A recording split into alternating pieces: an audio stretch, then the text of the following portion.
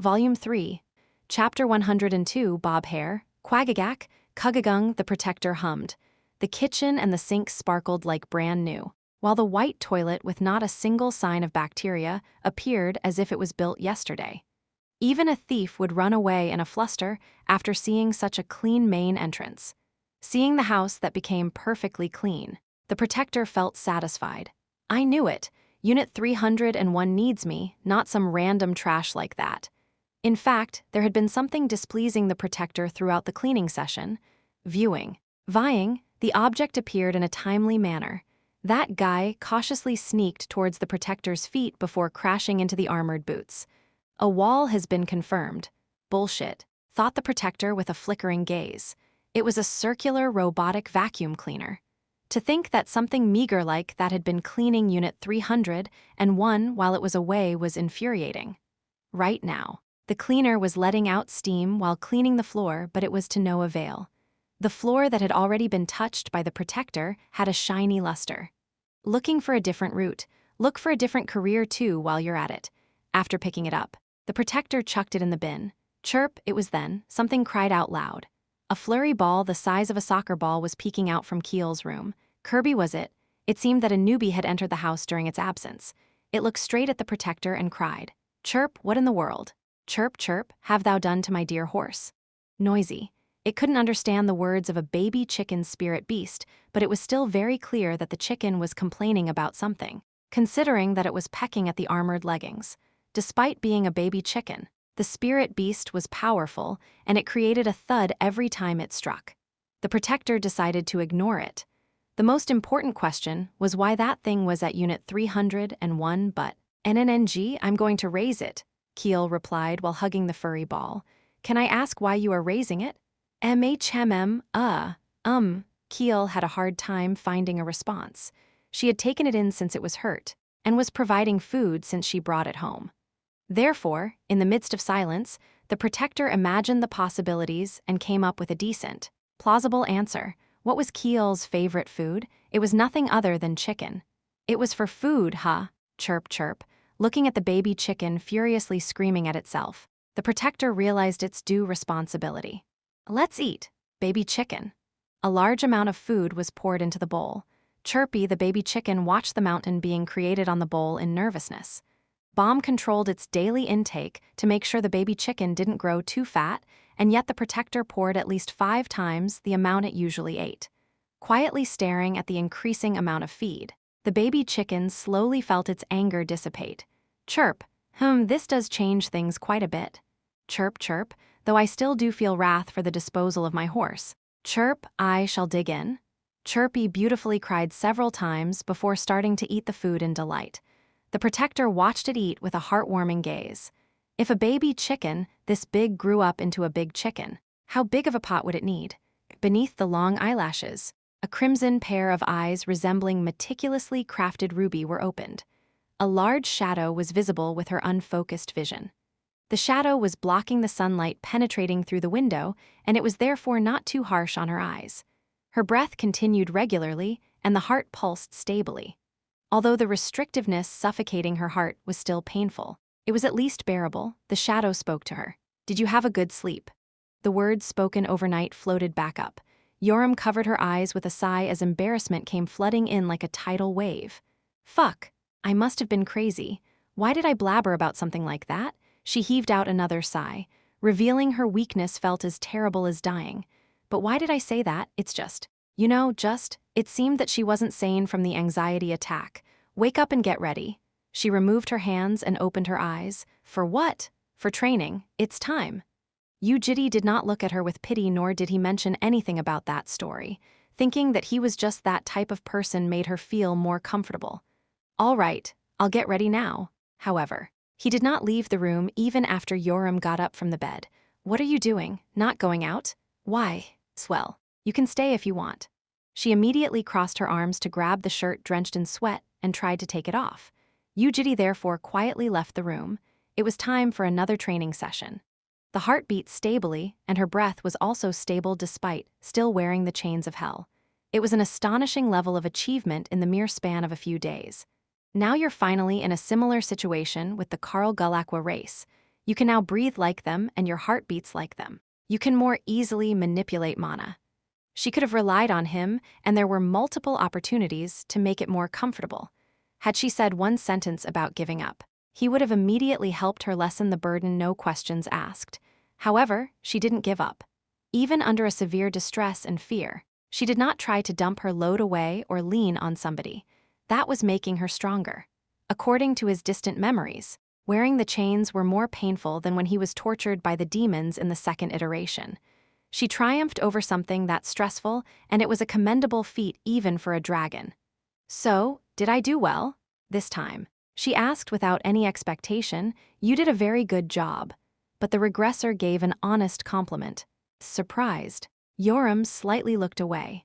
"Let's begin the next training method." The first hurdle of Karl Galakwa stand-up martial art. Pulsation, one of the training methods to perfect that pulsation was breathing, and the other which they were now about to start was walking. "Now, you'll learn how to walk." "Yeah." If it was before, she would have doubtfully said, "Why do I have to learn that?" Or, "That's too easy," but now she nodded in nervousness. Taking out more fragments of chains of hell which he had prepared beforehand, Jitae tied a knot around her ankle. Black strings covered her white, slender ankles.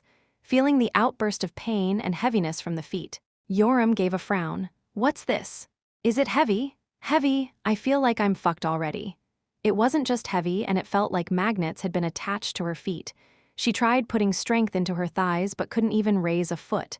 The regressor thought to himself, with this, it would reduce the hardship she went through when she was running across the walls of the underground labyrinth for several weeks without a rest in the 5th iteration. It would be groundbreakingly easier to stabilize the pulsation. One thing to note, however, was that the chains did not simply add on to the weight. She would now have trouble balancing herself and find it difficult to walk straight. Say it whenever you need help or want to give up. "Ah, don't say something like that. Don't you know me even after all that? You don't know my personality. But if you do feel painful, then tell me whenever." "Penis?" After stopping Jitae's concern with one word, Yoram took a deep breath in and out. "Don't push yourself, be prudent." "Ah, that's enough, just watch me do this, don't be surprised." Soon, she took a heavy step forward, but missed her footing and comically fell forward. She seemed to be showing off her extraordinary reflex skills by taking another step forward, but once again lost her footing and fell down. While falling down, she crashed into all the cones that had been set for the training session. It was a laughable and an unseemly turn of events. However, Yoram rested her head on the cone as if it was the living room and lied down comfortably. She then gazed up at him with a shameless smile. "Oh my, it's so comfortably. What are you doing, dear? Come here and lie down, heart suit. What's she doing?" "She's doing something weird again," the cadets whispered amongst themselves. Their gazes were gathered onto the red-haired girl who was carefully walking down the track, hand in hand with her guardian. Like a baby learning how to walk for the first time, Yoram held tightly onto the guardian's hand and struggled to take a step forward. It's been like 2 to 3 weeks, right? Now both she and her guardian are doing something strange. What in the world are they doing? Something useless, what else?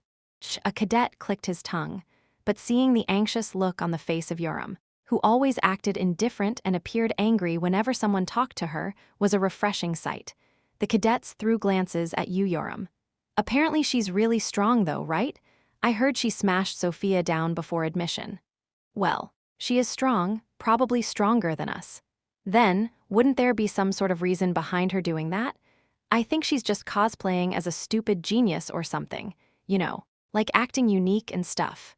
"Really? I think there would be more to it though." Yoram had a lot of enemies and no friends. In fact, there were some people that liked Yoram among those that haven't talked to her. But she wasn't an easy person to chat with. She was way too unfriendly. Thus, those cadets only watched on from afar. "She looks kinda retarded though. Why's she doing that? You want me to go up and trip her? Go for it. Do a slide tackle right now." A few of the cadets belonging to level 4 and level 5 societies giggled and laughed. When Yoram was going around various places looking for sparring sessions or trouble, there had been several conflicts with them. A slide tackle doesn't always have to be on the ankle, right? Then where? Do it at her head, lol. Damn, that's good, her head's probably empty anyways. They were laughing for several minutes until they realized a hostile gaze. Turning around, they found Kim Jae-in and Saojiro glaring at them. They looked back at them for a few seconds. "What you looking at?" One cadet began the conversation. "Is it fun?" replied Kim Jae-in. "What? Is it fun talking shit behind someone that's trying hard? Are you crazy or what? Why are you talking shit? What do you mean? I'm just asking whether you guys find that funny or not." One of the glaring cadets shot out of the seat, and although Kim Jae-in became tense, she didn't run away. Then, while saying, "Hey Jae-in, guys, it's nothing, sorry," Sojiro pulled her away by the arm. "What's wrong with you?" "I don't know, I must have picked it up from Yoram." Time flew by. Yoram, who had been struggling soon, began walking stably, and later was able to walk alone without holding onto the guardian's hand. After failing hundreds of times with her shivering legs and unstable steps, Yoram was finally able to walk by herself. Then, she jumped up and down and hugged her guardian. She appeared sincerely happy. What the hell is she doing?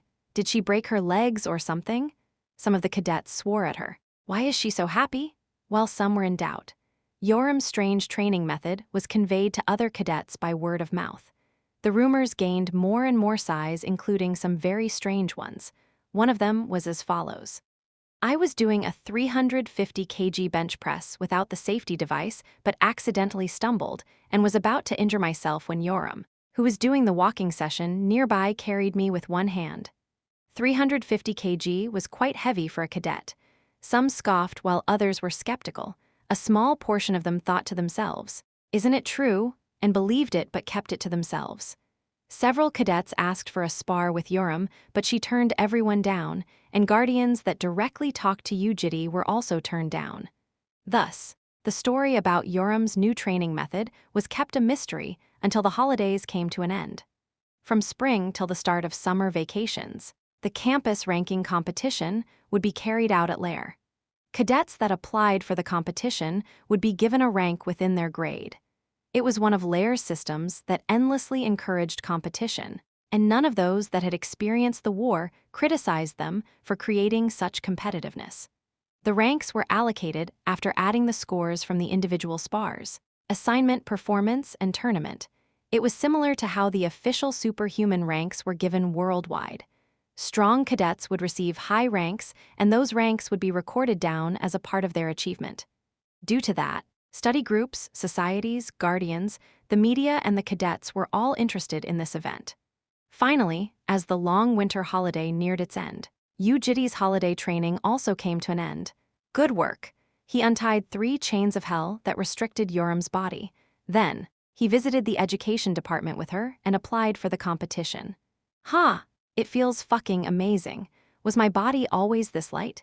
Yoram gave a big stretch as her crimson hair fluttered in the wind. Her short bob hair that had barely reached her chin at the start of the training session was now long enough to reach her shoulders. "I can fight now. Right? Yeah. Thought I was gonna die holding it in." On the way back from the education department, they could see plum blossoms decorating the sky with a pinkish light and magnolia adding a hint of white. Near the ground, Forsythia and dandelions revealed their yellow heads. Spring. It was time for the next semester to begin. Chapter 103. Ah, these retards. Actually, 1. At the start of the semester, when cadets of Lair began returning to the academy district in their uniforms, a renowned embedded journalist of Serbia, with a record of receiving the Pulitzer Prize, Petrovic, uploaded a post on his personal SNS account. Official Petrovic of WHO title, which cadet will be the one sitting on the throne of hell? In Korea, the Yang household sends fabulous sword prodigies into Lair once every 3 years.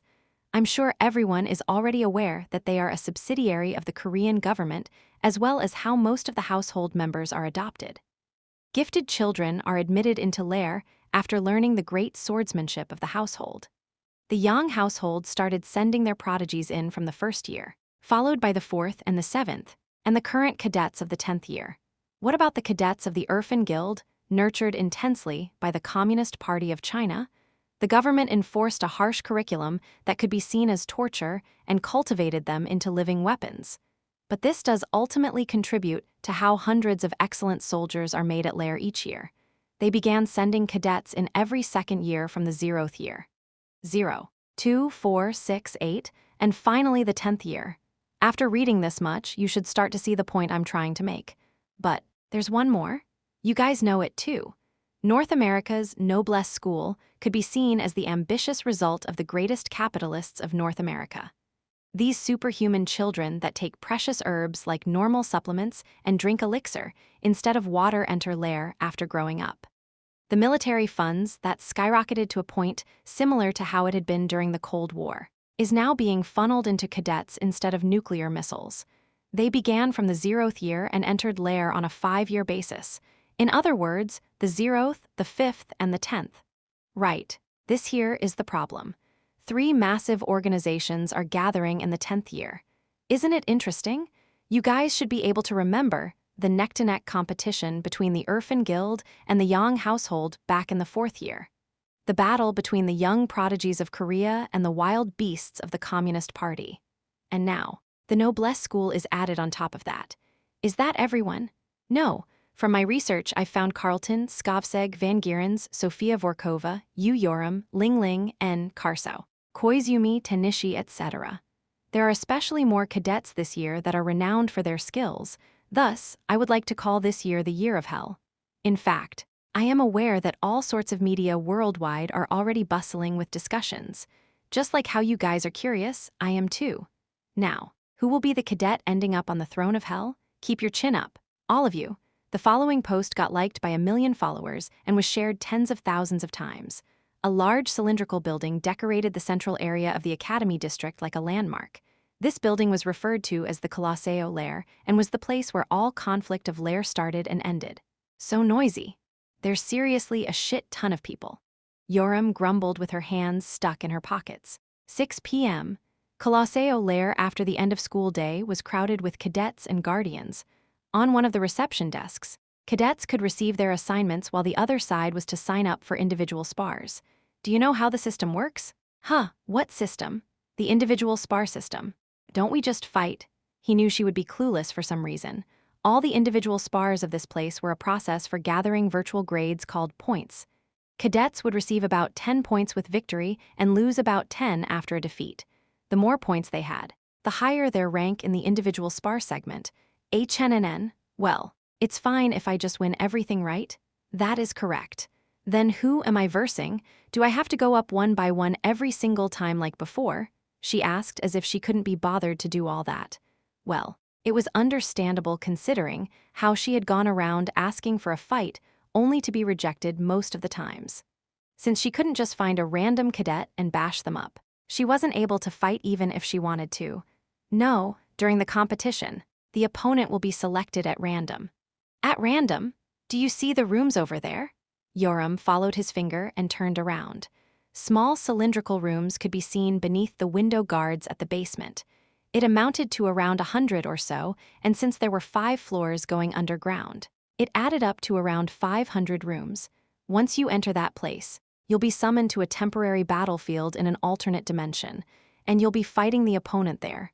Aang, you have to fight inside, not out here. Yeah, there has to be a record saying that it was a fair fight and the cadets can't be injured either. On average, there was around 2,000 cadets that applied for the competition in each grade. That was the same number of people as the number of opponents that Yoram was going to be competing with. Right, competing. In this place, everyone was an enemy, as if to prove that. Colosseo Lair had a heavy suppressive atmosphere filled with tension. Cadets glanced around with nervousness and kept others in check, while the guardians were more sensitive to anything that could negatively impact their cadets than usual. However, they were all smiling on the outside, and acquaintances would greet each other with a smile. Ego, surely your cadet will be doing a better job. No. Let both our cadets try our best. They cheered for each other, but there was no one greeting Yoram or Jitae. People tended to avoid Yoram even when she was alone, and it was now more so because Jitae the Guardian was also with her. However, they still glanced towards her from all around. Voices asking the likes of, "That's her, right?" were also heard from time to time. Only a few dozen or so out of the thousands of cadets were mentioned as powerhouses, and Yoram was one of the few dozen. The fuck are they staring at? Yoram, however, seemed to be discontent with their gazes. Huh, isn't that superhuman without border? It is, that golden cross symbol. That's nothing, I saw a regeneration just then. What, you mean that Mayang Yangha's guild? Some chatted here and there. occasionally. They also saw outsiders who had come to watch the competition. Most of them naturally had the intention of creating a good relationship with talented cadets that did not have a unique background. Of course, all that had nothing to do with Urim. Let's go. Yeah.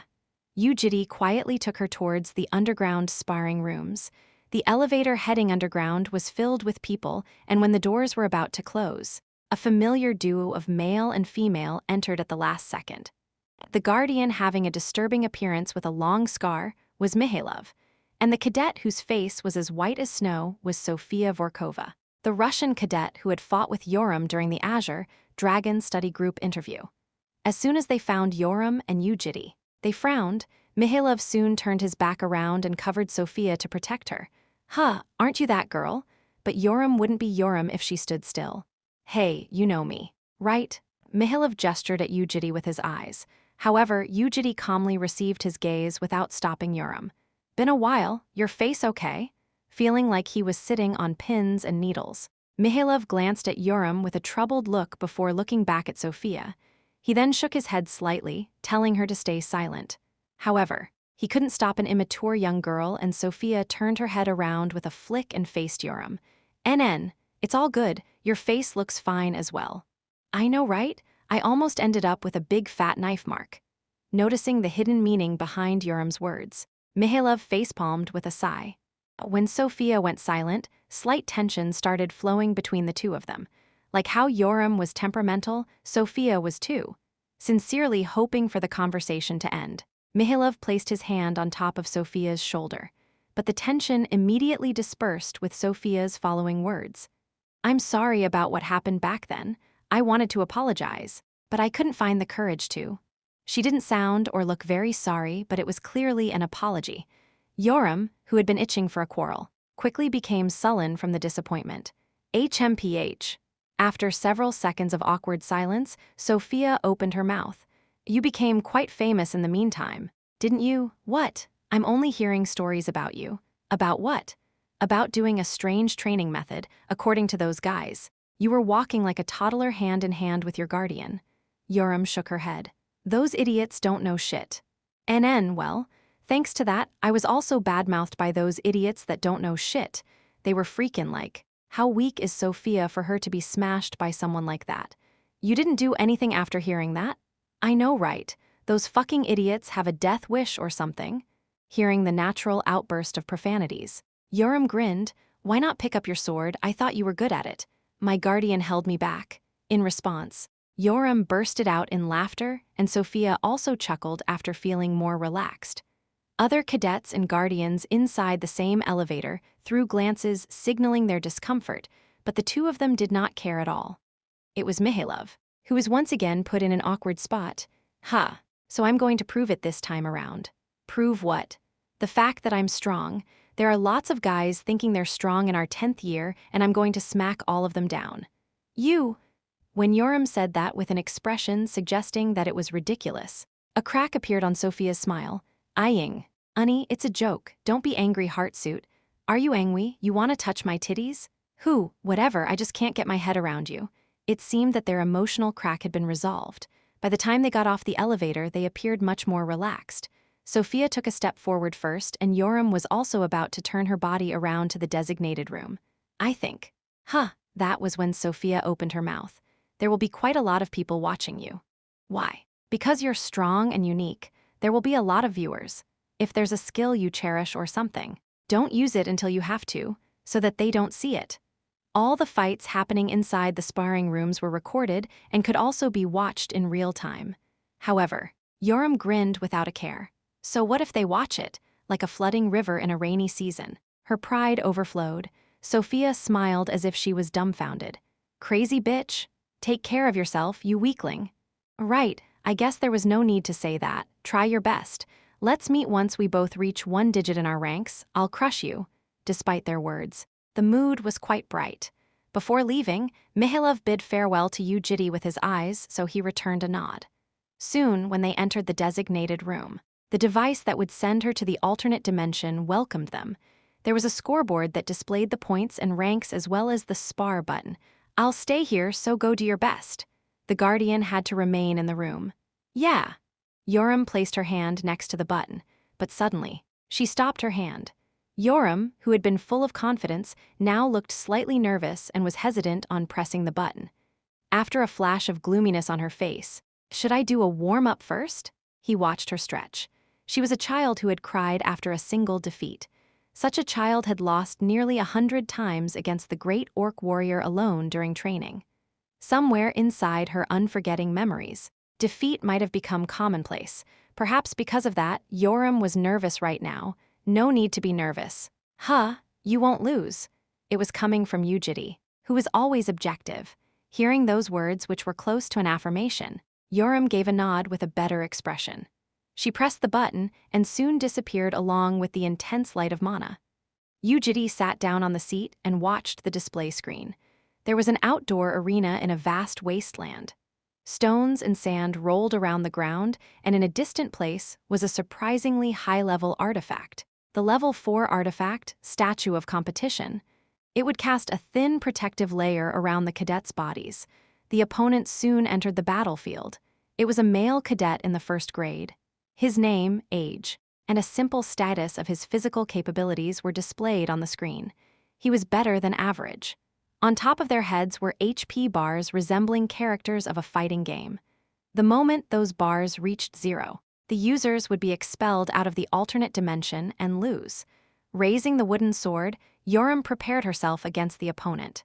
Inside the alternate dimension, "Huh, aren't you Yoram?"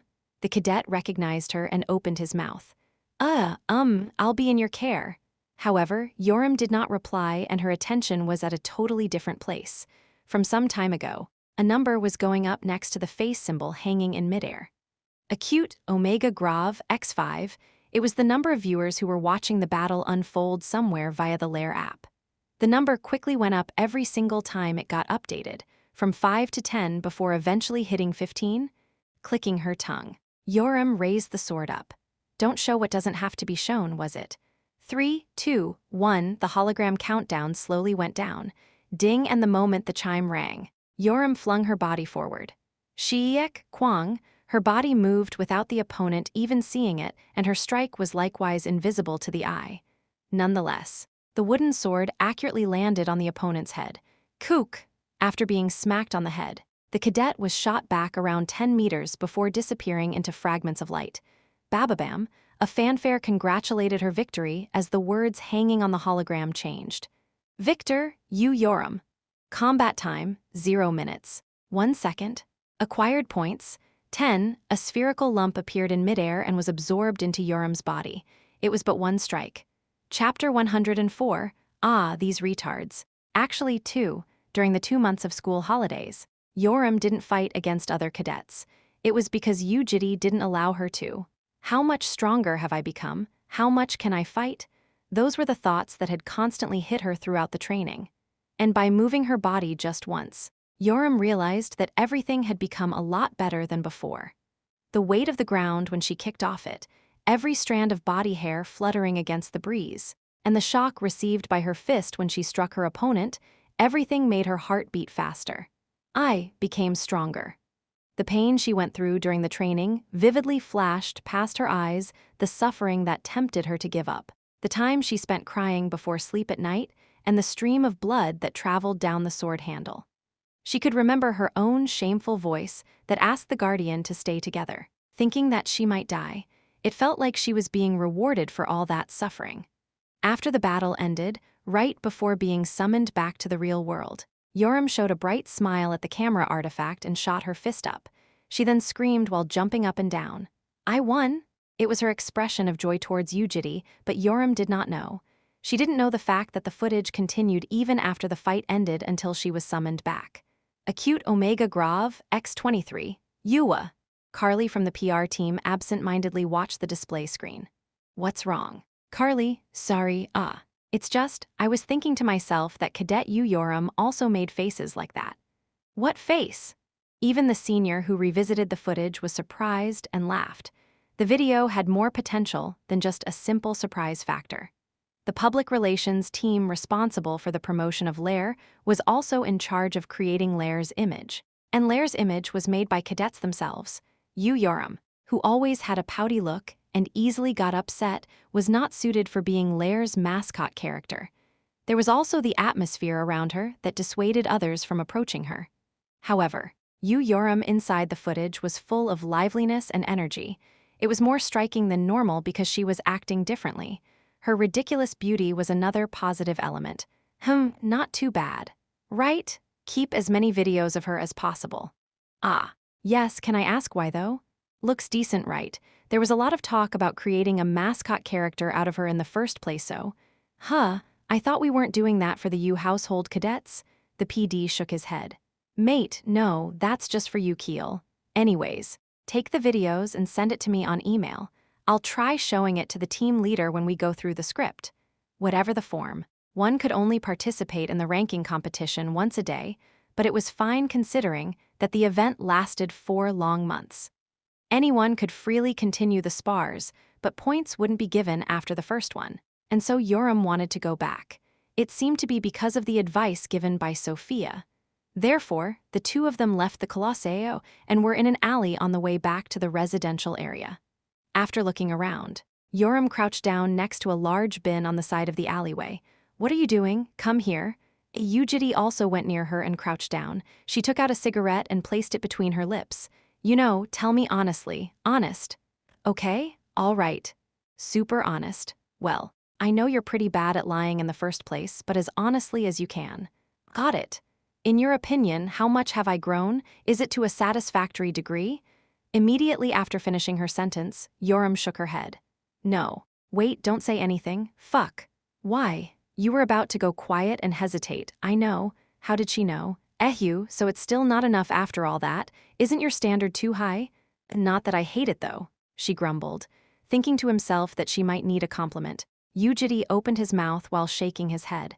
You're doing good, a lot better than what I expected. What? It's true, there aren't any dragons living as earnestly as you. HMPH? Come. HMPH. After giving several meaningless coughs, Yoram lit the cigarette on fire. In the back alleyway away from others, she slowly breathed out smoke and lowered her head. The joy she tried to suppress bursted out as she faintly chuckled.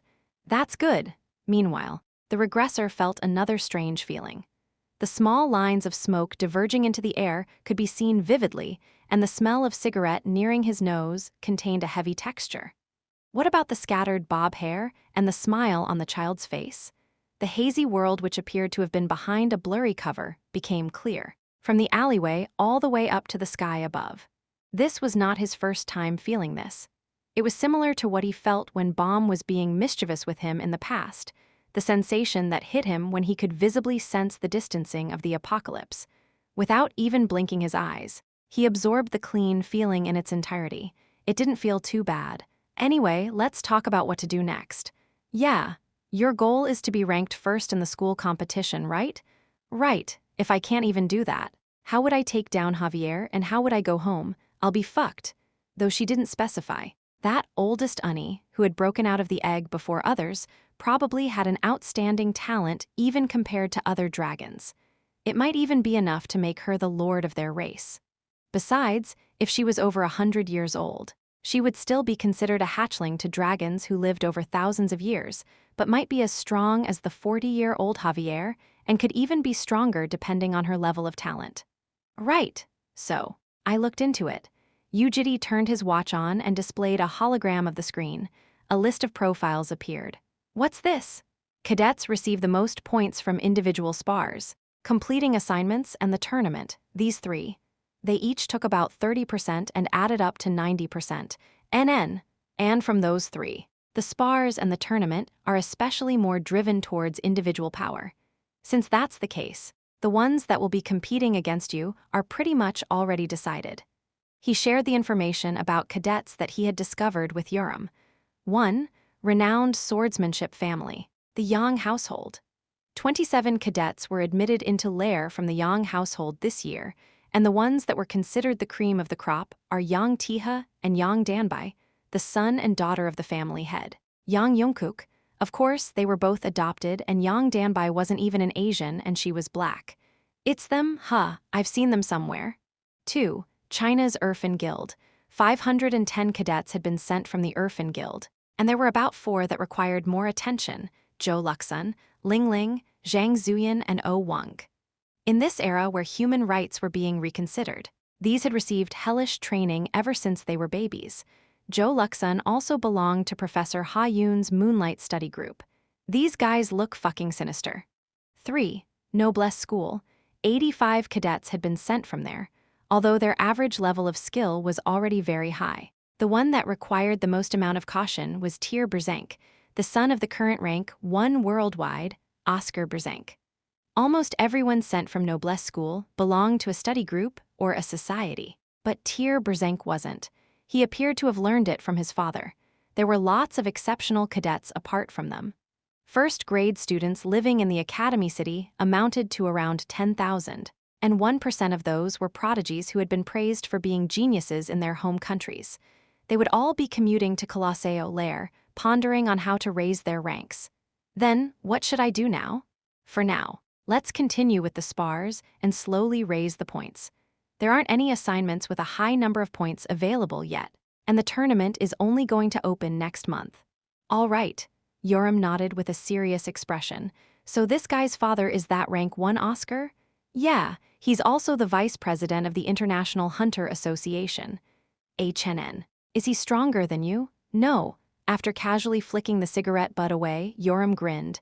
He's trash then. After that, Yoram spent the next 2 weeks diligently participating in the duels without resting a single day. Most of them ended with 1 strike and were boring. The semester had just begun, and the cadets all had relatively low points on average. Strong and weak cadets were all intertwined within the similar range of scores, and Yoram's opponents were comparatively too weak. Of course, it was also true that Yoram was just overwhelmingly strong. The allocation of points decreased when there was a bigger gap between the scores of the participants. For example, if Yoram with 100 points defeated a cadet with 50 points, she wouldn't get the full 10 points and would instead get 5. Due to that, the points she had gathered from the past 14 days was 111. The ranks weren't given yet because it only got refreshed monthly, but she would at least be in the top 20. On Lair's forum page, there was an anonymous cadet with 113 points. That cadet probably won all 14 days, but was just luckier and received more points than Yoram did. Once everyone accumulated a decent amount of points, cadets with high scores will fight others with similar points. That will be the true starting point of the competition. Yue, our Unnie is crazy. Crazy, crazy? Keel clapped and created a fuss. Clap, clap, clap, without knowing anything. Jael copied her Unnie and gave a clap. Unnie, Unnie, Unnie, can I go have a look? Huh, I want to watch Unnie fight. Why? Do you know everyone's talking about you these days? I'm not interested in fighting, so I didn't know. But the kids were calling Yoram Unnie insane. Really? NN, they said you look like a charging boar. When Yoram made a straight face after hearing that, Keel went, oops. Anyways, can I go watch? Why bother? Just use your watch at home. Why would you go all the way there? Why? It's going to be more exciting in person, right? Just don't come. There's nothing to watch anyway. It ends straight after the start when I smack their heads, so why bother? Keel appeared regretful, and Jael also showed a regretful look a second after her. Do you even know what we're talking about? NN. Nodded Jael. No, my ass. What do you know? I know, okay? Whatever. Come watch when I'm actually fighting someone a bit stronger, when there's actually something to watch. Will you call me? Yeah, hearing that. Satisfaction arose in the water-colored eyes. Although Bomb didn't say much, she tied Yoram's hair into a bun before she left for Colosseo and said, "Don't get hurt." But her hair was too short, and it was hard to create a good bun without all the hair sticking out. I'll be right back. The gazes of the surroundings had changed. Cadets wearing short sleeves stole glances at Yoram whenever she was walking down the road. This was the same as usual, however. It was to glance at her face before, while now they looked as if they were staring at a celebrity. Some of them whispered, "Is that her?" among each other. "What you looking at?" sometimes. Yoram frowned and spoke to the whispering ones, who would then turn their heads away in fright. There were occasionally cadets who walked up calling themselves a fan, but Yoram remained apathetic. A fan? So what? That wasn't the end. When they were at the waiting room of Colosseo, people glanced at Jitae with eyes that seemed to be asking, "Is he that girl's guardian?" For him, This was a new experience because everyone had been uncomfortable and afraid of his existence from the 5th iteration onward. Since they were completely uninterested in fame, Jitae and Yoram both ignored them.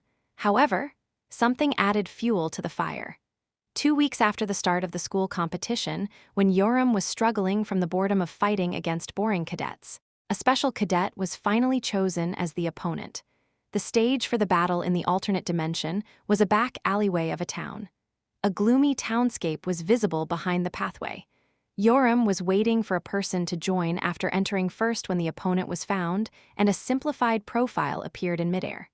Ling Ling, Erfin Guild, Heavenly Horse Study Group. Strength 9, Agility 9, Stamina 9, Mana 9, acquired points. 109, she was a cadet from CPCS Erfin Guild, who also belonged to the Heavenly Horse Study Group, which rivaled the previous Azure Dragon Study Group of Wei Yan.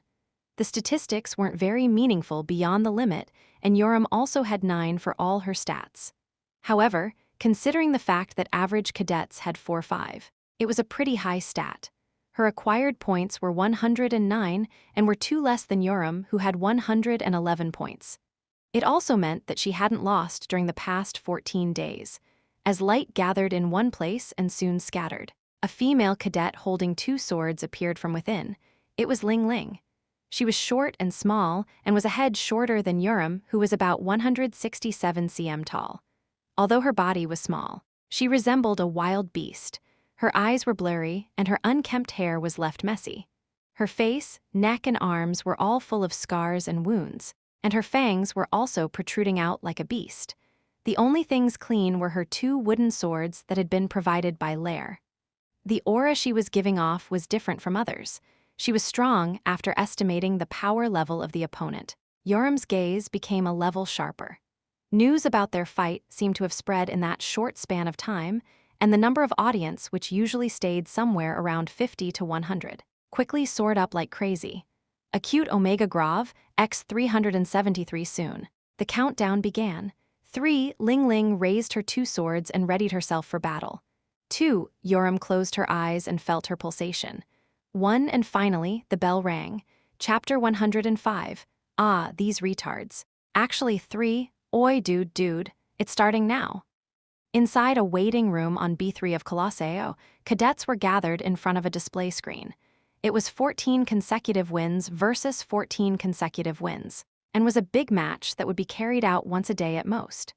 Similar to the battle yesterday between Yang Tiha of the Yang household and Sofia Vorkova, who each had 13 consecutive wins, the fight today would be an interesting sight for the excited cadets. Wow, is it Ling Ling versus Yoram? That's gonna be spicy. Aren't they both in the top 30s at least? Yeah, but with their scores. They would have been in the top 20s or the top 10 last year.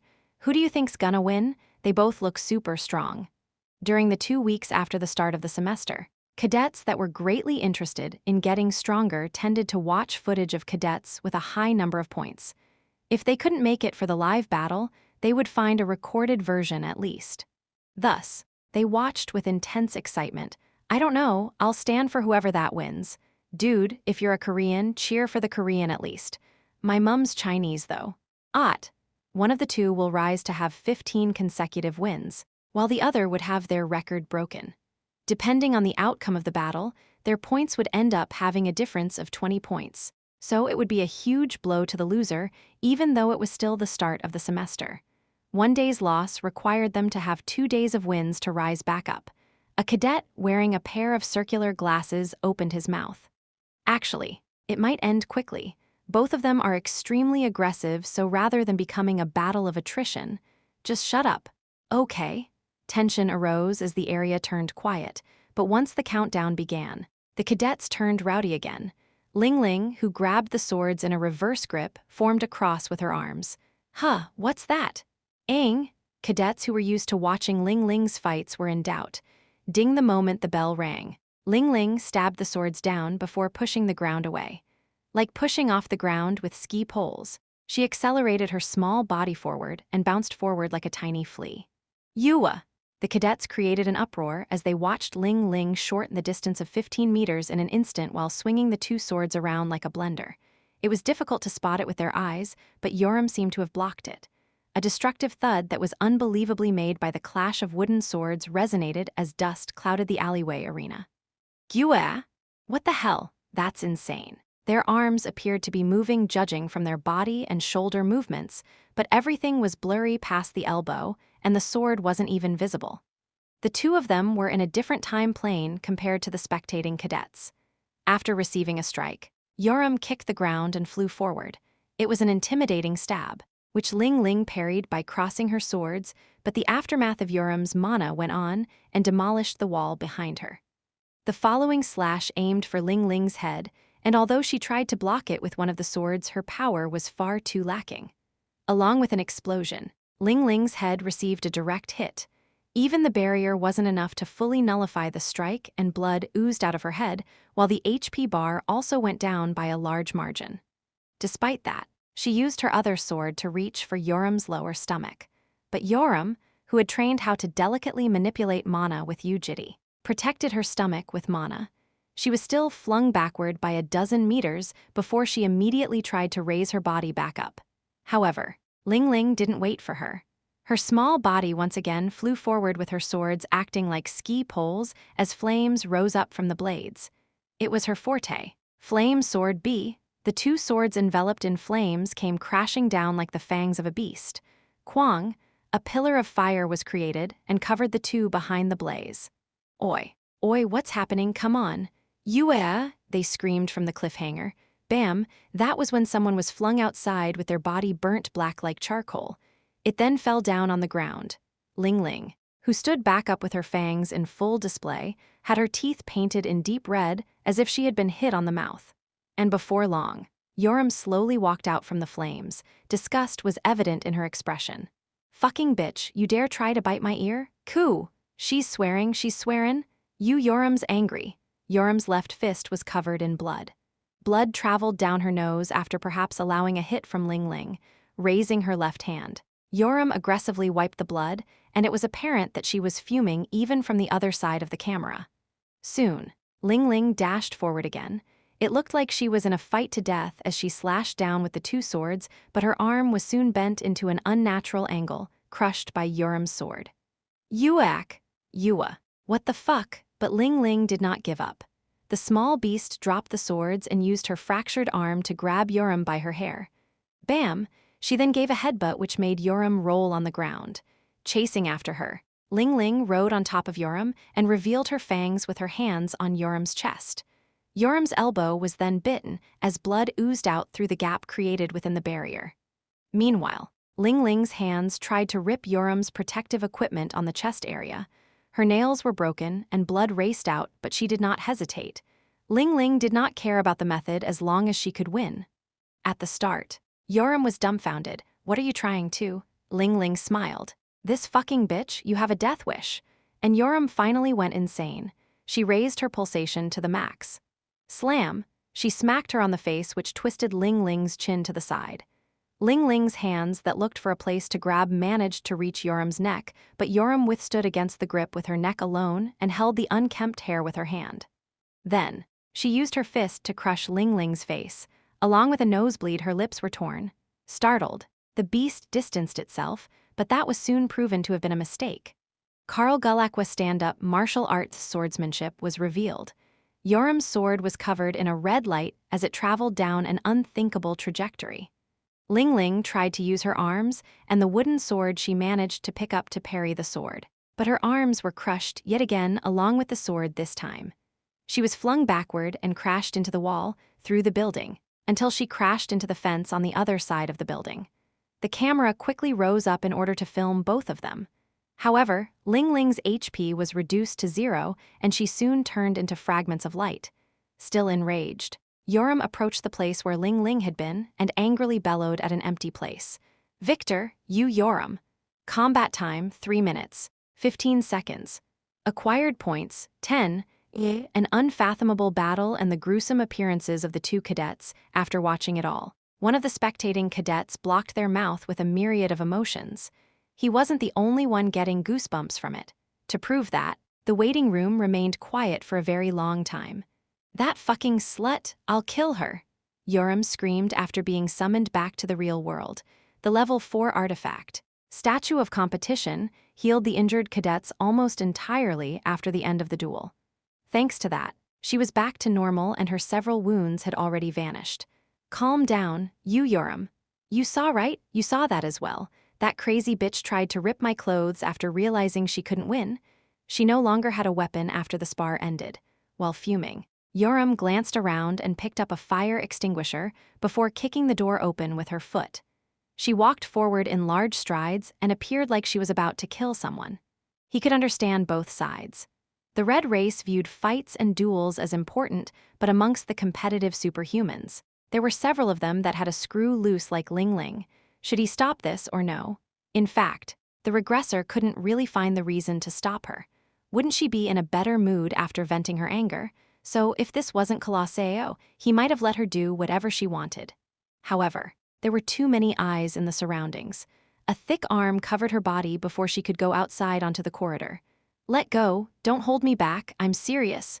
Driven insane, Yoram shouted and raised her nails to scratch Jitae's arm.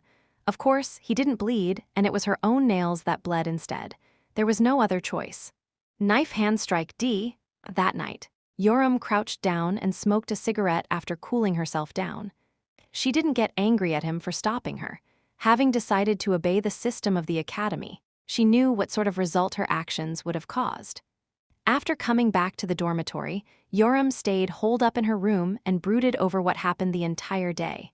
It wasn't the first or second time she was doing this, so the Regressor had an idea of what it meant for her to spend time alone and sulk.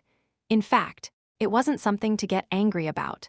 The fight had just escalated more than it should, so her anger was only temporary. She needed some time to settle her rampaging emotions, like what she was doing now.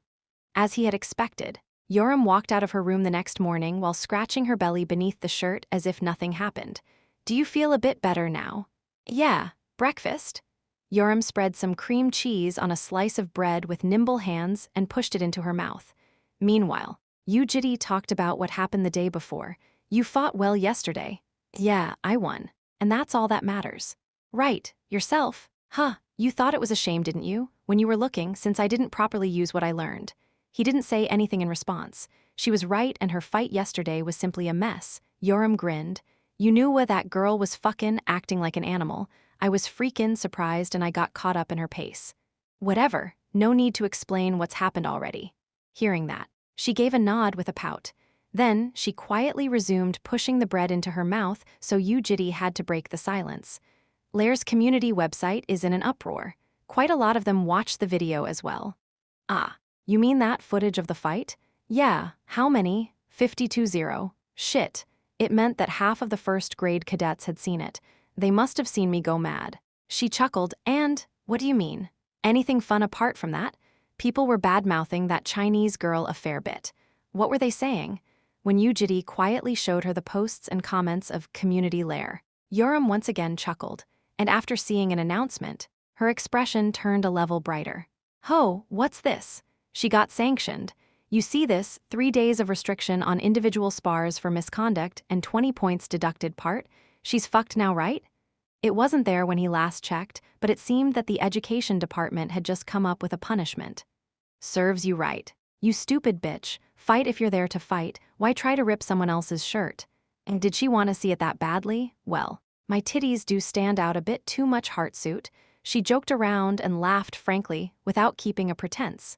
Even her mouth munching on the bread began moving slightly faster.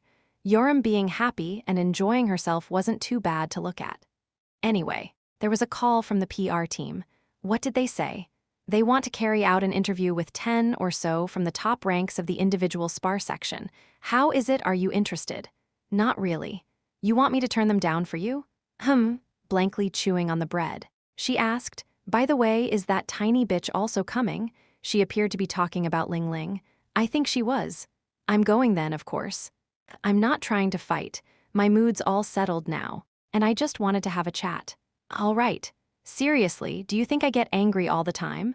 Although it was hard to believe her, the Regressor couldn't find the reason to dissuade her either. Thus, he took Yoram that day and headed to the PR team. But after arriving at the waiting room of the PR team's interviews, Yoram became slightly startled. She entered after kicking the door. When eyes gathered on her, she greeted them by saying, "Hello, Unnies and Opas." Up to there was fine because she was doing all that without thinking too much about it. What was strange instead was the atmosphere surrounding the room and the ones that had already gathered.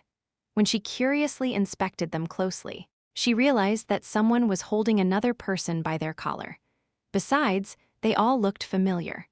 Those 9 cadets who had gathered at that place were all inside the list of people that required more attention, provided by Jitae. In other words, they were all candidates for the top positions amongst first graders. They were fighting, but the tense atmosphere was cracked by Yoram's entrance. One of them let go of the collar and spit it on the ground, while someone else swore, "Look at you guys." Though surprised, Yoram gave a smile. "What are you doing here?" Chapter 106, These retards. Actually, 4. Jitae and Yoram didn't know because they weren't interested, but the current candidates for the top positions weren't in a good relationship. Their conflict began ever since the 7th day when they started directly competing against each other in the assignment performances and individual spars. Being young children with both strength and a good background, there was no reason for them to be nice with each other considering the clash in their interests. Thus, they tended to slander each other when they met privately, like right now. "Fucking piece of dog shit. What did you say? You nigger," when Yang Danbai, a black girl, swore at the Chinese cadet. Oh Wang nonchalantly returned a racist comment.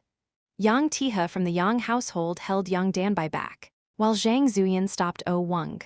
Right when the overheated atmosphere was about to cool back down, Yoram opened her mouth. Why are you guys stopping?" She attracted the glares of others. "Dude, that guy was calling you a nigger. You don't have any self-esteem. If someone called me a malatang hair, I would skin their face." Yang Danbai scowled as her anger rose back up and turned her body back towards Oh Wang. Oi, Danbai, having a clean and handsome appearance, the greatest genius of all time of the Yang household, Yang Tiha, stopped Yang Danbai in a fluster. "You, Yoram, why are you chiming in for no reason?" "I'm just saying. Hey, Chinese, she's calling you dog shit though." Oh Wang, with a sinister scar on his face, suddenly unsheathed a dagger from his waist. "Calm down," shouted Zhang Zuyan as she stopped him yet again. "You, Yoram, I know what kind of person you are. And don't make other fight for no reason. Please, what do we gain by fighting in the first place?" In response to Yang Tiha's words, Yoram shrugged her shoulders. "QQ cuck." That was when someone laughed from the side. It was Sofia Vorkova. "Bullshit, didn't you say something the day before about a girl acting up to me?" "Oi, Sophia, when did I say that?" "Eat shit, you fucker, that's exactly how you sounded." Right before it was about to turn chaotic again, the producer from the PR team entered the room and informed them to be on standby for the interview. The cadets turned quiet again. While the room was surrounded in tension, Yoram looked at Ling Ling, at the small girl hidden behind tall and large cadets, Zhou Luxun, Zhang Zuyan, and Oh Wang. "Hey!" Her words in the midst of silence gathered their attention. Their eyes seemed to be saying, "What is she trying to do now? Isn't there something you need to tell me?" Unlike when she was holding onto the swords, Ling Ling's eyes appeared powerless. "Hello, anything. I don't. You don't. You said something inside that large outburst of flames, didn't you? If you see me outside." It was then. Zhang Zuyan from the Irfan Guild cut her words off and shot out of her seat. "You, Yoram, that's enough. Who are you? You're very mean, aren't you? Our Ling Ling is a sick child. She's mentally weak. The fight's over and she received a punishment for her error. Do you still want to threaten her like that?" Her voice was full of sorrow and sadness. The tide soon shifted and the cadets threw glances at Yoram. "Stop there. You, Yoram, you're being disgraceful to us Koreans." "Yeah, I know you're famous for your personality, but you're crossing the line." "What? I'm crossing the line?" You, Yoram, rose from her seat in a sudden outburst of anger. "You want me to show you what crossing the line really means?" When the situation was about to escalate once more, the PD entered at an opportune timing and signaled the start of the interview. Jitae went to the guardian's seat of the interview room after sending Yoram to the waiting room. As expected of the renowned guilds and households, the guardians were all relatively strong. There were a few Jitae recognized, including Professor Hayun, the teacher in charge of Cadet Zhou Luxun. "Hello, I wasn't expecting you to come here." "Hello, I was wondering what Cadet Yoram's rather unique training was about, but she got a lot stronger.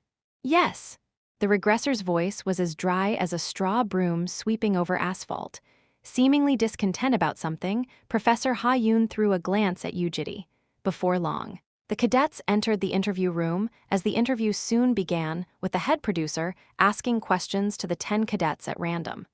In general, the questions of the PR team were provocative and sensitive. It was to create the image of the cadets being in a fierce competition, which the audience tended to love. And to make their cadets more famous, the Guardians agreed to a certain degree of provocation. 4 days ago, Oh Wong from the Urfin Guild and Yang Danbai of the Yang household had fought once, with Yang Danbai coming out victorious. Thus, the PR team asked Oh Wong, "What type of person is Yang Danbai to you?" "Cadet Yang Danbai?" Oh Wong replied with a very amiable smile. "She's a very strong cadet." Since they had learned how to treat the media from their guilds and households, the cadets stealthily avoided the sensitive questions. It was difficult to think that they had been cursing at each other several minutes ago. Yang Danbai likewise answered with a gentle smile. "Cadet Oh Wong is very diligent. He has a lot of potential that could still be developed." Although it sounded like a compliment at a glance, it had a different meaning for the two of them. It became even more evident after the PD asked, "Anything you would like to say to each other?" Oh Wong looks very handsome and has the strength that suits his beautiful face, as expected of Urfin's representative model. Oh Wong is a retard who believes solely on his face. "I heard that Cadet Yang Danbai is better at magic than Cadet Yang Tiha. Although he is better at swordplay, lol, you're mediocre at both sword and magic. I think there would have been a different road even if he didn't work as a superhuman. This industry is dangerous after all. Go entertain others or something. Where do you think this is? You trash." Cadet Yang Danbai is very nimble. I think she has the talent of getting into a secret task force. "You're invisible at night."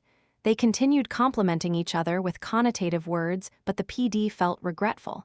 He wished there to be more competitiveness, but it was way too subtle right now. Next up was Ling Ling, who the PD then handed the mic over to. "Cadet Ling Ling, nice to meet you." "Ah, yes," when hesitation appeared beneath her messy and unkempt hair. A flower bloomed on the PD's face.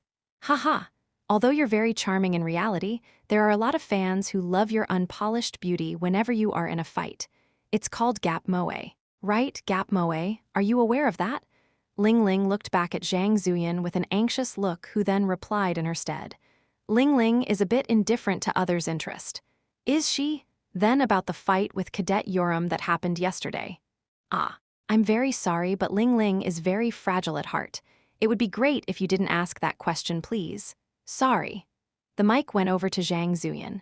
The interview room was filled with an awkward and uncomfortable aura. It was because cadets who were trying to kill each other with swords in hand were now made to force a smile at one another. "Ah, these fucking retards." So when Yoram whispered to herself, it felt like the interview room had been bombarded. "They're actually fucking disgusting." Her somewhat loud mutter was heard by everyone present. The PD, who was about to open his mouth, dropped his chin in shock, while Zhang Zuyan also turned back to Yoram in surprise. They all widened their eyes into circles, and the PD quickly handed Yoram the mic. "Sorry, what was that just then, Cadet Yoram?" "It's fine if you didn't hear it. More importantly, Mr. Producer, please hurry up with the interview with me first so that I can go home. I can't stay even a minute longer in a place this disgusting." Hearing her unstoppable and unhesitant outburst, the audio director and the cameraman immediately focused on Yoram in fright. The PD felt like there was a firework going off in his head. This might be the true start of today's interview. In that case, let's start with Cadet Yoram's interview first. "How are you that strong?" "I'm not that strong." It was a question meant to make her feel good, but what came back was an unexpected response. The PD gave an awkward smile. "That's very modest of you. During yesterday's spar with Miss Ling Ling, there was footage of you swearing in anger, but that was because you were too stimulated by the fight, right?" "Yes." "Ah, right, and I assume you didn't mean what you said when you were swearing?" "I meant it. That fucking bitch started it first." It was time. Something big was about to explode. "That vile bitch. She's acting nice and all right now, but inside the flame. That little thing swore at me saying she would rip me to pieces if we met outside. Who wouldn't get mad after that? Wouldn't you be mad as well, Mr. Producer? Startled. The cameraman faced the camera at Ling Ling, but she looked surprised and frustrated, as if she was being wrongly accused. I see. But Cadet Yoram, even though I understand you were irritated, swearing back isn't the ideal reaction of a responsible superhuman, right? What you fucker. If you hear that, you wouldn't be in a good mood either, right? Haha. It's flaring up a bit too much though, thinking that. The PD sweated. I see. By any chance is there a cadet you are close with? No. Then what about someone you are acquainted with? Her? Then Sophia, who was pointed by Yoram, spoke in response with a playful voice. I don't like her though. I don't like you either, bitch. After saying that, they seemed to have found it funny as both Yoram and Sophia laughed out loud. In that case, is there a cadet in this place who you would consider a rival? Throwing a glance across the room, Yoram spoke towards the camera with a serious look. None. They're all weaker than me. Hearing that unconventional response, the camera swept past the cadets and filmed their ill-humored expressions. During an interview that was carried out before the holiday, Cadet Joe Luxon said that he would win against someone like Cadet Yu Yoram. What do you say? While the smart-looking male cadet of Moonlight Study Group, Joe Luxon, sneered, Yoram replied while picking her ears. To be honest, I would have one back then as well. Then what about now? Who knows, should we try it right now? The PD flickered his eyes. A comment like this was very good. Let me twist his head. No. Wait, it was over the top. She was the personification of audacity. Her words that appeared to have no restriction caused the cadets to whisper among themselves, while the guardians also turned rowdy in their seats. She's saying whatever she wants to. Who does she think she is? Jitae ignored their words and their gazes. He wasn't interested in stopping Yoram, nor was he planning to change others' perception of the situation. In fact, he found the situation to be slightly interesting, but Professor Ha-Yoon seemed to think otherwise. Mr. Jitae? Yes. Cadet Yoram, I think she's very ill-mannered. I agree. Taken aback, Ha-Yoon glared at him. Shouldn't you stop her as the guardian, when the cadet is straying off the road on her own? Can I say something as a professor? I understand that you prefer leaving her alone, but if you leave her like that, the cadet will later resent their guardian. Jitae asked back in a sluggish voice. If the guardian stops them, does the cadet follow the guardian? Sorry? Well, instead of saying that they'll follow the guardian, we could say that they'll start going on the correct path. What is the correct path? Becoming strong enough to protect others and being loved as a superhuman. Isn't that the objective of the cadets of Lair? He turned his head back to the cadets without saying anything in response. Thinking that her word had gone through, Professor Ha-Yoon added, if the pedagogy of education is wrong, they have to go back to the start again. Cadet Yoram's attitude is wrong. As the guardian, you need to hold her. Jitae's gaze returned to her, and he silently looked into Ha-Yoon in her eyes in silence. He remained still for a long time, until he turned his head back to the front. Professor Ha-Yoon couldn't even breathe. She couldn't get used to it no matter how many times she saw it. Those eyes resembled a demon or a murderer's. Then, it's time for the last question. I can see that Cadet Yoram is always full of confidence, but is there a reason behind that? My guardian. Your guardian? Is your faith in your guardian that strong? No, it's because my guardian is the strongest. The cameraman shifted the focus to Jitae, who looked back to the camera with an indifferent expression. Being a professional, the PD shared a joke with an awkward smile. Ah, I see. Is it like a fox carrying a tiger on the back? Like an ass in a lion's skin? That sounds about right. She rather obediently nodded her head. And this here is a rabbit kingdom. The PD pressed on his temples. He had no idea where to edit from and how much he had to edit. At this point, other guardians were giving empty coughs to openly reveal their discomfort. Other cadets were also dumbfounded and flustered. That was when Yoram turned her head and glanced across the guardian's seat. Why the heck are you coughing? Say something if you want to. Or do you unnies and opas want to fight right now with my guardian? She then mischievously smiled. Your heads will be twisted though, heartsuit. That was the end of her interview. Even after several internal discussions, there was no one inside the PR team who retorted on the fact that the interview would entice attention from the public.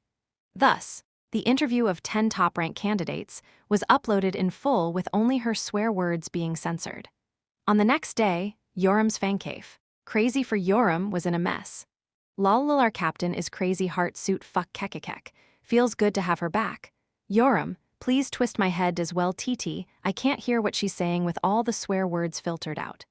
QQ Hangul Koniun Anus, YOU can put the subtitles on now. I added them on. Hangul Koniun Anus THANKS. But I don't think I need them TT Woe. The Guardian though. He looks really fucking scary. Hangul Koniun Anus FOR real. I would piss myself if I see him around the corner.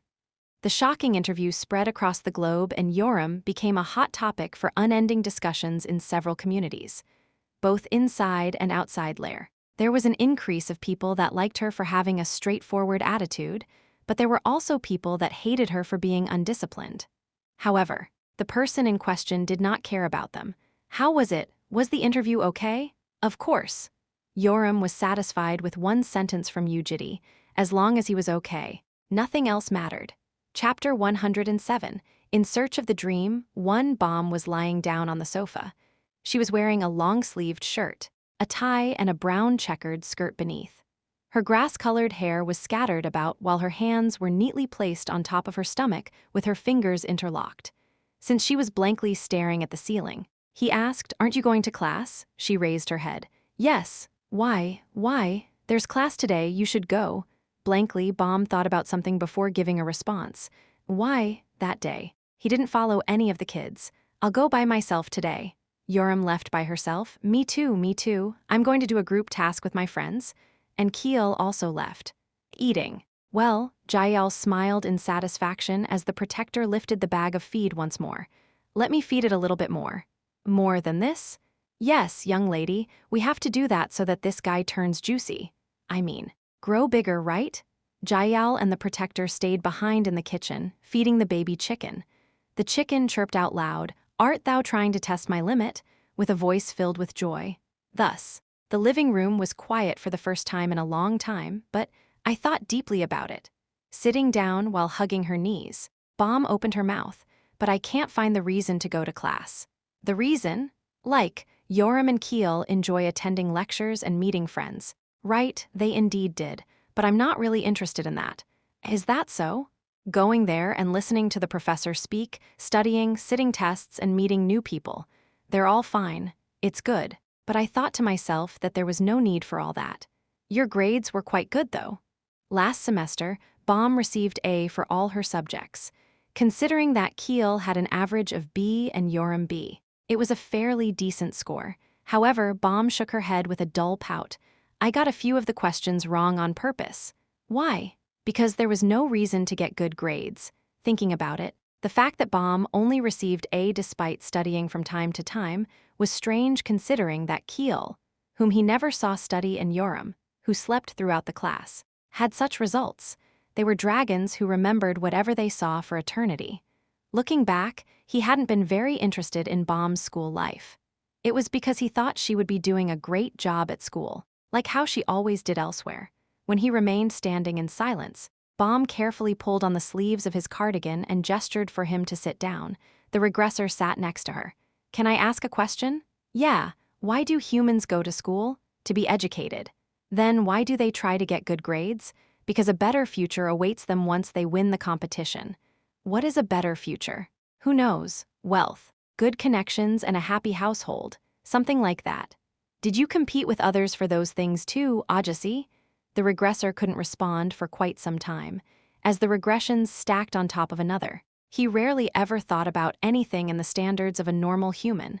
Thus, he needed to think for a bit. No, looking back, the only opponent he competed with was himself. Bomb fidgeted with her bangs. They were now slightly longer than her eyebrows and were at an awkward spot.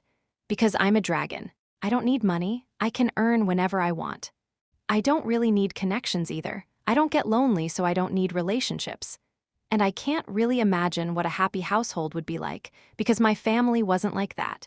It was his first time hearing the story of the green race. Regardless, her values and standards were different from humans as a dragon. "Why do you live, then?" "To be happy." "What makes you happy?" "I'm already happy, though." "Why are you happy?" "It's just, Unit 301 is just enjoyable, even without anything else in particular. Staying with Yoram and Keel and watching Jael grow are fun. Ajasi is funny as well. And that's why there's no reason to go to class? Yes. He reflected on the green dragons of the previous iterations. The first time he discovered its existence was in the third iteration, where the green dragon had been a painter, staying holed up in its room. In the fourth iteration, it became a sculptor. In the fifth iteration, it was drawing somewhere in Europe. In the sixth iteration, it was writing a novel. Likewise in Europe. The dragon had to give up midway in the fifth and the sixth iterations because it was caught by Jitae. But Green Dragon did not achieve much in the third and the fourth iterations in the first place. It was very different from the current bomb. She looked like she could do anything perfectly, but had not succeeded a single time in the past. How could this be? By the way, I don't think this is my problem alone. That was when Bomb slightly changed the topic. What? Ajasi is the same, right?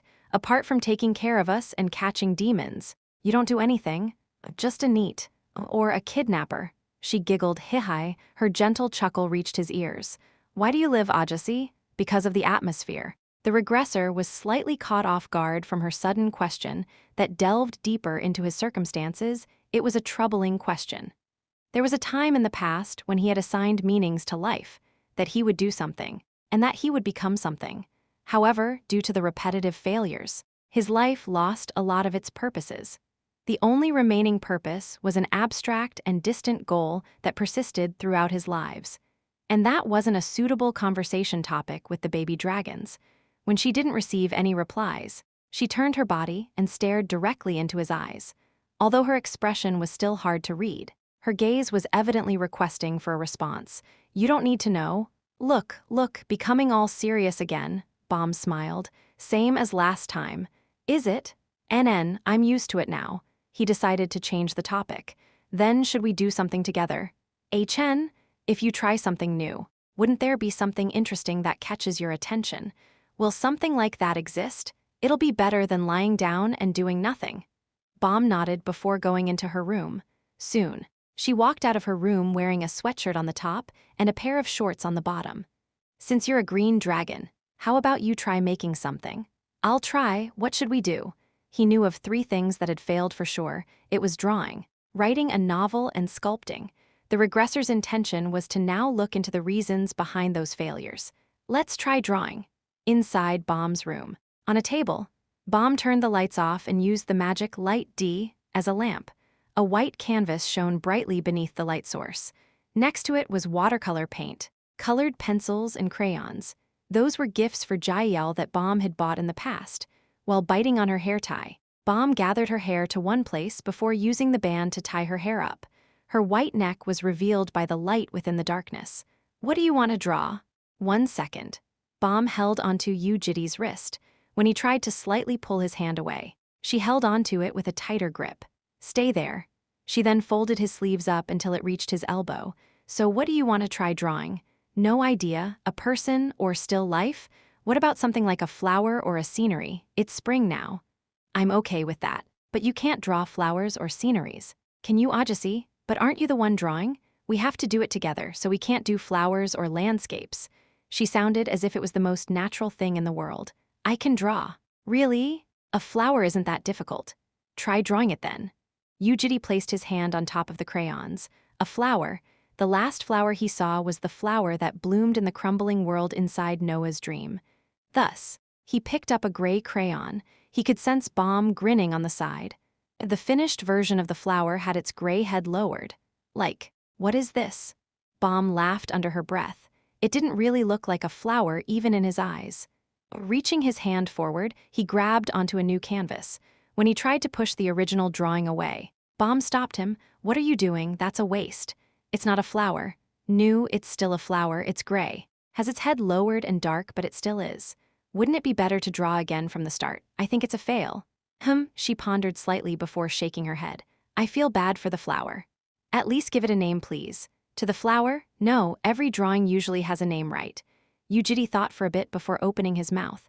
The flower had bloomed whilst Noah's world was crumbling down, so its name would be Apocalypse. Bomb shook her head with a sour look. Is it weird? Yes. I'll try to make it better. Let's name it after that. All right. Bomb wetted her brush with watercolor paint and began drawing a new flower behind the gray flower. Her fingers began creating a stem, leaves and flower petals. She was so absorbed into the task that she didn't even realize that her tongue was sticking out. Before long, a new flower was drawn behind the gray flower. The petals were colored pink. How is it? As he had expected, Bomb wasn't that good at drawing, but it was nonetheless a lot better than his. Looks good. NN. Name? Astral projection, she giggled. When he looked at the painting again after hearing that, it did look like the pink flower had a gray soul sticking out from it. Sounds good. It was a joke. Then what's its name? Should we think while we draw the background? All right. Jitae began filling the canvas up with Bomb. He didn't know how to draw grass, but copied Bomb and created sharp, jagged lines with a green paint that resembled grass. While drawing, Bomb blankly opened her mouth with a mutter. I'm a green dragon, right? Yeah, so I tried growing a lot of flowers. You know, flowers look very small and fragile but are actually very strong. They tend to grow anywhere, from barren wastelands to piles of ruin. I see. Even for a short period of time, they prove their existence, that they were alive at that place. He gave a random nod back and drew a yellow sun in the corner. When he did, Bomb went oh and nodded with satisfaction. It's spring. Ajasi, it is. Do you like spring? Who knows? You don't? I haven't thought about it. NN, I see. The first draft version of the flower was soon finished. What's its name? Flower. Too insincere. Please do it earnestly like when you were giving us our names. He didn't tell her how that was also cursorily done. While applying another layer of gray over Jitae's strange flower, she asked, let's try again, what's its name? Flower, her eyes twitched. I don't like that, it's way too insincere. Astral projection. Come on, seriously. Flower's astral projection? Discontent. Bomb flicked her body towards him, but the gray paint on her brush splashed onto Jitae's face. Sorry, it was an accident. He nonchalantly shook his head and wiped it, if he so desired. He could have blocked or dodged it anyway. However, he sensed playfulness rising up in her expression. Come to think of it, all the conditions were already fulfilled. They were close enough to have their legs touch, and the atmosphere was suitable for a prank. Right when he was thinking that it might be coming anytime, Bomb flicked her wrist and splattered the paint. Oi. Bomb did not stop splashing the paint while chuckling out loud. Jitae covered his face with his hand and took the brush away from her hand. Then, Bomb closed her mouth and stopped giggling but looked into his eyes with an undisguisable trace of enjoyment in her eyes. Knock it off.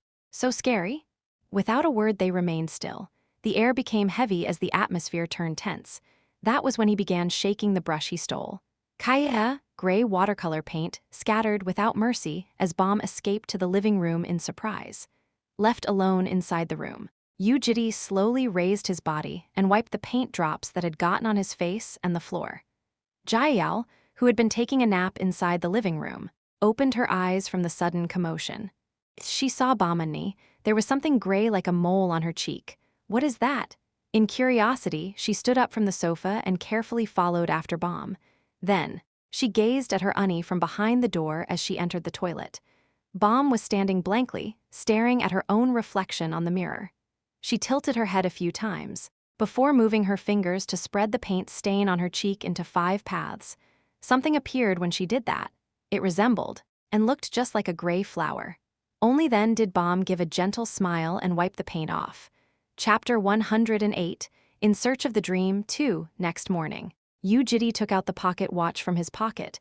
The authority, Vintage Clock X, alerts of the current time, 9 a.m. This time it was faster, but you're wrong. Vintage Clock X, right now. It was 8:59 a.m. Vintage Clock X. There was still 1 minute to go until 9 a.m., and this 1 minute was very important.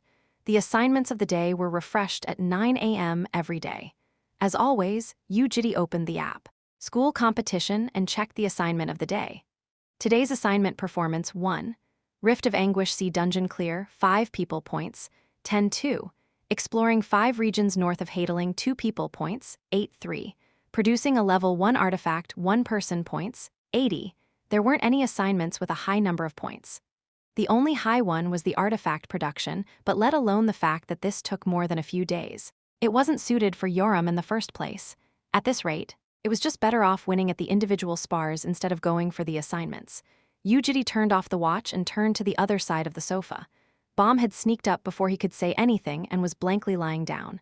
Are you seriously not gonna go? You mean class? I don't have any today. Yes, you do. Hee. Lying had become a part of her daily routine, but it wasn't spiteful enough for him to say anything about it. That day, Keel had no class in the morning. Unny, shouted Keel as she ran up while hugging Jael in her arms. Jael was smiling while hugging tightly onto the now basketball-sized baby chicken. Unny, what's that picture? She pointed at the wall. The painting drawn by Jitae and Bomb was hanging next to one drawn by Jael, Big-Headed Prince, and the Yu household. The name given to the painting was Salvation. It was a name abruptly thrown out by Bomb as she complained about the name Apocalypse that Jitae tried to give. It's something I drew with Ajasi yesterday. Aang, you drew with just the two of you? NN. Ajasi. What about us? Draw with us as well, please. When Keel protested, Jael likewise wore a serious look on her face and rapidly nodded, without even really understanding why. The baby chicken followed her and nodded. Seeing that, Bomb laughed. You guys are funny. What are you three doing? This, it's Dunga. Do you want to try too? Soon. Bomb joined them by hugging Keel on her waist and lifting her up from the ground. Keel was still hugging Jael, and Jael was still holding onto the baby chicken in a row. Bomb walked around the living room like that and groaned. Rather than the weight, she appeared to be more troubled by the posture and balance. Keel and Jael, who were being raised up from behind, chuckled. Ajasi. Yeah, you come as well? What? Do Dunga for us? Jael waved her hands. It seemed that they wanted him to raise that strange sideway human pagoda by another level. Left with no other choice, Jitae stood up and walked towards them. He was planning to hold Bomb by the waist. That was when his eyes met with Bomb, who slightly turned her head back. Her usual, indifferent pout was long gone as she faced a slightly nervous gaze at Jitae. When he brought his hands closer to her waist, the nervousness hanging in her gaze turned even bigger by a slight margin. Her powerless gaze soon shifted its focus away from his eyes. What's wrong with her? Inside the Regressor's head were two analyzers. They were Bomb Analyzer and Jael Analyzer. Jitae inserted the current situation into the Bomb Analyzer in his head. Were they close? They were, and were closer than necessary. Was it quiet and gloomy? Not really, since Keel and Jael were singing an enigmatic song like drunkards, thus coming to the conclusion that he might be seeing things. He placed his fingers on her waist but saw her lips slightly twitch. She seemed to dislike it. Perhaps Bomb didn't like making physical contact like this. Maybe she was okay with herself touching, but disliked others touching herself. In any case, he, who only wanted the dragons to keep good memories, pulled his hands away and turned around before walking back to the sofa. Because of that, he didn't see Bomb staring deeply at his back and how her gaze lowered to the ground as he distanced himself. Meanwhile, the protector threw several glances at them. What you looking at? In the afternoon, Keel headed to her class while Jael was having a nap. Jitae asked Bomb, who had skipped the class today as well. Do you think drawing suits you? Bomb shook her head in response. It was so-so, it was fun, but there wasn't any sense of satisfaction from finishing the drawing. What do you think was the problem? She pondered before shaking her head. I just think it's not for me, and I'm not talented at it either. Talented? Actually, I think I'll be able to draw better if I precisely drew the image inside my head. Since her paintings in the previous iterations had always been a mess, it was a questionable statement for the Regressor. Mistaking his gaze as suspicion, Bomb widened her eyes into circles. What? I really can draw better. She began drawing on a notebook in pencil. The subject was the protector who was sleeping like a statue near the wall of the living room. If I go like this. And this, surprisingly, she was right. When she began drawing a still life drawing, the complex and ornamented helmet of the living armor was copied onto the book like a photo. What do you think? Looks good. Why didn't you do this yesterday? I don't know, I just didn't want to draw it like this. Because she had a complicated look on her face, Jitae did not bother delving any deeper into it. In any case, one thing became clear. Out of the three things that she tried and failed drawing, sculpting and writing, the reason for her failure in drawing was because she didn't want to draw it nicely. What are we going to do today? Next up was sculpting. The spring breeze was warm, and there weren't any clouds hindering the spring sun. Lair's production district allowed residents of the Academy City to use all sorts of manufacturing and performing art facilities like cooking, metallurgy, drawing, fishing, alchemy, sculpting, music, and others. There, Jitae purchased blocks of wood for sculpting and chisels. Have you sculpted before? No, I haven't done it either. But why sculpting? What do you mean? It's not something common. That was also something he wanted to ask. Why were you sculpting in Europe? It was a question that could never be answered at this point. Whenever he was trying to buy one product at the shop, Bomb added another. Her brazen expression didn't change even slightly, and she was adamant about how she would never be the only one doing it. The two of them returned home and headed to the terrace. What do you want to make? What about you? Ajasi, the textbook they bought, recommended fish and rabbits for low difficulty. How about we listen to what they say since we're not sure? Ajasi, you try the fish. And me the rabbit. All right. Jitae and Bomb blankly sat down on the terrace and began following the instructions written in the textbook. After marking where they wanted to cut on the block of wood, they just had to cut until that point. Since the two of them were both able to add mana into objects, the rigid piece of wood was chiseled away like tofu. Shiek. The block of wood began being chiseled into an oval lump. Before long, it began resembling the shape of a fish. Its streamlined body was soon revealed beneath the head as circular eyes, fins, and gills also formed a shape. It wasn't too difficult after copying the instructions. Shiek, meanwhile, he occasionally glanced at Bomb's rabbit. The head was revealed beneath the ears, with a bent neck and a chubby body, as well as an adorable spherical tail. Being absorbed into sculpting, she appeared to have found her hair to be in the way and tucked her grass-colored hair behind her ear. Shiek. After the silence continued for about an hour, Bomb opened her mouth. It's very quiet. It is class time. The residential area was eerily quiet, so their sculpting sounds echoed noisily. I like it when it's quiet. Is that so? Don't you? My voice is pretty soft. And my voice doesn't go through very easily when it's noisy. What about you? Ajasi, I don't really care whether it's quiet or noisy. Even if what you say doesn't get heard, just don't say anything then. That's an easy solution. Are all green dragons poised like you? No, they actually all speak a lot. Really? Except for the blue race. Dragons of Ascalipha all speak a lot. I'm just on the quieter side. A chatterbox green dragon. He couldn't really imagine it because the green dragons in his head had always been quiet. And I'm asking this just because it's quiet, but yeah, just then. Yeah, why did you suddenly decide not to dunga? She was still using her small hand to meticulously move the chisel across. It seemed that she was trying to express the furry texture. He began composing the details of the fins. Why? It was because you appeared to dislike it. Why did you think that? I can see from your face. They continued talking in a diminished voice. Do you know how to read my expression? Ajasi, it's been about half a year since we lived together. NN, it's a given after that much time. Bomb suddenly turned blank, as if she was pondering about something. What's wrong? Is half a year short for relationships? Who knows, I wouldn't say it's short. Spending that much time together in one house could be considered quite long.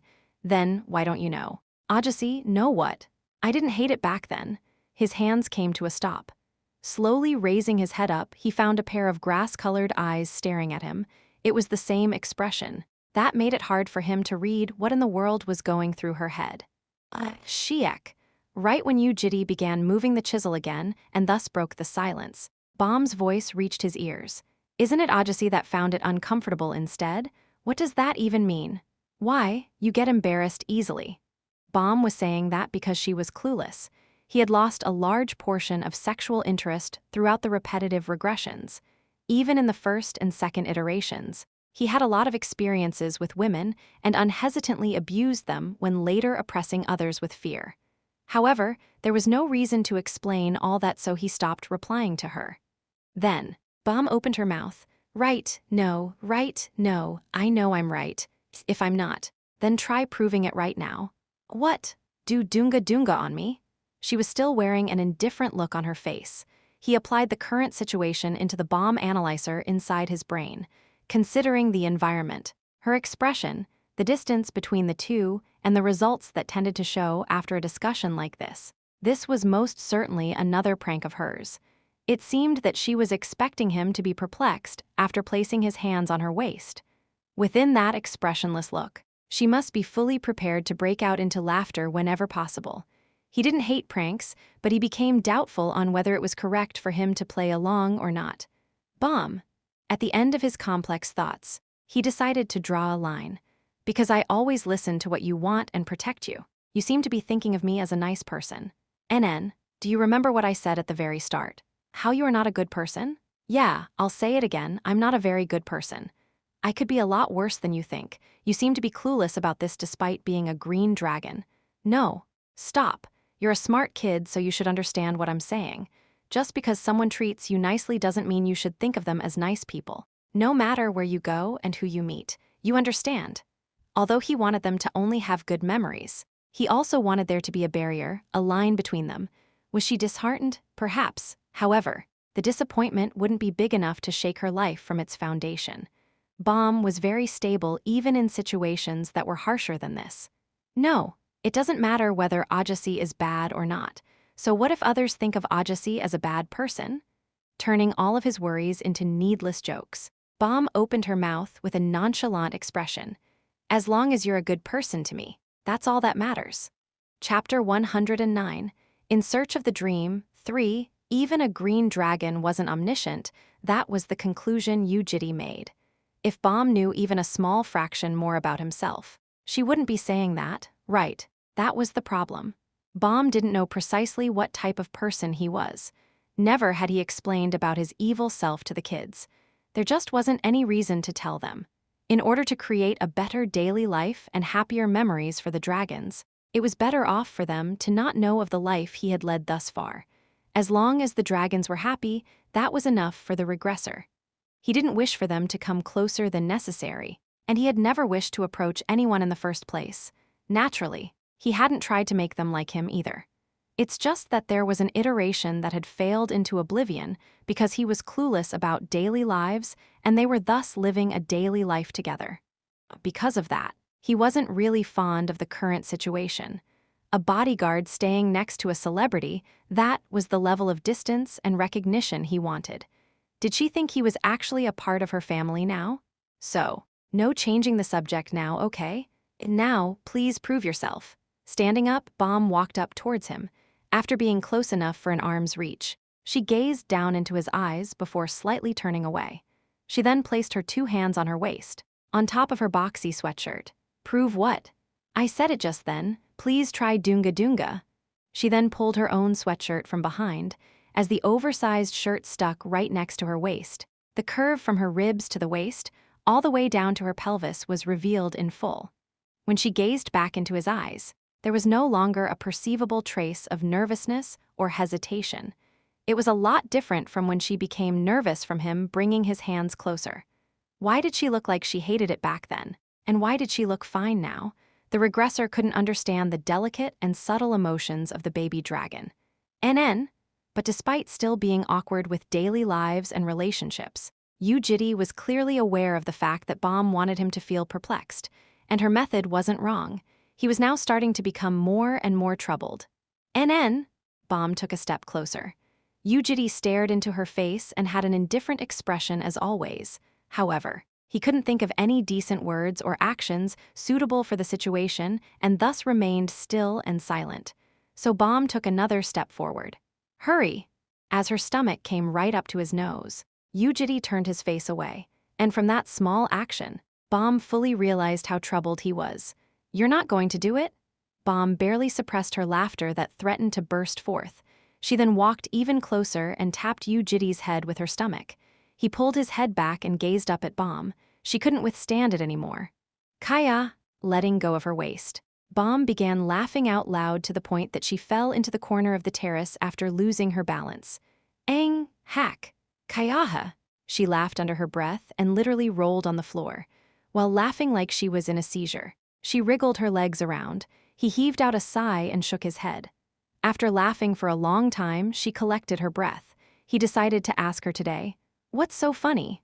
Wiping the little beads of tears, she raised her head. It just is, Ajasi being embarrassed. I wasn't embarrassed. HNNG, I see. And so, why is that funny? Of course it is. Who in the world could ever make Ajasi embarrassed? As the refreshing spring wind breezed onto the terrace, her grass-colored hair fluttered across, she smiled. If not me. A fish and a rabbit were placed on the table. Bomb asked, "How was it?" "That's what I want to ask." For me, it was so-so. As expected. Sculpting was a failure like it had been in the previous iteration. If she was a normal human, he wouldn't have come to a hasty conclusion like this after one try. But she was a dragon. Dragons rarely ever changed their thoughts or values. "You did good, though. I just don't feel any affection for the sculpture I made." Bomb reached her fingers forward and gently pushed the rabbit sculpture she made. The rabbit fell. Drawing, sculpting, and writing. From those, the reason sculpting failed was because she didn't feel any affection for her sculptures. It was sort of a letdown.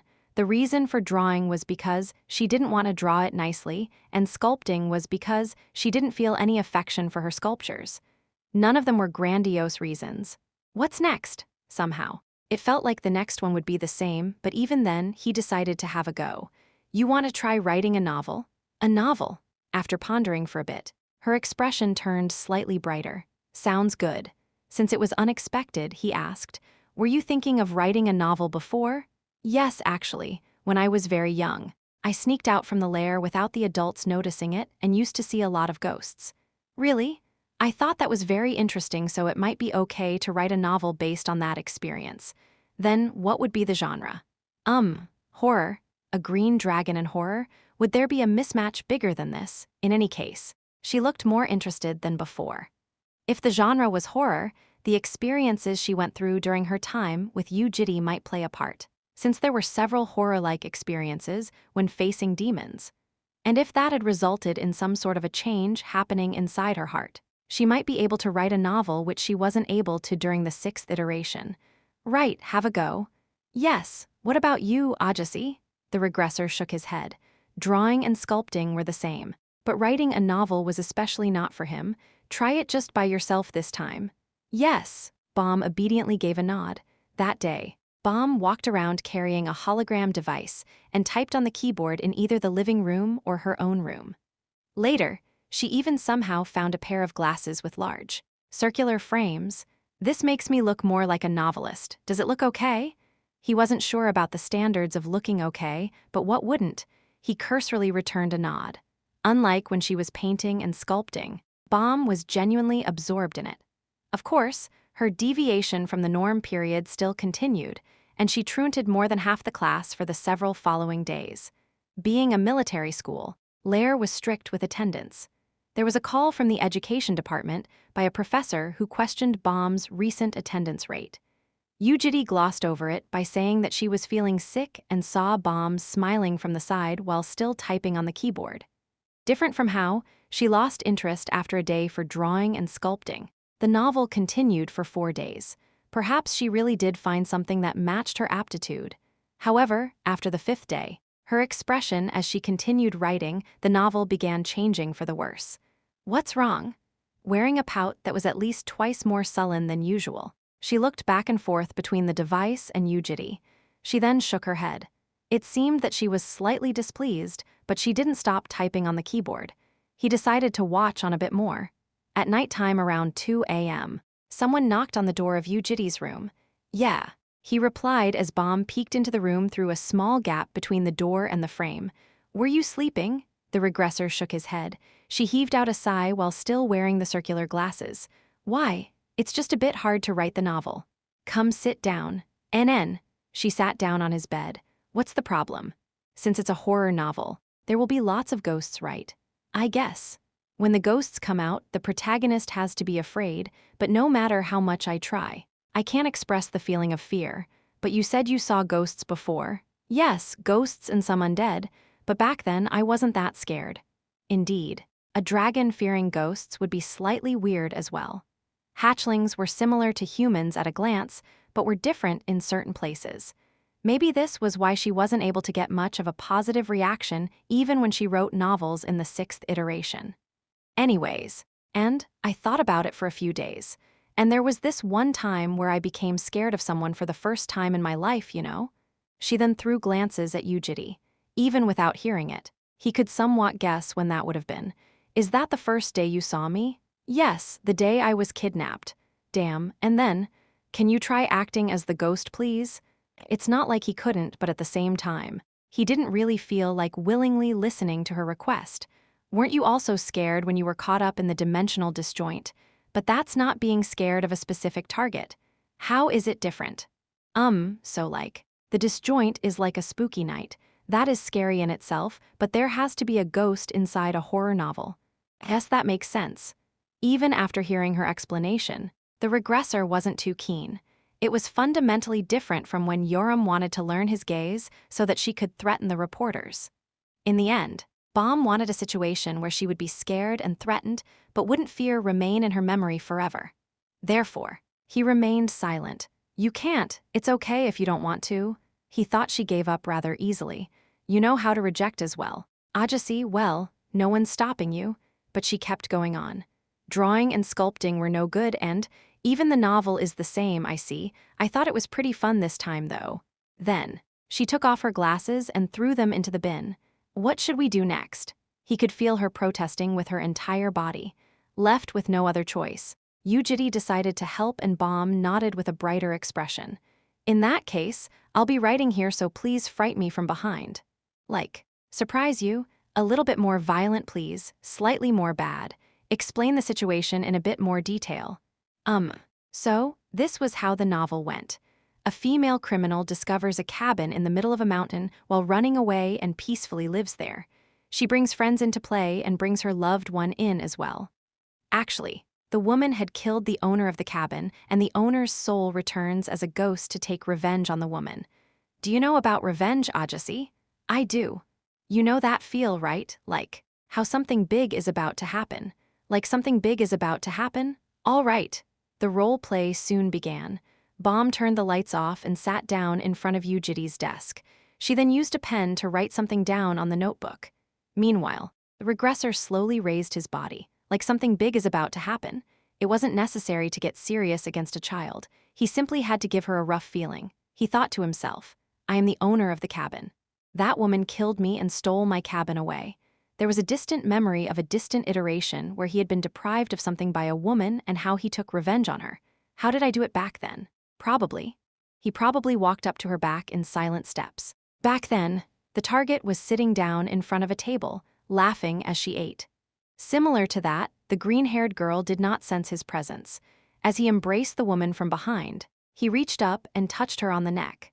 When she sensed the touch of a stranger on her neck, the woman that had not sensed the approach of another being finally noticed the arms covering her body. He placed his lips next to her ears and slowly opened his mouth. You seem to be enjoying yourself, he whispered and used his big, thick hand to strangle the slender neck of the woman. In that instant, Baum turned towards him in fright. There was nervousness, never seen before, hanging in her eyes. Was it that scary? It can't be. He had no intention of scaring her, nor did he have even a sliver of killing intent like before. Jitae was only copying the movement. Baum, are you okay? Yes. Her expression definitely wasn't okay. At least he could tell that. After slightly looking away, Baum tightened a fist around her chest and lowered her head. Then, she began slowly heading towards the door. I'm sorry if that surprised you. I was trying to make it feel like something big was about to happen, but it must have been over the top. And no, I'm really fine. Until the end. She never looked back and closed the door as if she were running away. He was trying to hold himself back, but it seemed to have failed. Left alone, the regressor awkwardly touched the back of his neck. That's why I didn't want to do it. After returning to her room, Baum leaned on the door. Only then was she able to collect her breath that threatened to explode.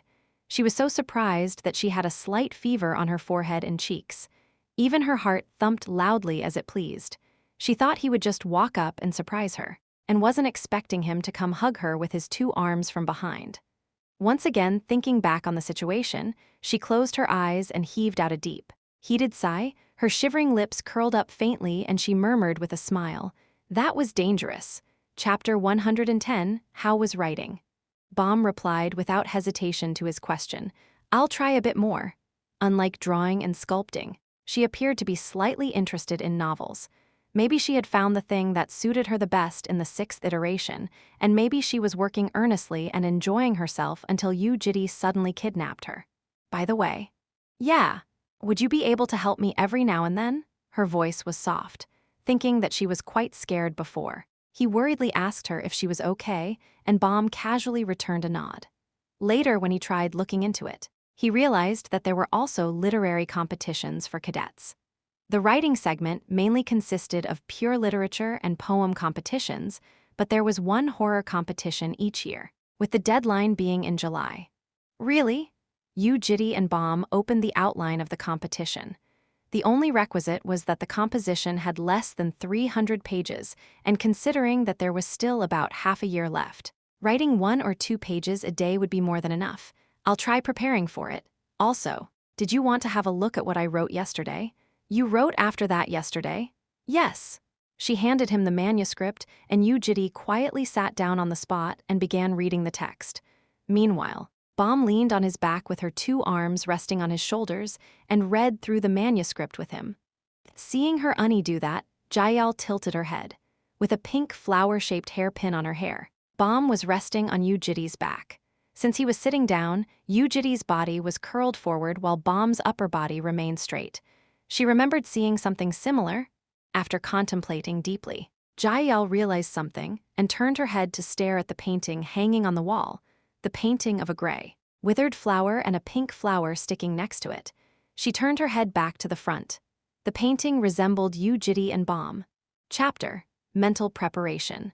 Baum's deviation from the norm came to an end after that. She went back to wearing cadet uniforms like usual and wore a flower-shaped hairpin on her hair, while diligently attending class. Thinking that she might finally be able to find her dream in the 7th iteration, Jitae decided to watch her future unfold. On a side note, before they left for the Academy District that morning, Unit 301 was a little rowdy. The protector and the baby chicken were glaring at one another. Tension was mixed within the atmosphere. I thought feeding it more was all I had to do, thought the protector. Recently, the baby chicken, Chirpy, was gorging through half the sack of feed every day. Since it ate everything that was being given, things had turned into a mess. In fact, just eating more was not that big of a problem. Money was never a problem, and buying more wasn't an issue either. While seeing the baby chicken grow fatter and fatter made the protector feel good. How happy would Keel be if she received a massive chicken? Just thinking about that put the protector in a good mood. However, the problem was the thing the chicken did to the toilet. I didn't even think about it. Nothing came out of the dragons, no matter how much they ate. It was because their digestive system was able to change almost 100% of the things that entered their body to energy. However, spirit beasts weren't dragons. The more they ate, the more they would give away. This hadn't happened before when the chicken only ate a bit, since it tended to go outside and take care of itself outside. But now, it was different. Being a spirit beast with a high intellect, it did go to the bathroom but didn't finish everything inside the flush. It was then the protector's job to clean it all up. Because of that, the protector heaved out a sigh every time it saw the damned chicken leave the bathroom.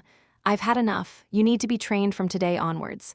Chirp, what does thou mean by train? You need to be toilet trained. Chirp, what toilet train? You don't understand what I'm saying? Chirp, chirp, chirp. No, but I am asking what toilet training means. Although it didn't understand what the baby chicken was saying, the protector could still tell that it was curious about what was being said. So human words do not go through. The red glittering dots behind the helmet flickered. Then what about this? Chirp, Kai, what the? Chirp, chirp. The protector cried out chirp, with the voice of a screeching metal while the baby chicken became afraid of what this crazy armor was trying to do. So now you understand what I'm saying. Chirp, chirp, chirp, chirp. No, I do not speak normally like a human. Hoo-hoo-hoo, chirp, chirp. Chirp, chirp, have thou gone mad? What art thou trying to do? Chirp, chirp, this is driving me crazy. Regardless of its thoughts, the protector took the baby chicken around and taught it how to use the toilet. Although it could understand the words of a human, the chicken couldn't understand the chirps of the protector and was thus frustrated for the whole morning. Looking on from the side, Jitae was slightly dumbfounded, but couldn't find the reason to bother straightening things out for them, so he stopped caring about them. Meanwhile, after changing into her cadet clothes, Kiel had her hands on her head as she wandered around the corridor. She looked at least 3 times unstabler than usual. What's wrong? Kiel, www, what should I do, Unnie? What should I do? What's wrong with her? Asked Yoram from the side.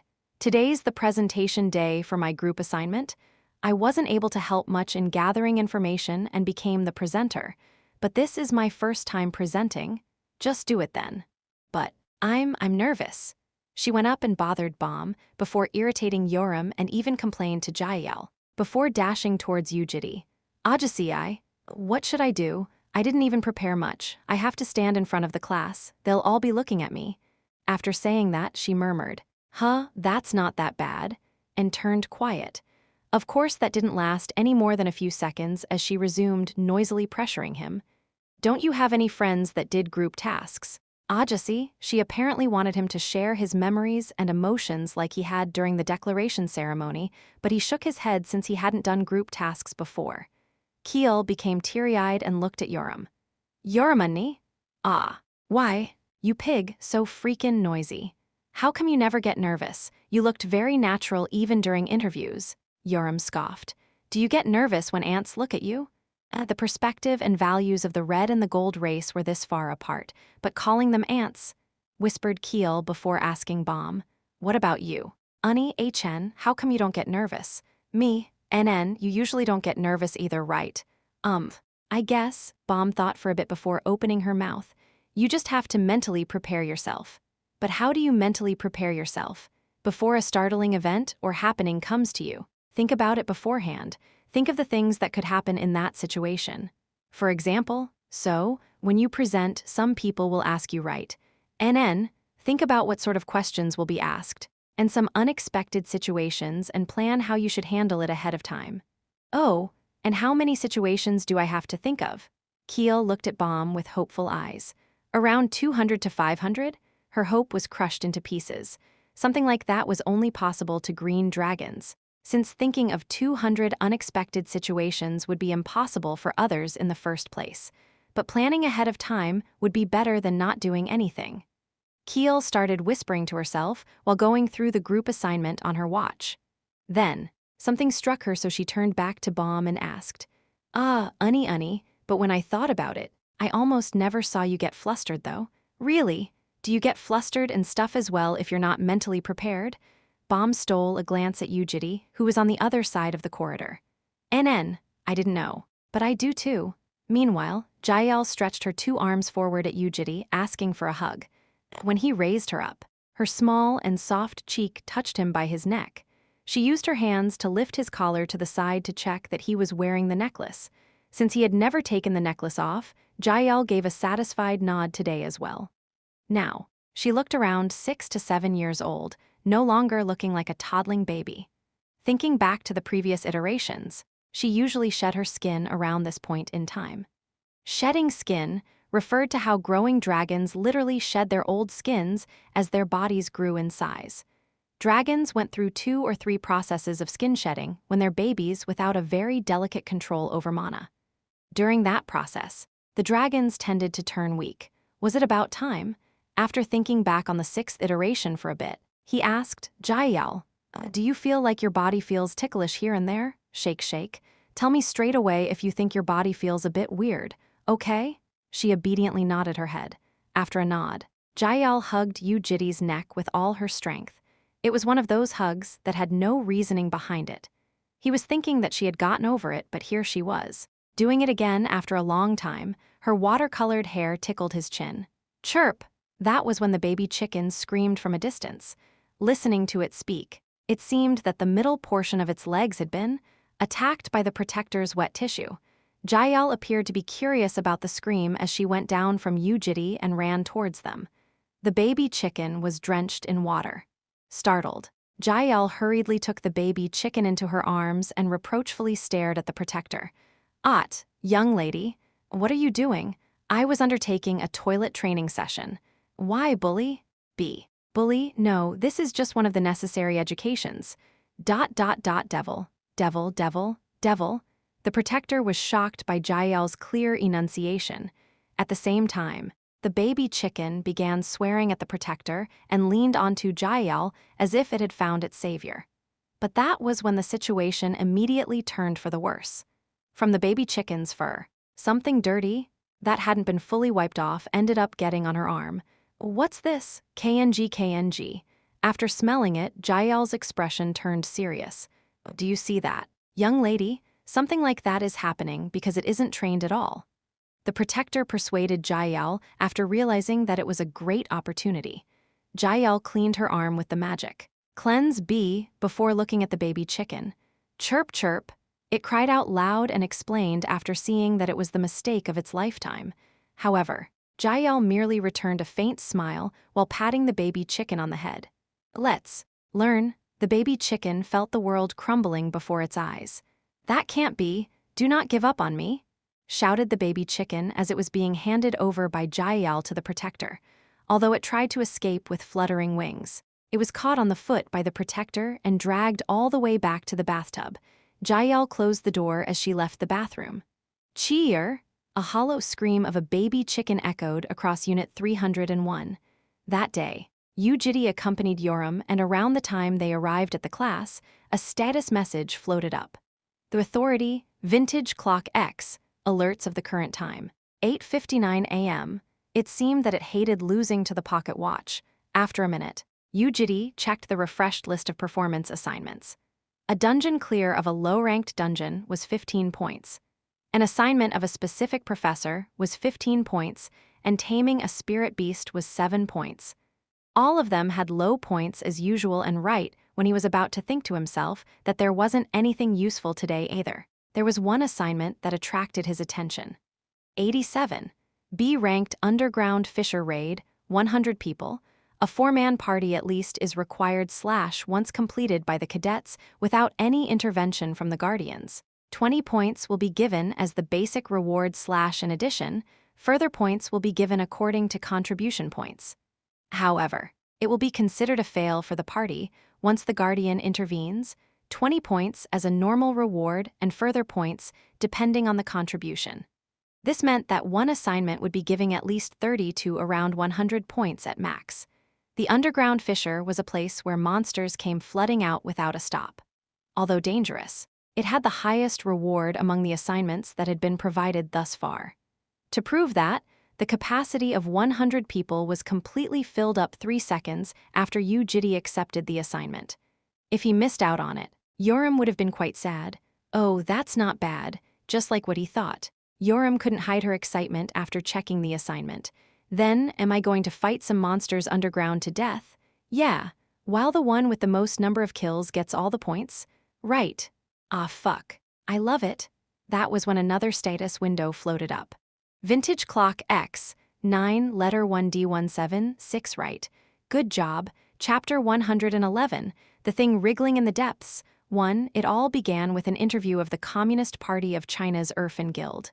Q. Currently, you are on a 26-win streak without a loss. Ever since you defeated Cadet Yang Danbai 2 days ago, there have been rumors that you might perhaps be the strongest first-grade cadet. Any thoughts on that? It's not just rumors. One of the candidates for the top position of the competition, Joe Luxun, replied with a smile.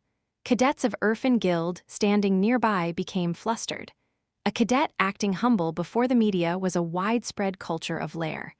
But Joe Luxun, who had always been acting modest, suddenly revealed his confidence during the interview without any hesitation. Q. Is there an opposing cadet whom you could say with confidence that you would be able to win? Could you ask the other way around, please? Q. Ah, I see. In that case, is there a cadet who you think would be difficult to win against? A. None.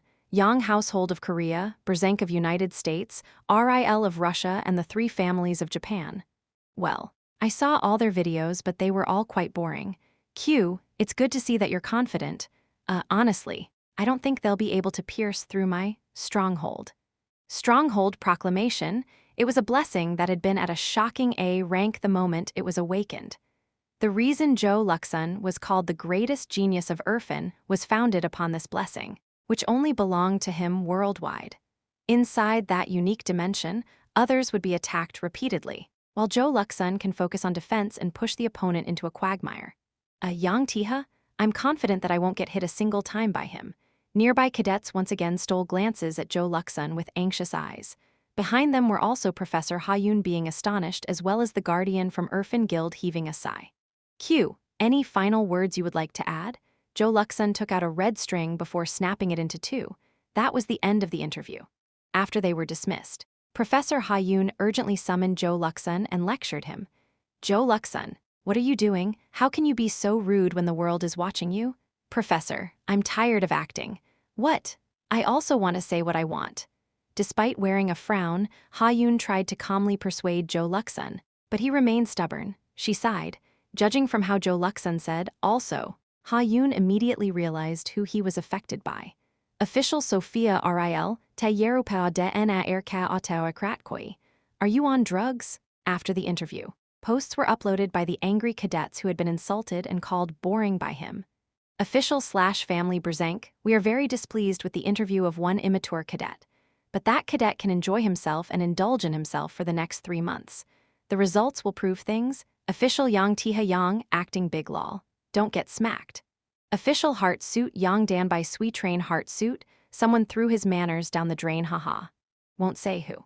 Chinese letter, official Kimura, Chinese letter. Words cannot express this displeasure. Open as such reactions of cadets were spread to internet forums, news articles, and media platforms. After watching the sudden rudeness of Joe Luxun and the anger of those who had been insulted by him, the onlookers began amusing themselves with imaginations of what would happen next. Isn't snapping a red string implying something about you, Yoram? Remember how she said she would twist their heads lol. Joe Luxun's angry IMO? Probably yeah. It was also silk. Not just a normal string, it's the same as you Yoram's hair. Did you household say something about their official standpoint? They don't have an SNS account, but there weren't any comments from you Yoram or the you household for the next 3 days. What the heck lol, are they scared? Why isn't she saying anything back? It's so frustrating. He downright snapped a red string and burned it. Does she have no pride or what? Despite attacking others when they were quiet, she suddenly went quiet when others attacked back.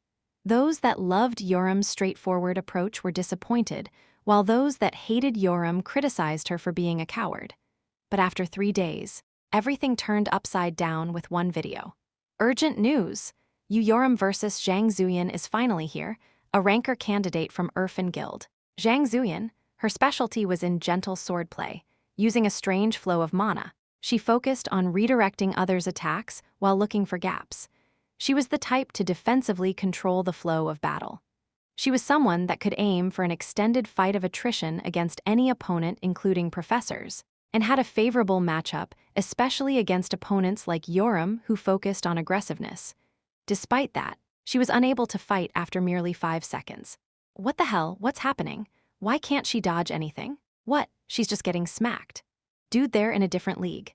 Since when was Yoram this strong?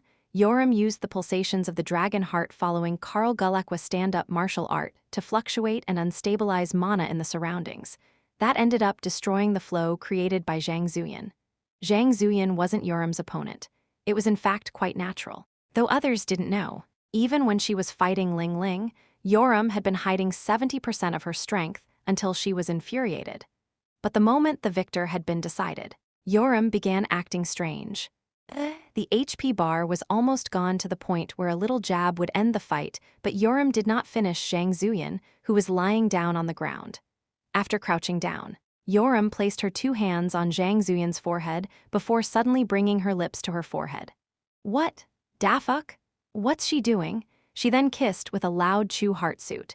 Naturally, her lips did not actually touch the forehead due to the barrier provided by the statue of competition, and it was just the sound of the kiss that reverberated across. Why is she doing that? What the heck? Are those two in that sort of relationship? After that, Yoram wrote the alphabet ZL on Zhang Zuyan's cheek with blood. Then, she slapped the remaining HP away. As Zhang Zuyan soon scattered into light, Yoram chortled and faced the camera with 2 middle fingers raised up. What the fuck lalalal? Now I get it. She's saying something to Joe Luxun lalalal. Yeah, kekekekek, actually crazy lol. That's a bit too much IMO. Her personality though, that was the end of the video. Because of that, Yu Jitae was summoned by the education department. when he entered a conference room inside the education department. Approximately 6 guardians and staff members welcomed Jitae.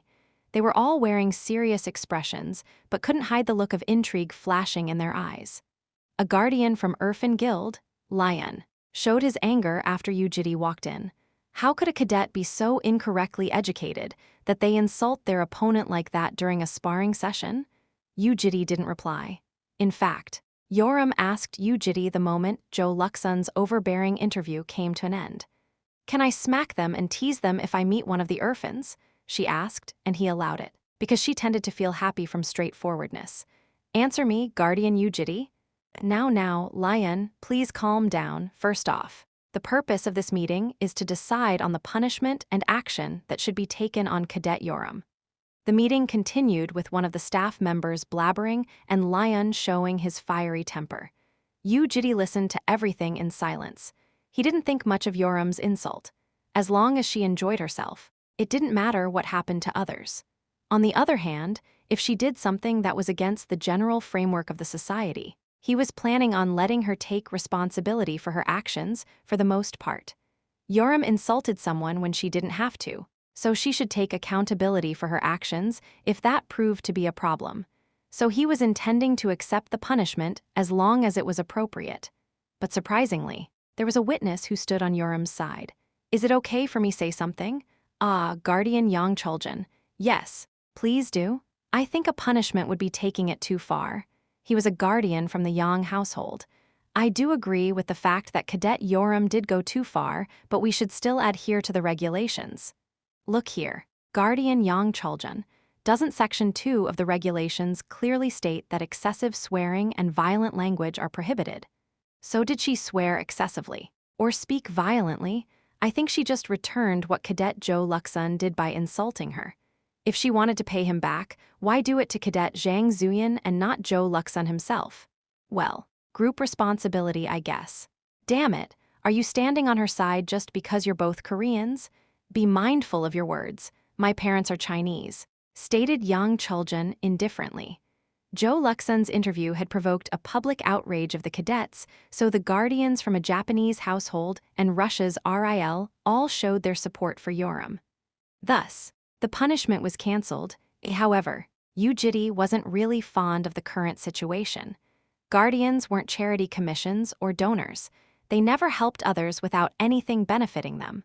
Most of the old superhumans were veteran soldiers, and soldiers loved playing with numbers as much as businessmen did. The Regressor could clearly see the things they wanted. The next day, when Jitae was accompanying Yoram, Yang Chuljan visited the lecture room with Yang Tiha and Yang Danbai. Huck, since they were considered small celebrities even within Lair, the cadets that were still in the lecture room turned to them in surprise. "Hello, this would be our first time having a chat like this. I'm Yang Chuljan." "I'm Jitae." Yoram gazed at Jitae with an expression that read, "What's wrong with these guys?" But he shook his head. "Cadet Yoram, nice to meet you. You guys, say hello as well." Yang Tiha and Yang Danbai gave light greetings despite the awkwardness. "What brings a busy person like you here?" Yes, let me go straight to the topic. If you haven't decided on the members of the 4-man party yet for the raid, I was wondering if you would like to have Cadet Yoram join the Yang household's group. He was here because of the assignment performance that had been posted yesterday, the raid of B-ranked underground fisher. A maximum of 100 cadets were allowed to enter. With 3 days left till the day of the raid, cadets had to form a party that consisted of at least 4 members and register for it again. According to his knowledge, all the cadets competing for the top positions had applied for the assignment. Since they had all gathered on one fertile land, the question now was how much piece of the land they could get. That's why they were asking to join hands, but is there a written proposal for the raid already? There was something that was weighing on the Regressor's mind. The proposal hasn't been written yet. We were going to write it after the members were decided. I'm curious how it would be roughly. As always, we will be moving for the greatest benefit. In the shortest period of time, going for the most amount of kills and rewards. We can promise all that to Cadet Yoram. Points are given per individual contribution. If I remember right, how will the positions be formed? It will probably be 2 front guards, 1 operator and 1 sharpshooter. If Cadet Yoram joins us, that is. And the front guard at the very front will be our Tiha as well, so there's no need to worry about her safety. Up to here was a general explanation that sounded as if he were considering and worrying about Yoram's safety. But Jitae focused more on the fact that the proposal hadn't been written out yet. We will look through it optimistically if the 4 members are moving together and once the proposal is ready. In response to Jitae's words, Yang Chuljan's eyes twitched. As he had thought, a household that focused heavily on the points and ranks of their cadets won't ever give such a proposal out of a genuine goodwill. As you are probably aware, Guardian Jitae, raids don't always go the way we expect it to, right? Sometimes the members might be forced to move separately, and we can't predetermine that right now. He made it sound humble and realistic, but sounded like an obvious excuse to Jitae. Although the regressor was still inexperienced with human relationships, he was very familiar with how humans acted before greed. If the original plan promotes individual movements of each of the positions, that would be troubling. I do understand what you're worrying about, but I can assure you that that would never happen. As long as you're focused on the shortest time span, most kills and rewards, positions might be discarded per their level of necessity. And if it's outside, having a person die as bait might be an easier method to gather monsters. Hearing his words, Yang Chuljan laughed heartily and shook his head. Haha, I wish you would trust us a little bit more. Our Yang household isn't a family that is so heartless and cruel. In that case, can I ask something? Of course. Are you thinking of using Yoram as a scapegoat? Jitae blatantly asked him. Eyes of Equilibrium, SS, the seal of the demon archduke that discerned good and evil. Authenticity and favorability was drawn over Jitae's eyes. True or false will be revealed depending on the thoughts of the opponent once he answered the question. Yang Chuljan was a genius of the Yang household, currently ranked somewhere in 3 digits worldwide. He was a superhuman who would stand somewhere around the back if 100 top-ranking cadets from Korea were made to line up. Although he couldn't see the seal of the demon archduke, his instincts alerted him of something serious and made him close his mouth. A question like that does make me feel slightly uncomfortable. I don't know what makes you think of our Yang household the way you make it out to be. I would like to hear the answer to the question first. Are you thinking of using Yoram as a scapegoat? You can just say no if you don't. Cold beads of sweat traveled down Yang Chuljan's forehead. A feeling that he should never reply to this question strongly controlled his lips. No. The word scapegoat is a bit too overboard. I don't understand why you're being so blunt. Didn't I help you just yesterday? I just want us both to do well as fellow Koreans. He somehow managed to gloss over it. Jitae remained silent for a bit. It was blatantly obvious to him that he was trying to use her while pretending otherwise.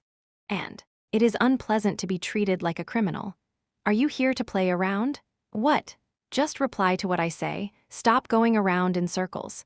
The sudden change in his attitude made Yang Chuljan speechless for a second, startled. Yang Tiha and Yang Danbai looked back and forth between Jitae and Yang Chuljan. Look, your word choice is a bit overboard, don't you think?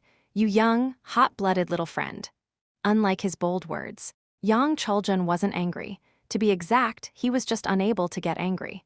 For some reason, his anger cooled itself down on its own, and it was a strange feeling for him who brazenly talked about everything he so desired to even the family head. It felt like a nail was poking into his stomach. I'm asking for the last time, will you use her as a scapegoat? Chapter 112. The thing wriggling in the depths. 2. All sorts of incomprehensible things happened and existed inside dungeons. Participating in a single raid would broaden one's horizons in regards to the situations, existences and objects that deviated from common sense. Soldiers that survived for a few or even dozens of years at a place like that had one thing in common. They knew how to obey their instincts. It was the same for Yang Chuljan, who had been adopted into the Yang household as a young prodigy, eventually being praised as one of the top rankers. He prided himself for being an important figure of the Yang household no matter where we went. But even he was nervous when confronting a monster inside a dungeon, since monsters wouldn't acknowledge his position and run away. So whenever he felt like this, he knew it was important to be cautious. But this time, the opponent was a problem.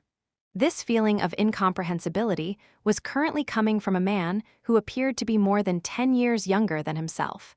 It felt similar to what he felt when he was entering an SS-ranked dungeon while he was still under the association. During the 40 years of his life, Yang Chuljin had never felt this way from another human. Something extremely ominous that had been felt from a dungeon, the size of the South American continent, was flooding out from this man, despite him standing still. His last question, therefore, had a lot of pressure behind it. Use her as a scapegoat?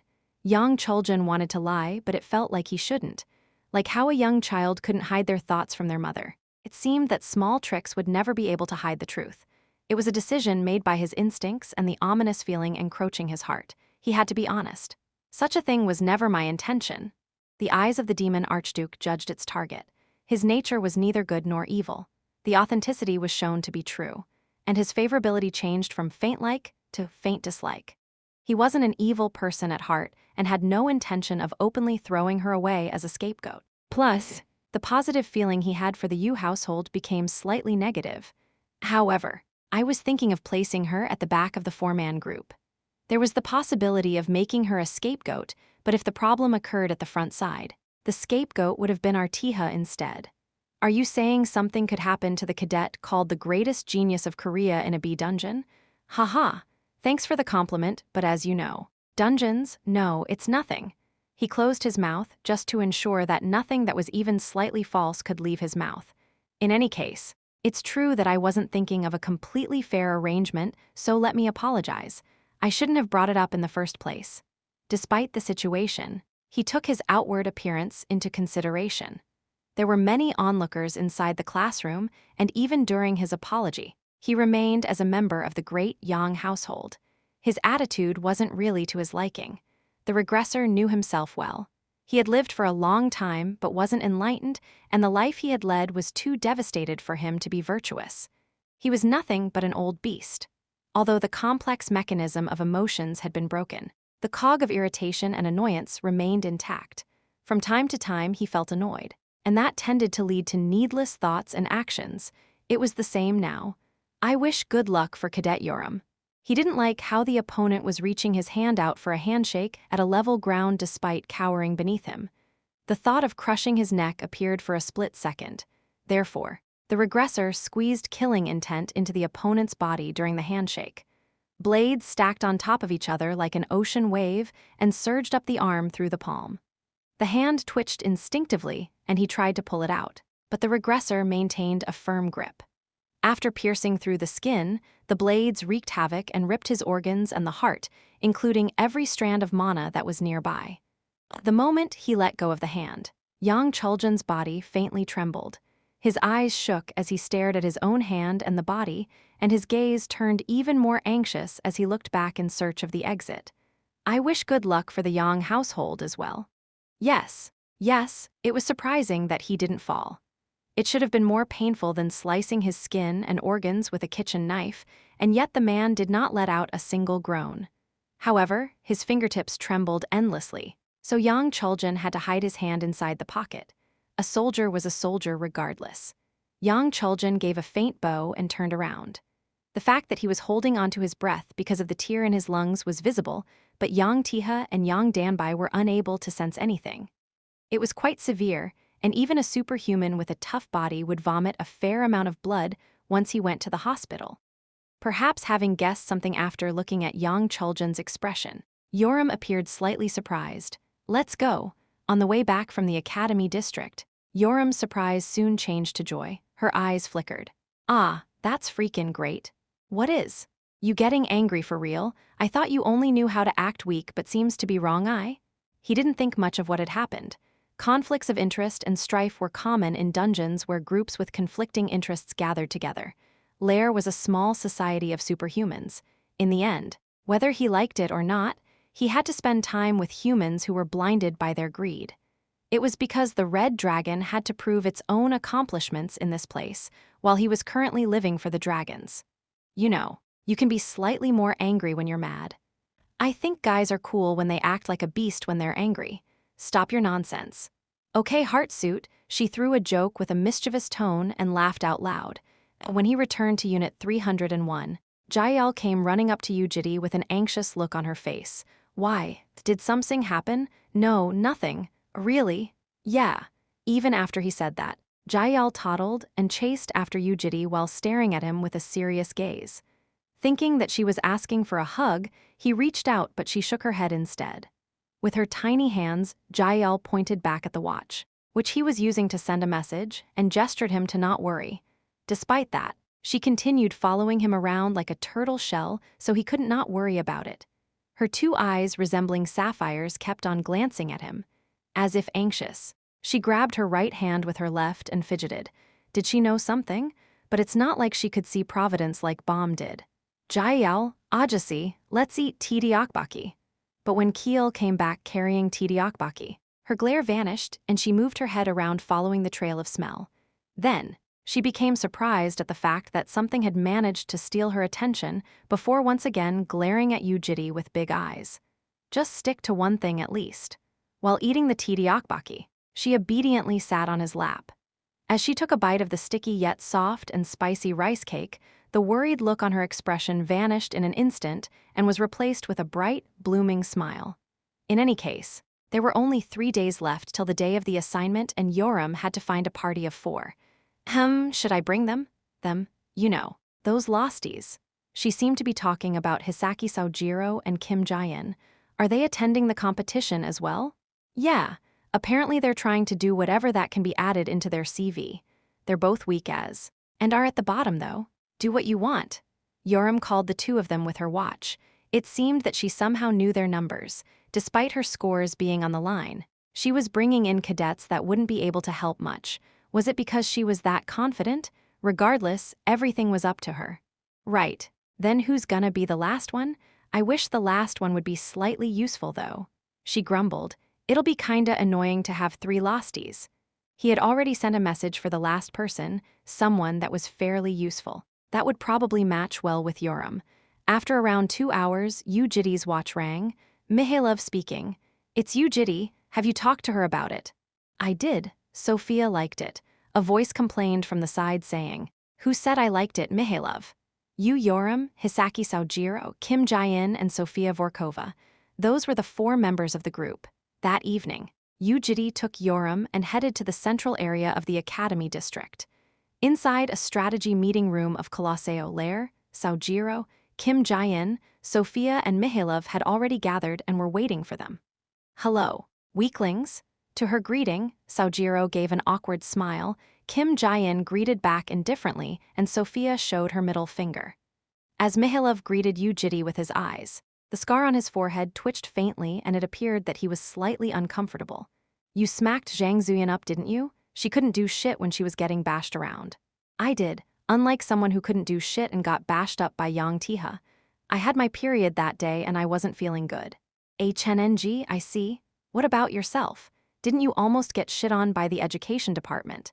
They're making a fuss out of nothing. You're saying doing that to someone on the ground is nothing? Look at you. How are you gonna get married in the future? I'll just look for a slave or something if I need to. Don't know who it'll be, but unlucky for him. Isn't it better than getting sliced by a knife during a lover's quarrel? Yoram and Sophia laughed and joked around, but Kim Jae-in and Saojiro turned pale while watching from the side. In their eyes, it appeared as if they could slap each other anytime. While the cadets were bustling around, the guardians watched the situation unfold with their arms crossed. Who knew a day like this would come? Indeed, you're right. Thanks for calling, you see. That child doesn't have any friends. It was the same for Yoram. Isn't Sophia the genius of RIL? She is, but her personality is, as you can see so, apparently. Sophia wasn't that friendly even to the ones inside RIL. It seemed that she was on the temperamental side even among the young hunting dogs of Russia. You know. Yoram, yeah. Is it really okay for us to be here? Saojiro worriedly asked. He came because she told him to, but one of them was the genius of RIL who also belonged to a level 5 society, Sofia Vorkova, while the other was Yu Yoram who had 25 consecutive wins that had defeated Ling Ling and Zhang Zuyan. Right, I also feel skeptical. I think we'll just be a nuisance. Right, we're doing average at best so. Kim Jae-in nodded with a gloomy expression. Until the start of the competition, they were able to spend time with Yoram normally. But as the competition began, the two of them realized that there was a massive gap between Yoram and themselves, which only increased over time. With an overwhelming talent and a crazy amount of effort, plus a good guardian, Yoram had everything that the two of them did not have. And when all that was revealed on top of a competitive playfield, the two of them began slowly avoiding Yoram. You two are similar, but we are not. What the fuck are you guys on about? Why, it's true, isn't it? If I hold you back, I think I'll start loathing myself. Yoram frowned. No. What the fuck are you talking about? You said she's similar to me. She's weak as fuck.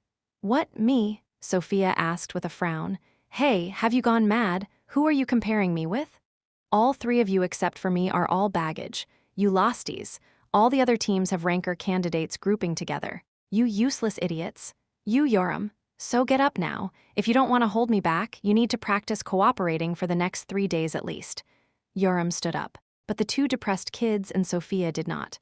What you doing? How long are you gonna stay on your stupid bum? Oi, Saojiro, her sudden yell startled the kids. N, raise that heavy ass up right now. Ot. Sorry, Saojiro immediately stood up from the ground. Despite being discontent, Sophia was led by the aura she was giving off and closed her mouth. Yoram took them and headed to Lair Central Training Room and began preparing for the raid in full. They had to plan out the route and decide on the formations, the battle plan, and an overarching strategy. Jitae and Mihailov decided to watch over and help the kids. There were only 3 days to go until the start of the assignment performance, be Underground Fisher Raid. Chapter 113. The thing wriggling in the depths. 3 on the screen, Yang Tiha, the genius of the Yang household, raised his sword.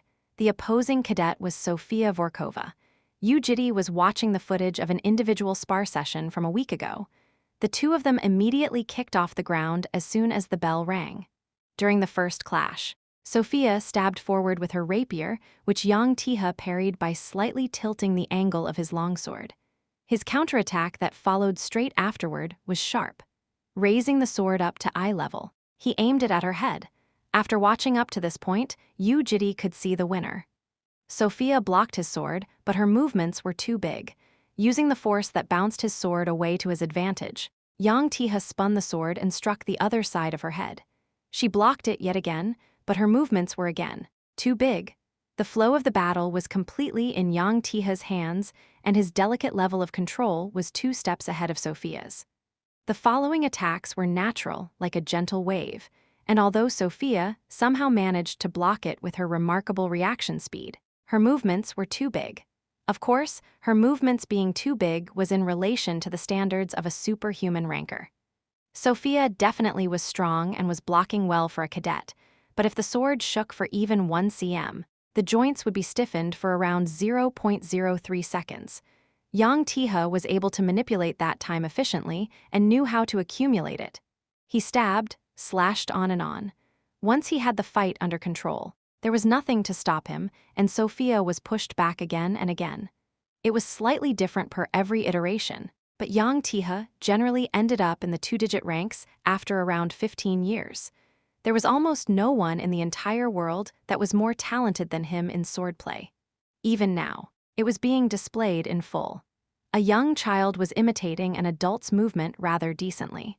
Sophia's rapier rapidly shot forth, aiming for the stomach. She was aiming for a slight gap in Yang Tiha's control over the fight. By adjusting the distance, he dodged it by a hair's breadth. But that was when the rapier suddenly ignored the laws of physics thanks to Sophia's blessing, refraction, and soared up with an impossible angle and speed. Yang Tiha immediately kicked off the ground and pulled his head back by bending his body back into an arch, but the rapier still managed to graze past his chin. His HP bar dropped by a bit. Up to here was okay, but what happened after that was the true highlight. When the same situation was about to unfold yet again, Yang Tiha tilted the longsword slightly as the rapier came piercing at his stomach. Once the rapier was caught between the crossguard and the blade, it was no longer able to refract. It was but a small movement, but contained a massive effect. Doing this much with an incomplete and immature body was decent even in the Regressor's eyes, and as one could expect, below were countless comments of cadets that were shocked by his decision. It's insane. Guys, did you see Yang Tiha twist his sword at around 0.48? Try watching with 0.1 play speed. What? In the world, geniuses really are made different. I've watched that part more than 30 times now. How does he make it look so easy? His battle sense is insane. A sparring session was the process of endlessly giving and solving problems. Ideally, one had to easily and efficiently solve the problem thrown out by the opponent while drowning them with difficult problems. In that regard, Yang Tiha was incomparable to others of his age group. In the end, Sophia got smacked 3 times by the wooden longsword and fell outside the arena. She appeared upset and he could hear her swearing. "Ah, can you just stop?" That was when he heard Sophia's voice in real life and raised his head back up. Inside the preparation room of Colosseo, the team, Yoram and the Losties, had gathered from daybreak without even attending class, and were in the middle of a heated debate. "What's with that bloody C-47 corridor? I said we can't.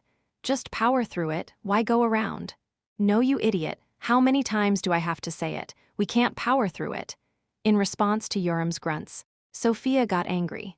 "That tiny corridor apparently has more than 20 FG-type monsters, so how could we ever power through it? Are you a tank? A bulldozer?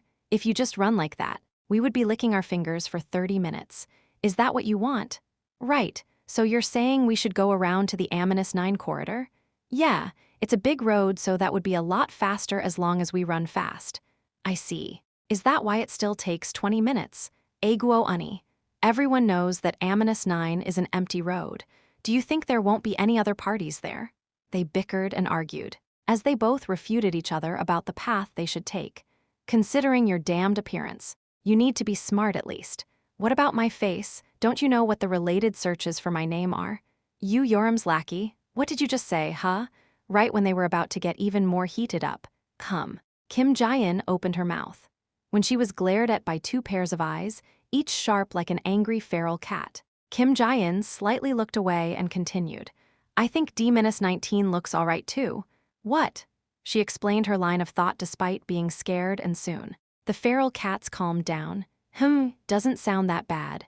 Though I look like this, I got A for the guiding courses. Maybe operating suits me the most."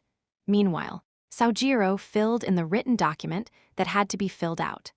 Apparently, the fingers of a chubby boy were more stable than that of 3 girls, so the resulting plan document looked quite professional. Once they finished fine-tuning it among themselves, they showed it to Jitae and Mihailov. This was Mihailov's suggestion, that they allow the cadets to consider it themselves without having the Guardians' help from the get-go. The Regressor agreed without saying anything.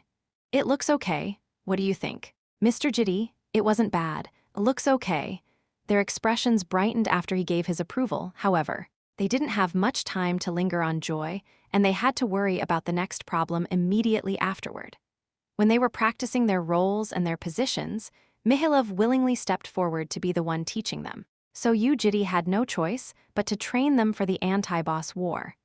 The boss of the underground fissure will abuse its gravitational blessing once it turns into a human type. If it does succeed, you guys will be unable to move while the boss flies around like a fly, so the sharpshooter's role becomes very important in order to allow the front fighters to deal damage. The front fighters here meant Yoram and Sophia. After noticing the importance of their role, the other 2 became nervous. The training method itself was simple. Jitae manipulated the mana and artificially added 20 times the gravitational force onto the entire alternate dimensional training room. In an instant, Kim Jae-in's posture crumbled. Since almost a ton of weight had suddenly been added to her back, trying to keep herself on her feet was the most she could do. Meanwhile, Saojiro fell on his bum. Watching Jitae's godly manipulation from a distance, Mihailov let out a gasp inwardly. Did he just raise the gravity of an entire dimension without using a blessing? How delicate does his mana control must be in order to achieve that? I knew he was a monster, but... While he was astonished, Jitae walked up to Kim Jae-in, who was struggling to stay standing up, and opened his mouth. This is the best method for short-term improvement. As long as you get used to the gravity once, you'll catch on and it'll be easier the second time. Kim Jae-in appeared to have meant it when she said she might loathe herself if she held Yoram back. Despite drooling and tearing up, she held her ground. Saojiro also stood back up with difficulty. You raise your musket, and you your bow. The weapons that were usually easy to lift were currently so heavy that their muscles threatened to rip apart. Kim Jae-in clenched hard to the point that her teeth might crack while squeezing everything into her shoulders. But it all failed. The musket felt like a metal ball with a person attached. How could she possibly raise this with one hand? Seemingly indifferent to their thoughts, Jitae apathetically opened his mouth. "Raise your weapons." Sojiro managed to succeed before her. He was stronger than her as a male, and the bow was relatively lighter than a musket. After struggling for another 30 minutes or so, Kim Jae-in finally managed to raise the musket and point it at Jitae. Seeing that, he scattered the mana that was oppressing the alternate dimension. Collapsing onto the ground, Kim Jae-in held her stomach and began throwing up on the ground. Mihailov dashed forward in surprise and tapped her on the back, while collecting her breath, and with her drenched bangs covering more than half of her eyes. She asked Jitae, "Did Yoram go through something harder?" He didn't reply. "Rest up, we'll start again after 10 minutes. "Yoram, did Yoram train in something that was harder than what we just did?" He remained silent, and after realizing that his silence meant a yes, Kim Jae-in turned blank for a while. She saw Yoram, who was still smoking a cigarette in a corner of the alternate dimension, in a different light. This must be why we're no good. The training session continued, and by nighttime, Sojiro and Kim Jae-in were both able to cope with 20 times the gravity to a decent level. However, their mentality had received a great impact, and they looked 20 times more depressed than when they joined the group. While staring at the disheartened kids, Jitae decided on something. He took them and headed to the commercial district and entered an extremely elegant artifact store. Weapons and armor artifacts lining up like masterpieces welcomed them. Confusion replaced the depression that were on their faces. The two of them did not have a decent artifact and were carrying simple weapons that were provided by Lair. It was because they didn't have guardians and didn't receive any support from households or guilds. "Choose one." "Sorry, I'll buy it for you." Really? But the regressor remembered back when Yoram was dispirited, and also remembered how Bomb helped her cast away the depression. Startled, the kids shook their hands saying that they couldn't receive something like that, but once those hands carried artifacts, their expressions changed. Jitae used $85,000 there in cash, and the kids followed from behind while carrying their weapons as if they were in a dream. Thank you. They were okay when they were carrying the weapons in their hands, and were fine when he was paying for them as well. But once they began walking down a dark alleyway after exiting the shop, it seemed that memories of her hardships floated back up as Kim Jae-in broke out into tears. She held onto the musket with her two hands and cried for a long time, and Sojiro consoled her while tearing up himself. However, the regressor spoke indifferently. "You have to get up, we're busy." Yes. 3 days was too short for a raid preparation. Grand Conference Room, Colosseo Lair. Jitae and Mihailov were attending the briefing of the assignment performance, Underground Fisher Raid. The professor was still yet to come, and there were about 30 guardians gathered in the conference room, with most of them being guardians of top-ranking cadets. The atmosphere wasn't very friendly. "It's as if they're about to eat each other," Mihailov described the room. There were 30 guardians in total, and most of them were silent. A few of them were openly revealing their killing intent and were glaring at one another. The only source of sound was coming from guardians who usually remained together while others acted like strangers. "What's wrong with them? You haven't heard it yet?" Mihailov lowered his voice and touched his mustache. The Yang household and the Irfan Guild had a big fight. Why? Apparently a cadet called Yang Jinyang and Wang Lai from Irfan had a spar, but one of them insulted the other. And then they happened to meet each other when they were coming out from their rooms. They started bashing each other, and the guardians were grabbing each other by their collars. It was a mess. Lair gave both sides a heavy sanction. "Everyone's crazy for school grades. You're saying that as if it has nothing to do with you, but I heard you grab someone by their collar too." "Damn, you heard that? I wouldn't have said all that if I knew you did." RIL also had a fight recently with the Quintum Guild of Japan. A cadet from the Quintum Guild interfered with the assignment of a cadet from RIL as if by coincidence. Due to that, the cadet from RIL missed out on the due date and wasted all the potential points, time, and effort that had been invested into it. However, not everyone was unfriendly. "Hello, nice to meet you. I'm Ha Jongkwon from the Ha household." Some of them abruptly started a conversation with Jitae. They were guardians of cadets that were slightly lower than the peak despite being around the top ranks. I'm you, Jitae. These days our kids are watching Cadet Yoram's videos a lot. Ah, yes. I knew she was originally a strong cadet, but now she's in a different league altogether. I heard that you were the one that directly trained her. Mr. Guardian, yes, I did. Ah, I think that's truly wonderful. How could you do that in just 1 month? Ah, right. Mr. Pan, come here for a minute. The guardian from the Ha household called a different guardian from China. Nice to meet you. I'm Pan Yang. I'm your fan, sir. Yes. Ah, was that too sudden? I mean, I'm a fan of the Yu household, haha. You know, you uploaded an announcement before regarding Cadet Yoram's individual training methods, right? He did. Back then, we were slightly worried, actually, about whether Cadet Yoram would be able to grow nicely or not. Well, I guess it would be strange to worry despite never talking to her before, but she threw us all off guard by growing so much stronger, right? The Chinese guardian laughed out loud.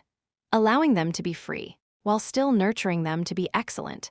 Isn't that something worthy of respect for every guardian out there? Mr. Pan, the Chinese guardian, gave a clap. Since Yoram was consistently in an upward trend in the competition, her name value thus increased, which seemed to have naturally spread word about Jitae's story. Now, there will be conversations held behind his back by people he didn't know, whether that was good or bad. Even now, there were people throwing glances at him. Some of the thoughts that were behind those gazes weren't so friendly. Because Yoram's 25 consecutive wins was founded upon the defeats of 25 cadets, Jitae had looked into their names and organizations. Ah, now's not the time for this. Would it be okay for me to introduce my acquaintances? Next up, guardians from Norway and Argentina greeted Jitae.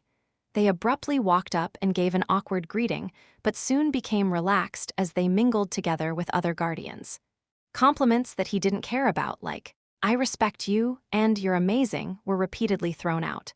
By the time he realized it, Jitae was covered by guardians on all 4 sides. He didn't think much of it, and there wasn't much he wanted to say either, so he just nodded in response to their words. Ah, can I ask for a selfie together if you're okay with that? Ah, I would like to ask the same if possible. Middle-aged men pushed their watches out, and since there was no reason to turn them down, Jitae took a photo with them. Should we take a group photo? For some reason, Mihailov was suddenly tasked with taking a group photo. The middle-aged men laughed and chattered while sharing photos. The regressor was slightly dumbfounded. When's the professor coming? Until the start of the assignment performance, be Underground Fisher Raid, there was 1 day left to go. Chapter 114, The Thing Wriggling in the Depths, 4, the assigned preparation time was only 3 days. However, it wasn't a short period of time because they only slept 2 hours a day. It was to the point that everyone other than Yoram, including Sophia with her high standards, almost vomited from the schedule. Saojiro went as far as to cry and whinge. Would a day that I work this hard come ever again in my life? The preparation time they spent while vomiting and crying was nearing its end. Finally, the day of the B Underground Fisher raid arrived, 5 a.m. After a simple injection, they were hurriedly admitted into the first aid facility of Colosseo Lair. It was an idea from Mihailov so that they would be able to have a short yet effective rest. 7 a.m. Jitae woke them up and took them to a virtual dungeon for the final realistic training drill. Meanwhile, Mihailov went around receiving munitions like the essential protective equipment and protective artifacts. 8 a.m. They wore the supplied equipment and tuned them so that they were a perfect fit for their body. The process usually took about an hour or 2. And 9 a.m., with only 3 hours left until the start of the raid, they had a quieter breakfast than usual. The 3 cadets excluding Yoram were evidently quite nervous. I don't like it. Don't like what? Why's the team name? Yoram and the Losties? You're saying that now? Yesterday was too busy for me to say anything. Sophia grumbled. I do what I want. Yoram giggled, but the 2 of them stopped joking around after that. Guys, if you're done with eating, let's wear the artifacts and take a nap. We need to gather and start the formalities after an hour or so. In response to Mihailov's words, the cadets opened their jewel boxes and took out the protective artifacts. The thick necklace made of black metal had a deep greenish jewel hanging in the middle. Protective necklace? It was a level 1 artifact necklace. Unlike normal necklaces, The protective ones had several devices attached on it that concealed various thorns, and in order to wear it properly, the thorns of the device had to pierce through the skin slightly. The device was made like that to protect not only the outside, but the inside as well. Huck, this looks like it'll hurt a bit. It will sting a little. I'll teach you how to wear it, so follow me precisely. You might end up with a few holes on your neck otherwise. Mihailov placed the necklace on his neck and pressed on various buttons to stabilize it on his neck. The kids were about to copy him and hang it around their neck. That was when Jitae, who had been quietly watching over them, stood up from his seat. He was always quiet and his movements were relaxed. So when he moved at a pace that could be considered slightly urgent, the cadets all gazed at him. WH. What's wrong? The regressor walked up to Sojiro. He then grabbed the necklace hanging on his neck. As if he was seeing something different from others, he stared deeply into the necklace. Soon, he immediately turned his body and approached Yoram. Why? And before Yoram could stop him, he pulled the necklace out of her neck. Confusion appeared in her two crimson eyes. What is the issue? What's wrong? Is there something weird? Voices of doubt were heard. It's a defective item. Defective? Yeah, Mihailov frowned. That's strange. It's straight from the munitions department and they have gone through a safety check without a problem. I've checked at work as well. Wouldn't we know if we put it under the light? Raising it up. The regressor placed it under the sun. Indeed, light scattered evenly and the flow of mana was stable as well. It was true that it appeared normal on the outside. No, this really is defective. A protective necklace had three functions. One was the protection of the physical body. By casting a thin layer over the body, it would protect it from external shock. It could be considered as a simplified version of statue of competition. The second function was the protection of the internal body.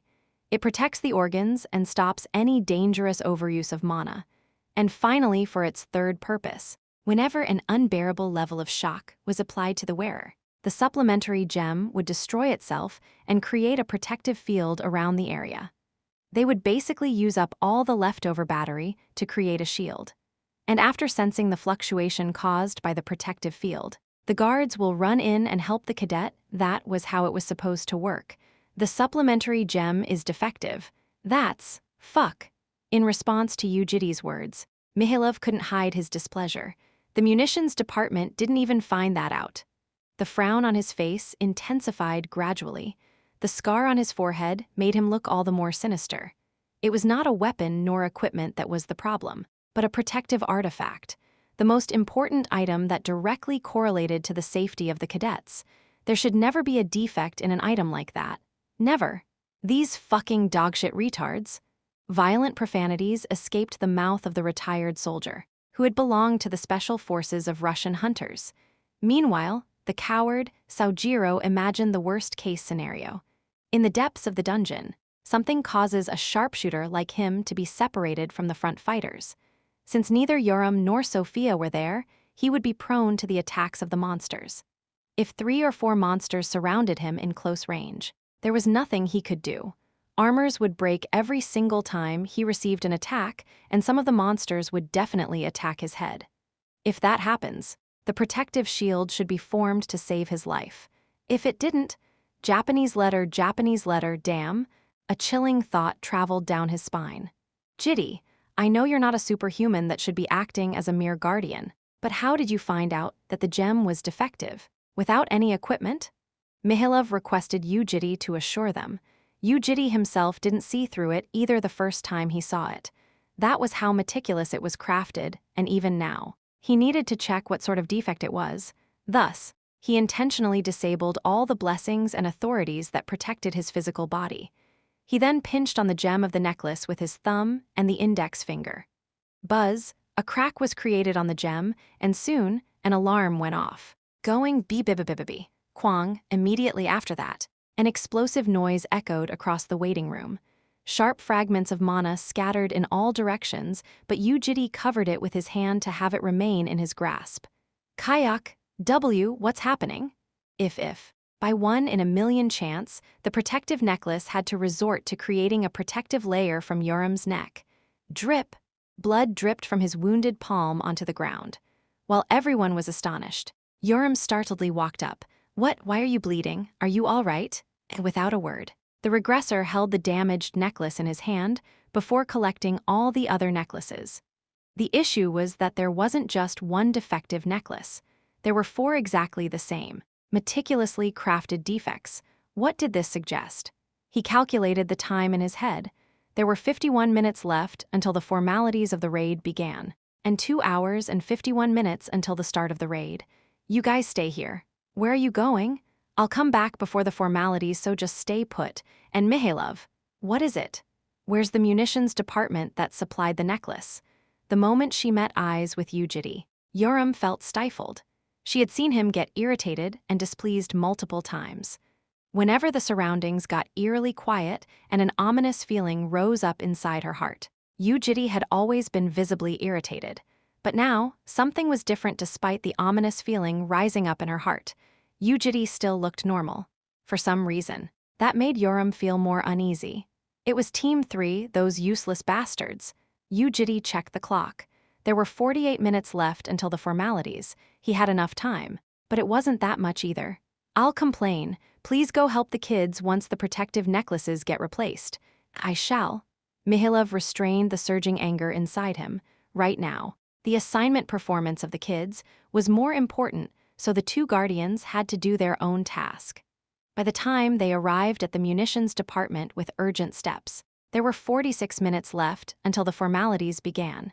Jitae pushed wide open the door of the office next to a large storage and walked in. Inside were Korean staff members eating jjajangmyeon. Some of them got upset at the uninvited guests that walked in without even knocking or setting an appointment, while some were astonished after recognizing Mihailov and the orange guardian name badge.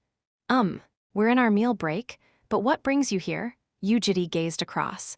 There wasn't anyone who was downright evil in the eyes of Equilibrium, SS. It's him. But when Mihailov pointed at someone, Jitae walked up to him. Then, he slapped him on the cheek without a word. The slapped one fell back alongside the sofa he was on and rolled on the floor. Shocked, the officials were frozen stiff while the guards began moving. What is this about? Mr. Guardian? Mihailov stepped forward. I'm Mihailov from RIL. Defects have been confirmed from necklaces supplied for a B dungeon raid, and there is less than an hour left until the formalities. I would like to ask the artifacts to be swapped right now. After roughly understanding the situation, one of the staff members went to the storage and brought protective necklaces. Then, if you could allow us to collect the necklaces that you consider defective. How dare? Mihailov yelled sonorously. Immediately after receiving the boxes, he opened it up and showed the necklaces to Jitae. Jitae nodded. These were authentic goods. You can go first. The formalities required time. Mihailov had to leave right now. As soon as Mihailov left, the guards surrounded Jitae, and the slapped one struggled before managing to stand up. He wasn't dead after getting hit by Jitae, because he didn't kill him. Excuse me, how could you just hit someone like that? Where's the director of the munition department? Seeing that Jitae was looking for the head of the department immediately after what he did, the staff members shouted aggressively. Hello, do you hear me? Just because you're a guardian doesn't mean you can do that.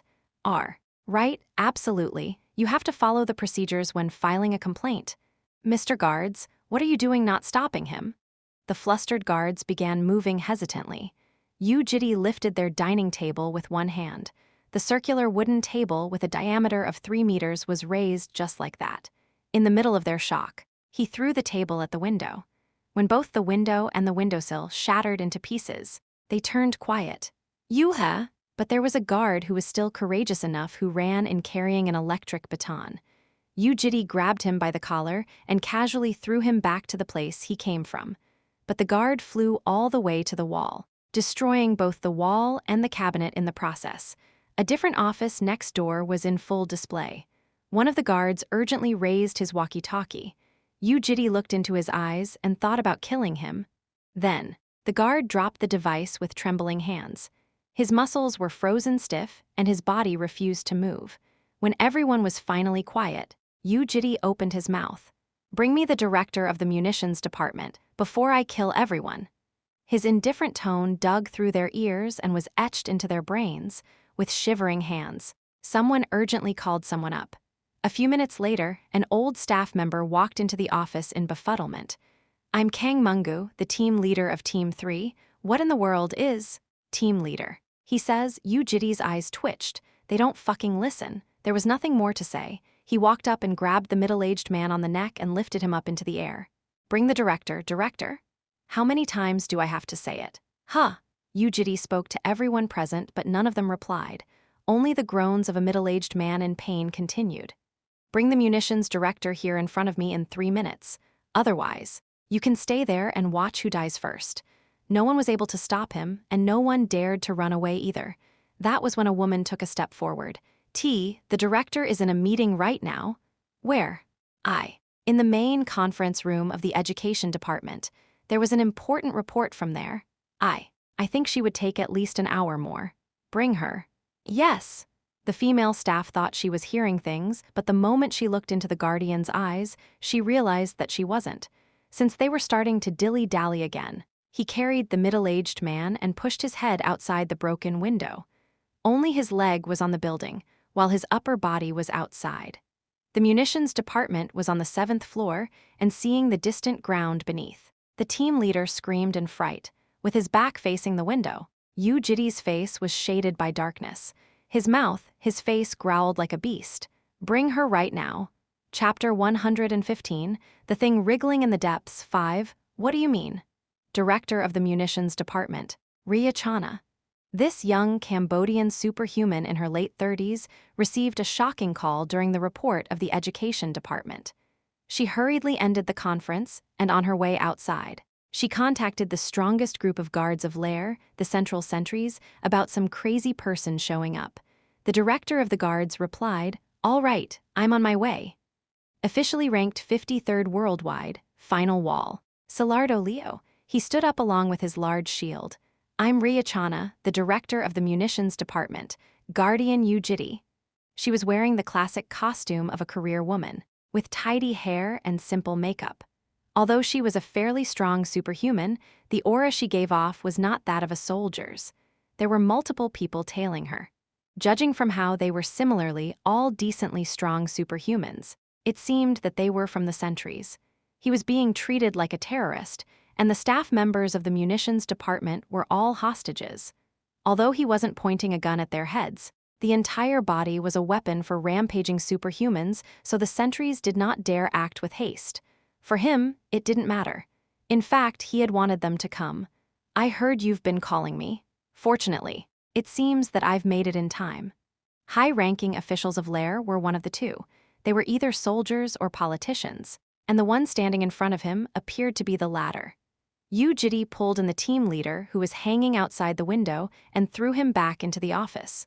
While coughing desperately for breath, he crawled on all fours and quickly hid behind other staff. Please calm down. We will definitely be able to solve this problem with a conversation. What made you act so violently in the office of the munitions department? If you discuss it with me, I would surely be able to help you without putting what happened into account. With stealthy words and a secretive question, they induced others to answer them. It was the typical speech technique of politicians. More questions would be made depending on the response of the opponent, which would then lead to more questions. By having the opponent reply like that, politicians tended to gather information. Who does she think she is to dare crawl up? The level 1 protective necklace artifact. What's the supply channel? I see. So there must have been a problem with the protective necklace. What was the problem, I wonder? I asked for the supply channel. If I hear what the problem is, I think it would be easier for me to give a more suited response. Jitae was a terrorist, so she compulsively thought that the flow of the conversation cannot be handed over to a terrorist. Guardian Jitae, I sincerely think it's a shame that we have made you this upset. As you are probably aware, the supply channel is slightly lengthy and needs to be checked before we can give you precise information. So please calm down for now. The innocent staff members of the munitions department are shivering in fear. Miss Director. Yes. Are you not going to say the supply channel of the defective item? Riachana's eyes shook greatly. She wasn't able to reply to his question for some time. Please give me a second. First, please let us apologize for what happened. A defective item? It really was a big problem. I'm extremely sorry for what happened. But her favorability that was revealed by the voice was a clear dislike. Excuse me, but When you say there's a defect, may I ask what sort of problem it had? I don't know the details yet. The supplementary gem had an issue, and mana scattered instead of creating a shield. Ah, such a thing. Right after she slurred the end of her sentence, Riachana slightly raised her voice. But that's strange. All the artifacts get double-checked by the inspection team before being sent to the munitions department. They all get confirmed that they are genuine before they are supplied to the cadets. However, there's no way you would be lying. First off, I think it's a great shame that a defective item had appeared, and we will provide more than enough compensation for what happened. I'd assume that you won't be able to avoid a disciplinary action from Lair, but as long as you calm yourself down, she blabbered on. Yujiri closed his eyes for a second. Whatever it was, they consoled and tried to deal with everything with money so that others wouldn't delve in any deeper and create more problems. Since there were many onlookers, politicians always had credibility behind their words. However, he wasn't interested in something like that. You're putting it in a weird way. And sorry, even if I call it a defective item, you can't call it that. What do you mean? It's a defect in supplementary gems and not random manufactured items. 4 of them. At that, the same problem, and they all happen to be sent to the 4 cadets on our side. And yet the serial numbers aren't even in an order. Is this still a defect? In the first place, this wasn't a defect. It was definitely touched by someone and they had been adjusted. Wait, there must have been an error. You wanted to hear. So I told you, and now you chit-chat as if you're in a negotiation. Do you think I'm here to bargain? You still don't understand your position? His killing intent overflowed and flew across. The neck of a superhuman guard was bent in an unnatural angle. Q-Huck, he shouted, to which the onlooking staff members reacted by screaming and increasing the distance. He could sense multiple presences outside the building twitch, but since the injured one was a guard and not the director, they did not move. Shock painted the eyes of the middle-aged woman. Try cutting my words off again with nonsense. Riachana's lips were closed shut. In that instant, she couldn't control the trembling of her legs. Supply channel of the necklace. Supply channel, the voice resembling the growling of a wild beast forcibly opened Riachana's lips. We bring them in from the Virian Magic Stone Industrial Complex. Already crafted. Management staff. All the artifacts stay sealed in the basement of the storage. The administrator of the storage room, staff members of the munitions department, and several managers are able to open it in special cases. Who went in? Henry, please bring him the entry record. Yujiri confirmed the names of the people who had gone in and out of the underground storage. Bring everyone that's in here. In seconds, staff members and high-ranking officials of Team 3 that were written on the list gathered in front of him. Fortunately, there wasn't anyone working outside the office. Answer yes or no. 5 people, including Riachana, were unable to look into his eyes properly in fright. I am related to this protective necklace incident. They appeared confused, but after furtively glancing at each other, they answered no, without saying anything. Yujiri continued with the next question. I received bribes from someone. Perhaps because they were more at ease after saying it once, the second reply came with haste. They all replied, no, I am the culprit. The third question. They were all aware that the same thing had happened without a problem 2 times already. Now, they all merely thought about when this strange question and answer session would end. Therefore, they were slightly more relaxed when they replied. No. That was when Yujiri walked up to a man and stood in front of him. From a head above the man, he gazed down at him at a distance where his forehead might even touch him. This might be how a rabbit would feel when there was a tiger in front of it. You're the only one that needs to reply now. Sorry, the team leader of Munitions Department Team 3. He was the same one who had been grabbed on the collar by Yujiri, called Kang Mungo. In surprise, he looked away from Yujiri's eyes. Seeing the sudden turn of events, everyone else also held their breaths and watched the two. Yang Household, Irfan Guild, Brzenk Family, one of these organizations was the briber. Reply, no, Citri, Kane, Bright Moon, Heaven-Defying Sect, Young Household, Pan Household, one of these was the briber. No, it's one of them. Sorry, who is it? The Regressor's voice became even lower. I'm asking. From the aura suffocating him, Kang Mungu was unable to do anything. He had trouble breathing and couldn't even blink his eyes. However, Since Jitae's gaze remained only on Kang Mungu, Riachana was able to come back to her senses. She was a superhuman who had experienced the war as a daughter of a countryside village head, who had also stood firm for 20 years within a group of vicious soldiers. The sentries were yet to move. It was because they had sensed a new incident from the man's mouth, and because the man wasn't as violent as he first seemed.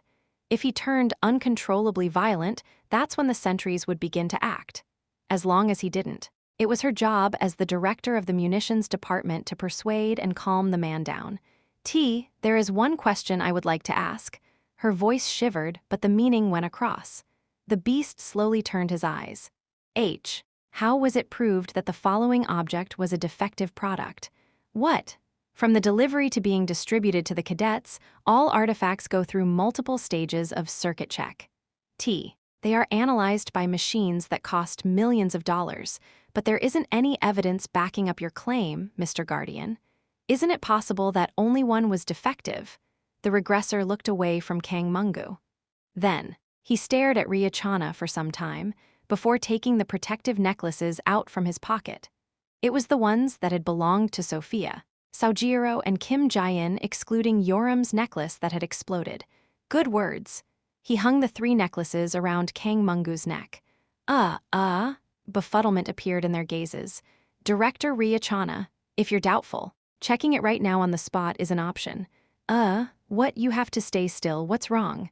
It's in shock. Kang Mungu brought his trembling hands to his neck. Jitae slowly held onto his hands and grabbed it, following a sharp shriek. The bones were broken. Stay still, you said you didn't do anything. A few of the staff members had already fainted on the spot and were being supported by the ones next to them. Jitae turned back to Riachana.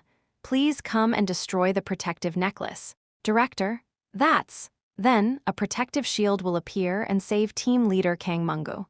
Her doubt rapidly vanished. Riachana looked at Kang Mungu and hesitated. If it really was defective as Jitae had said, it would be detonated the moment it was destroyed and kill Kang Mungu in the process. If he was right, a colleague whom she had been working with would die in her hands. Kang Mungu was about to open his mouth and say something, but Jitae did not allow it. He reached forth and covered his mouth. While Riachana was hesitant, Jitae grabbed Kang Mungu by his arm and revealed his back. Then, he kicked a weapon that had been dropped by a guard and sent it to Riachana. Come here and destroy it. If the shield protects the team leader, that means I'm just a crazy idiot that did random nonsense. I'll take responsibility for everything that happened here today, and I'll follow everyone that came here obediently. The director, who was suddenly made to hold the weapon, didn't know what to do. There wasn't any concrete or clear evidence, but she had a strong gut feeling that dissuaded her from destroying it. What's the hesitation for? But the man's voice was like a sticky poison that forced her to make a decision. It's a protective necklace, right? Riachana couldn't look into his eyes. Quackakang, it was then. The ceiling of the 7th floor crumbled down as a large man fell in between Jitae and Riachana. Carrying a large blue shield and having a fluctuating aura of mana, the enormous man with a rigid expression gazed down at Jitae. Please stop there, Mr. Guardian. It was the director of the sentries, Salardo Leo. Chapter 116, The Thing Wriggling in the Depths, 6, Salardo Leo. He was the director of Lair's sentries, and was at the same time the representative of the strictest investigation authority of the Academy City. Although he was also a director, he was different from the director of the munitions department who played around with numbers on a chair. Salardo had already been a world ranker during the Great War, back when he was in his 30s. With his body that had been enlarged after a transfusion of a giant's blood, he reached 3 meters in height. Even Jitae, who was on a fairly tall side, looked small like David standing before Goliath. The regressor reflected back on the previous iterations. Salardo Leo was an individual that would play a big part in the upcoming Second Great War, and was one of the few remaining soldiers that wholeheartedly devoted themselves to the well-being of humanity. In this time of despondency, he was the type of person that had to live at all cost, but Jitae wasn't interested in that right now. I'm Salardo Leo, the director of the sentries, for assault, violence, blackmail, damage to property and, well, a few other reasons, I will now arrest Mr. Jitae, the Guardian. As the Guardian, you have the right to keep silent and can hire an attorney. Do you have any objections? Blue mana fluctuated from the large shield on his left. Jitae nodded indifferently. Whatever the reason, he had done a bad thing and was naturally a target of arrest. I do not. Then I ask for your cooperation during the process. He took out a chain artifact used for arrests. However, seeing that Jitae remained standing without doing anything, the giant stopped moving and opened his mouth. However, you do not need to worry too much. From what I have just seen, I can understand why you would be upset as the Guardian. As long as you cooperate nicely, most of your offenses would be reconsidered. Wait please, there's something I've yet to hear. Jitae interjected. Sorry, let me ask one last question before I go. He walked past the giant and headed to Kang Mungu. It was because he hadn't confirmed who the briber was yet. Kung, but that was when a large foot reached out and blocked him from advancing any further. Salardo's leg, which had suddenly appeared, caused the regressor to halt his feet. I apologize, but you cannot. What? You will not be allowed to approach him. I ask for your understanding. The sentries have confirmed that an investigation into the protective necklace incident is warranted, and we have already requested the education department under my name as the director for a warrant. He was saying that the rest was for the police, not for citizens. Jitae placed his hand on the back of his neck and massaged it a few times. Then I won't approach, and will only ask. We can't allow that either. For what reason? We shall talk once we get into the car. Let's go. Then I can't go either. The deep eyebrows of the giant twitched. Although he had retired when he began hunting the demons in full scale, Jitae had belonged to Lair's local police force in the past. There were strict regulations regarding investigations, which was also the same for Lair's sentries. But none of the regulations required officers to stop others from asking questions, especially in a situation like this where the assailant was not clear. In other words, it was just Salardo being obstinate, probably trying to be the one leading the situation. You'll have to go, because I'm planning on taking you along.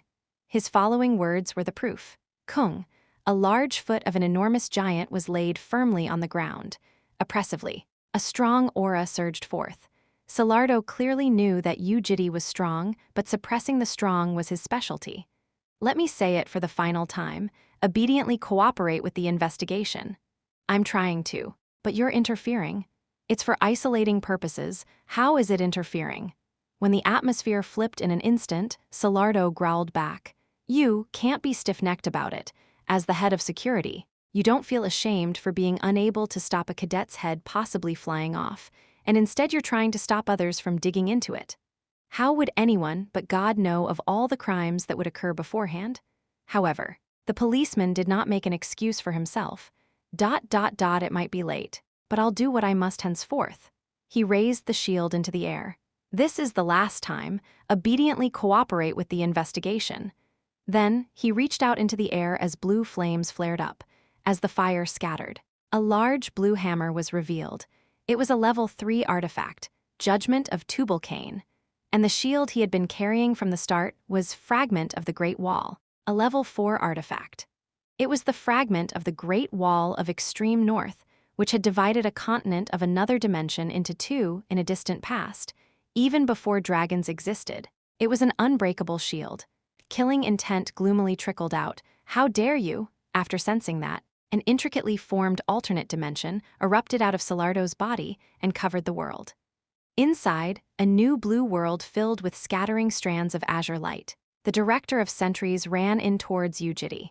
Evil one! His yell shook the dimension. Each step of the large body trembled the dimension like hundreds of buffaloes, shaking the ground and flooded Jitae. Mana gathered onto the hammer. As the blue light exploded out with its luminosity, it resembled a falling comet and gushed towards Jitae. Kwang! But the light was blocked by something, and its vigorous strike bounced back. The bluish mana stormed like a tornado back to where it came from and pushed the world away. As the alternate dimension wavered and trembled, flames sparked into the air. Salardo doubted what he was seeing. The hammer was stopped in midair and was unable to be pushed any further. Shapeless sword, SS. The regressor easily pushed his sword forward, and both the hammer and the giant were pushed back, lowering his body. He ran in at Salardo for a stab. Despite his speed reaching a point where he was invisible to the eye, Salardo instinctively managed to match the invisible sword with the center of the shield and block the stab. Quagagagek, a tremendous impact unstabilized the shield. That one clash greatly surprised Salardo. It was a stab. How could a simple stab be this heavy? Jitae approached him again and swung something in a big motion. The moment Salardo thought to himself that he had managed to block it again, that something dug into the shield and his body flew dozens of meters and crashed into the ground. A simple suppression would never work at this rate. He resolved himself.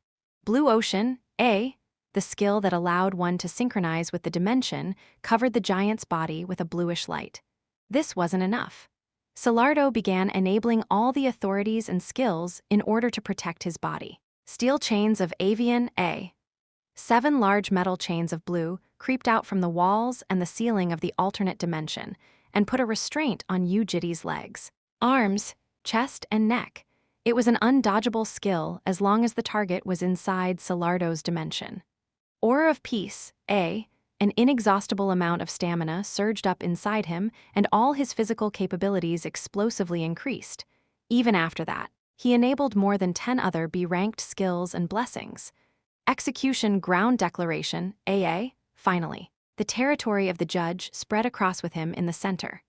All the proclaimed evils inside the domain lost a portion of all their abilities, which then supplemented Salardo's strength. All sorts of transcendent lights surged out of his body. Now, he was stronger than average organizations of superhumans. It was then, the moment Salardo finished his preparations, he was instead shocked and couldn't move. He muttered, "What in the?" Execution Ground Declaration, was the strongest authority he had.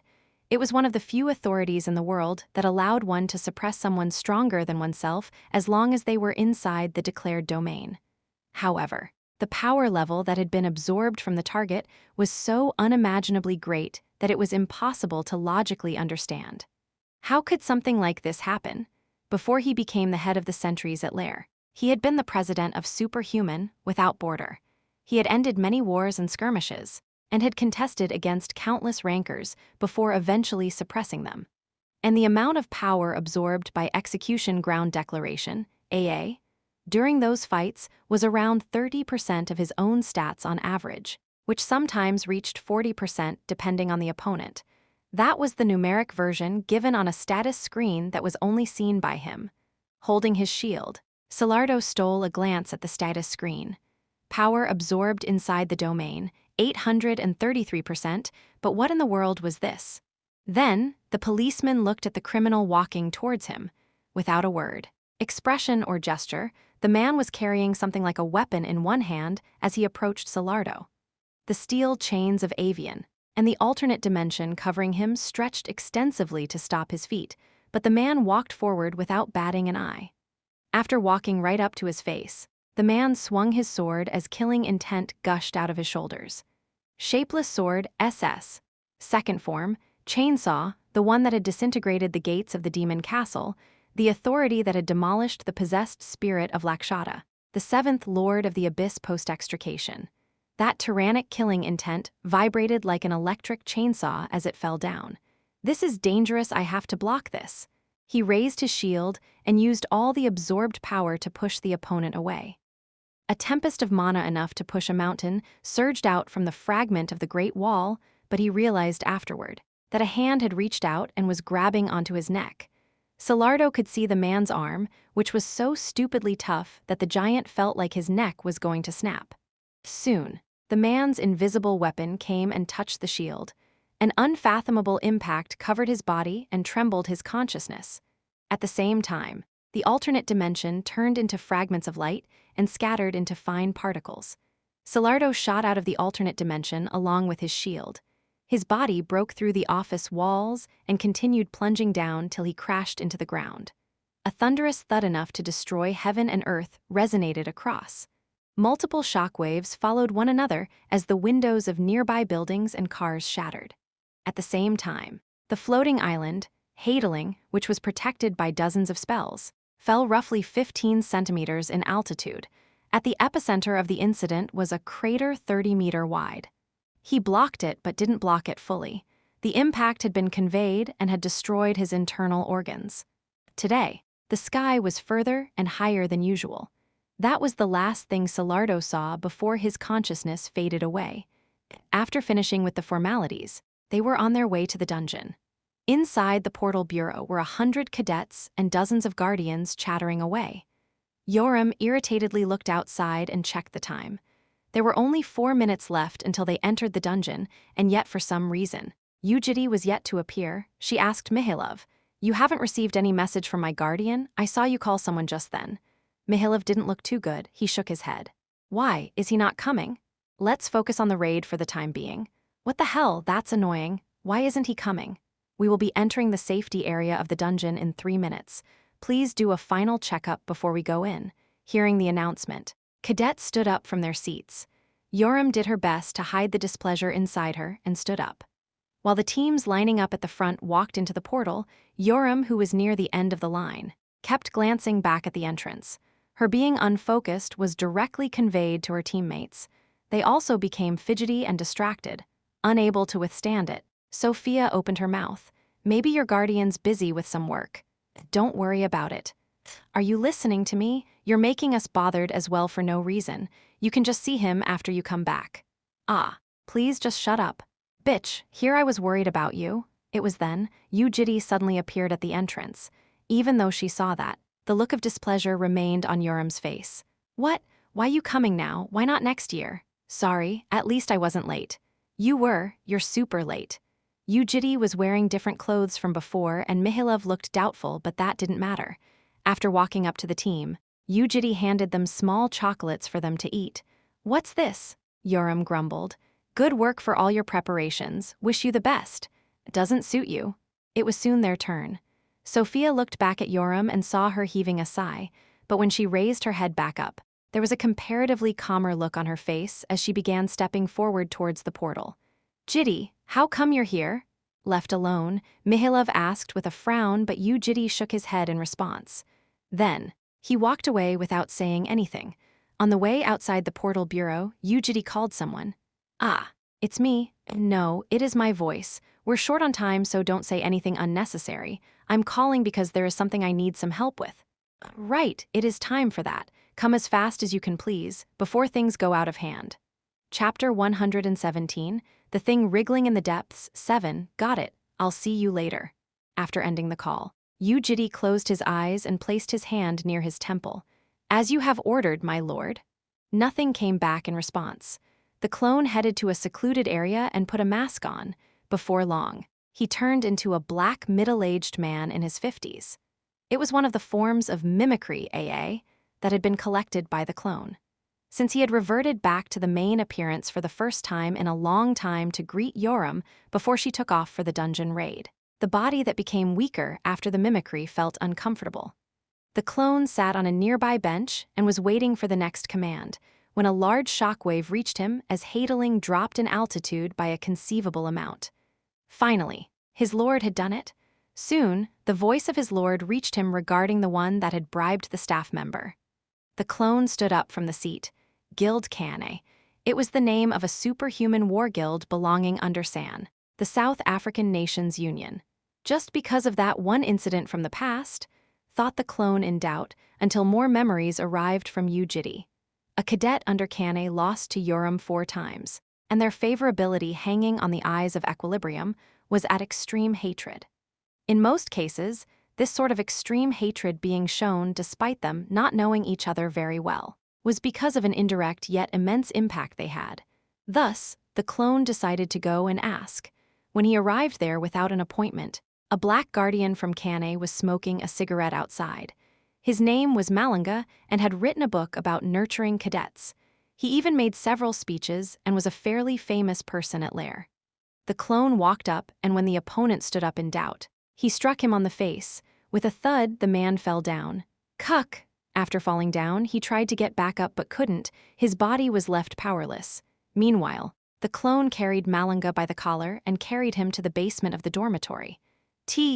Damn, who in the world are you? Seemingly high on drugs, Malanga's eyes were hollow. His large body as well as his head was heavily shaken by the fist thrown out by the opponent. and Malanga realized that the opponent was in a different league. The clone looked into his eyes and muttered, "Everything's gone down the drain because of you?" "What?" "All the strategies and hard work of driving the U household out from Lair were ruined by you." Doubt appeared in Malanga's eyes. He glared at the clone, who appeared like a black male, and touched his own wounded cheek. Then, he heaved a sigh. "Where are you from, San? You don't need to know." "Damn it, so someone else was doing it already, huh? I guess it doesn't make sense for everyone to be quiet when those idiots were thinking so highly of themselves." Sharpness dissipated from the clone's aura. "It's unfortunate that I somehow interrupted you. I apologize, but isn't it too much to just come up and chuck a fist? You better shut your mouth. Unless there's a decent reason behind it. You'll get smacked to death today by me." "Damn, how'd you find out it was me?" "Munitions Department, Kang Mungu." Hearing the name leave the clone's mouth, Malanga shook his head with a sigh. "Damn it!" Seemingly feeling betrayed, Malanga repeatedly shook his head. "But you know, brother, don't be like that when we're all in the same boat. Were you the only one that lost something?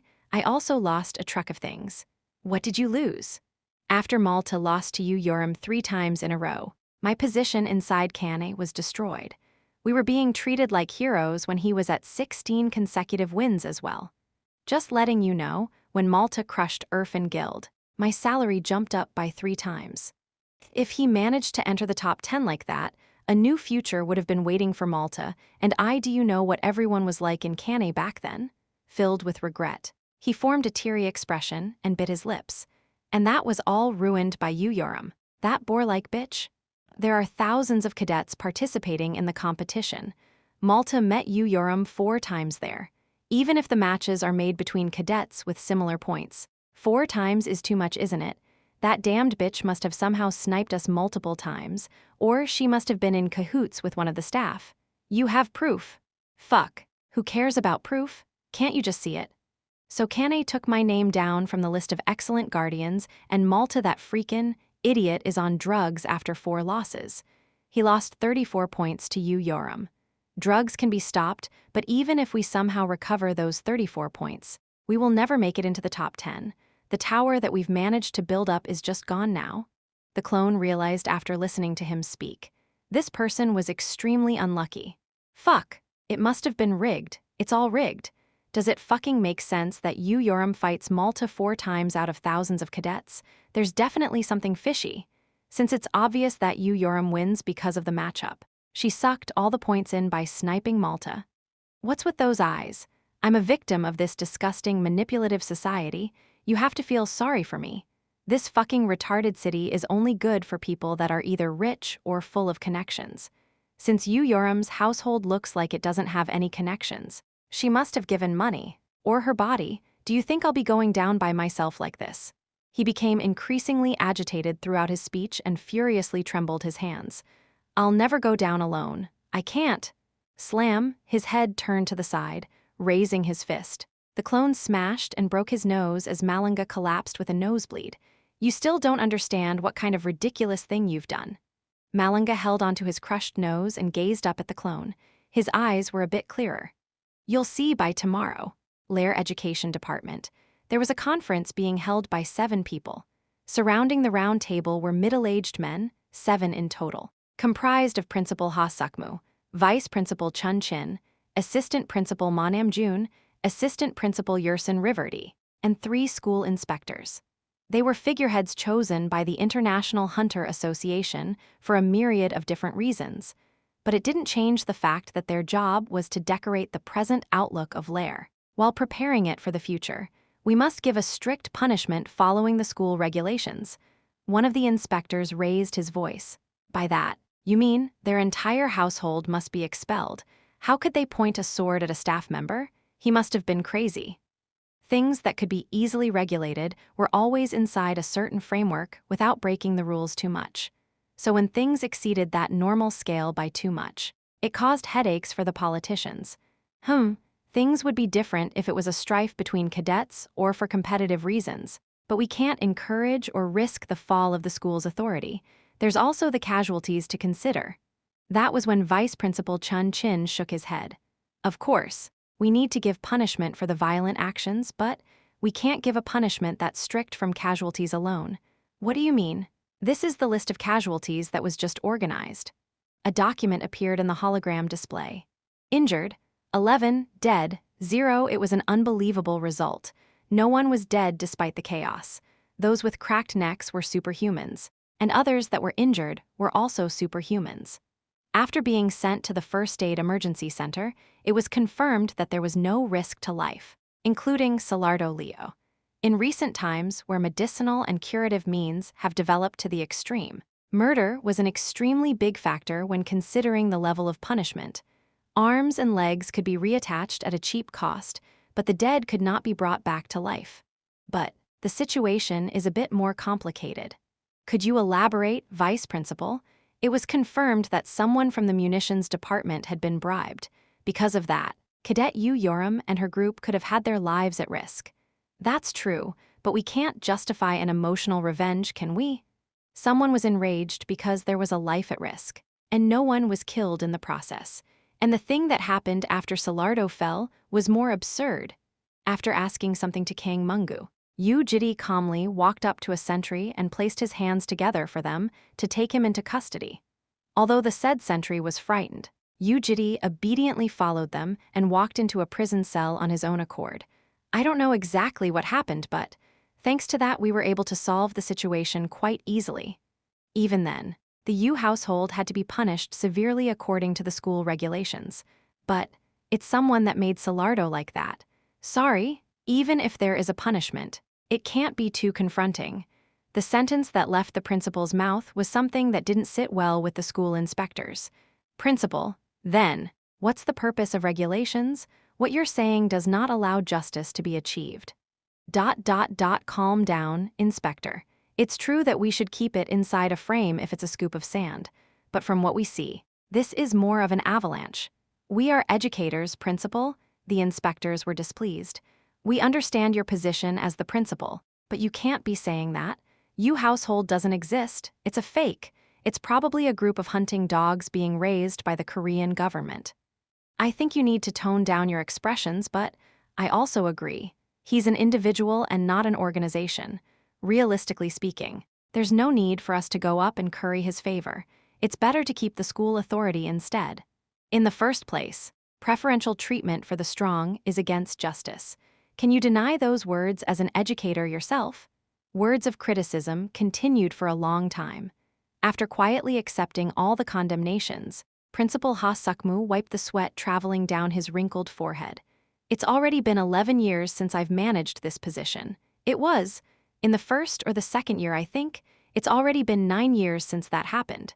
His downhearted voice caused everyone to remember the same incident. As you all know, both Lair and the sentries were stricter back then, and we were the epitome of military academies. It was almost straight after the war, after all, and punishment was given for almost everything. The old figurehead continued with a sorrowful expression. When family head Yang Yongkook? No, he wasn't the family head back then. When he pointed a sword at the sentries back then as a guardian, did any one of us say the same thing about him? That's a different story. Is it not? There were actual victims back then. It's same in the sense that no one had been killed. What's different is that they are a household with the Korean government behind them. Does justice sleep sometimes and stand up occasionally depending on the situation? Is that justice? Principal, since when were we true educators? That was when the catastrophe-ranked demon, Assistant Principal Ma Namjoon, opened his mouth with the slithery tongue of a snake. If you would give me a chance to speak up. Gazes gathered onto Ma Namjoon. The situation is different from Yang Yongkook's incident. As long as their household isn't on solid grounds already, I think there is a slightly better method. What do you mean by that? Yang Yongkook back then already had the Korean government on his back. Even though his household wasn't that great, it could grow immensely anytime. Since someone strong already had a good background, it was impossible to regulate him. But the Yu household was different. When I tried asking them, the Korean government vehemently denied all connections with the Yu household. Aren't they doing it in secret? Who knows? What's important is that they've denied it on the outside. By giving them a productive punishment here, we can form a positive relationship with the guardian. Besides, Lair also needs more power right now, right?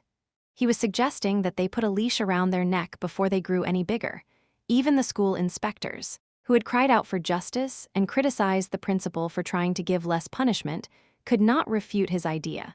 If the household didn't have much power, isn't it possible to control and use them in some way? It was then. Some guests have come to stand for guardian Jitae.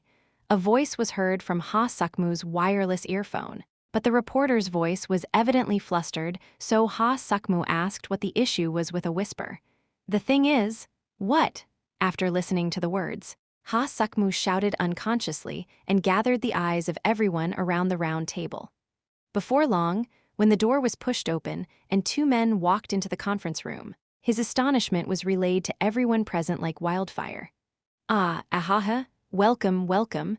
How come you have come such a far distance, despite having so many things on your hands? Without even waiting for his secretary to greet them, Ha Sukmu stood up from his seat and welcomed them. Chapter 118, The Thing Wriggling in the Depths, 8 in surprise. Chun Chin, the assistant principals and the school inspectors all stood up. For a split second, Assistant Principal Ma Namjoon's face crumpled viciously, but he too had no choice but to stand up after changing his expression back to normal.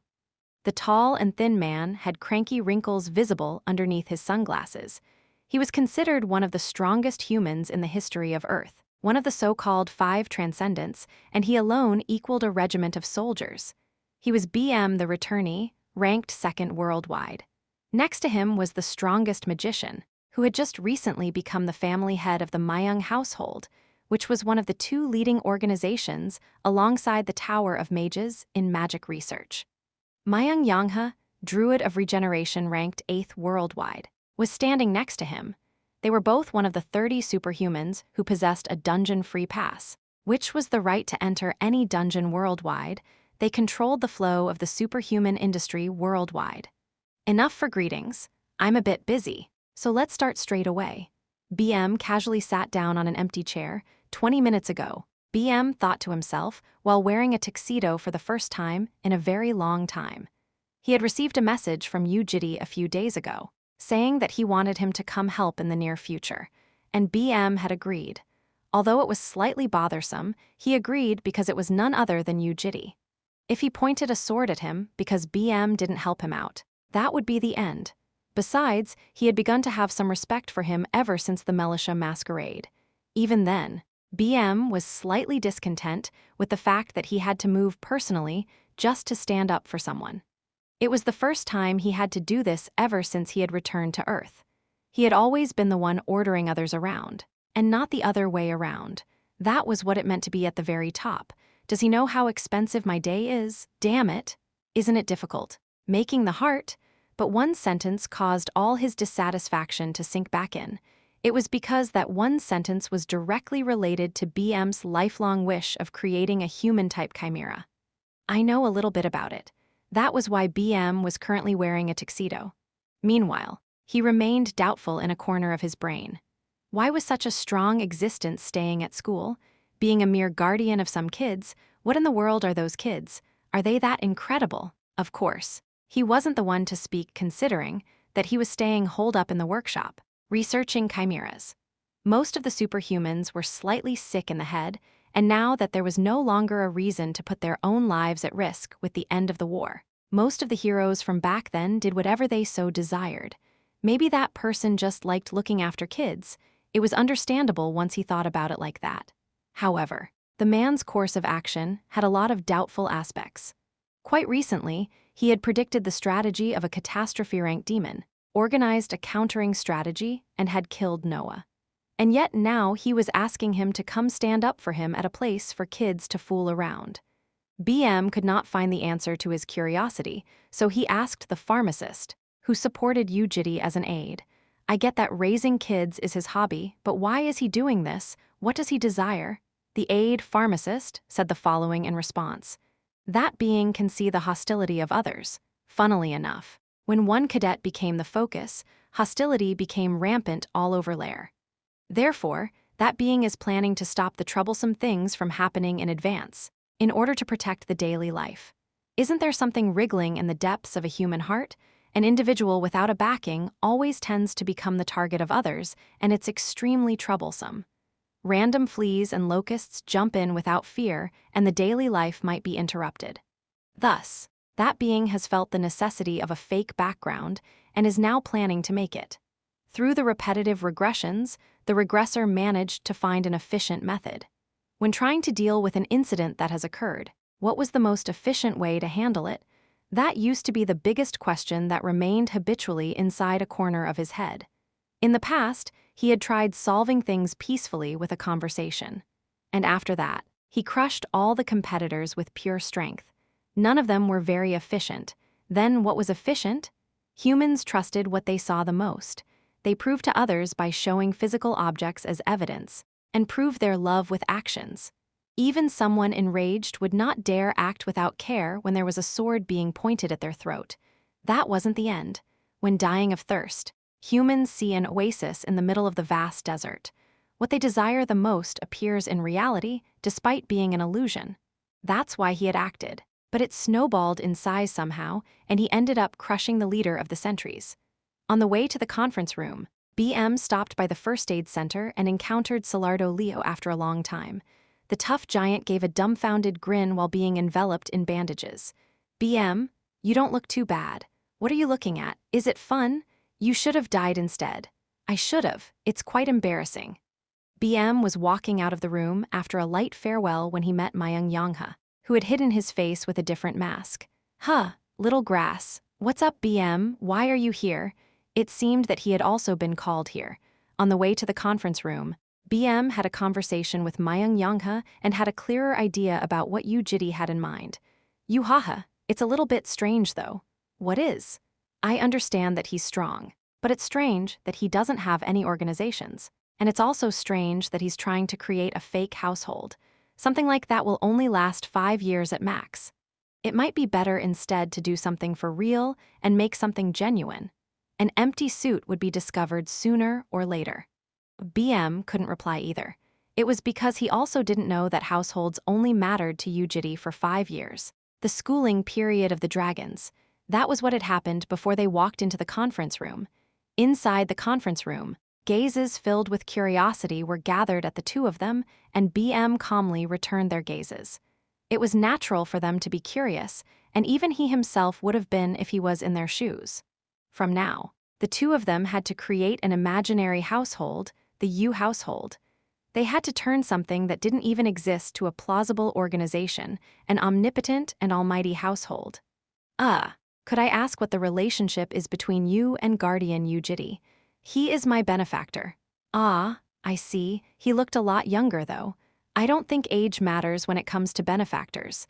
Of course, you're right. In response to Myung Yongha's words, confusion appeared in the eyes of the old figurehead. We work together. The next response from BM was a magical reply that rejected any further questions up front. They were curious what World's Rank 2 was doing, but no one dared to ask him about it during an official conference. No one could ever guess that BM was just talking about him being the nurse and Jitae being the doctor. He opened his mouth while pushing his sunglasses up. Things have gotten slightly out of hand. First off, let me apologize in Guardian Jitae's stead. I've met Salardo on the way, but that friend really is quite tough. The shield only has a small crack on it, and it's fortunate that the losses aren't too big either. On the other hand, an extremely young cadet could have died on the side. I heard it was because of something that happened in the munitions department. What a shame that the incident originated from that place. He was practically shouldering the blame on the munitions department. Which was the cause? It was evident that the school inspectors were becoming slightly displeased. Near is the shirt, but nearer is the skin. From what I've heard, I think it's understandable that you would want to cover for the ones closer to you. I probably would have done the same myself. BM expressed his dissatisfaction with a low voice. Despite his low voice, the aura he was emanating was very fierce. He might be a nurse that listened nicely when he was with someone specific, but he was originally known as a mad scientist among other superhumans. While everyone became nervous, Assistant Principal Ma Namjoon, the only one not nervous, intervened and cut him off. But as you know, there were a lot of eyes looking at us. Such rampages go against the regulations, and we can't not consider the equity of regulations as the authority maintaining the rules of the Academy City. Equity? You like that a lot, huh? Of course, at least in my opinion, the guardian staying behind at Lair would be difficult due to the conventional thoughts of the society. There are lots of things to take into consideration after all. Ma Namjoon's eyes bent like a snake. He had been planning on using the Yu household if it was a half-assed organization, but since BM and Myung Yongha suddenly appeared out of nowhere, this catastrophe-ranked demon had to change his plan. Yu Jitae had to be distanced away from Lair as much as possible. Ah, but you know, it's not like we have to do that, right? That was when Myung Yongha opened his mouth with an amiable smile. Please elaborate. There's this regulation I found on the way here. Would you like to look at it together? Myung Yongha clicked his fingers. Soon, his wrist divided and turned into tree branches, before spewing out a book. Punishment Regulations Article 17 Paragraph 4 says that guardians can be punished after the graduation of the cadet. Well, yes, there is that, but doesn't Lair prioritize the cadets above anything else? I know this because my cousin graduated 2 years ago. It was one of the regulations that had been made after the war, but there were no precedents of the regulation taking effect. However, there is no precedent. We need to inspect it a little bit more before we can make a decision. Then, Myung Yongha laughed heartily. Then, why don't you make one now? It was an imposing sentence with a commanding tone despite his smile. There was an undisguisable trace of confidence in his voice. The middle-aged men of the education department gulped.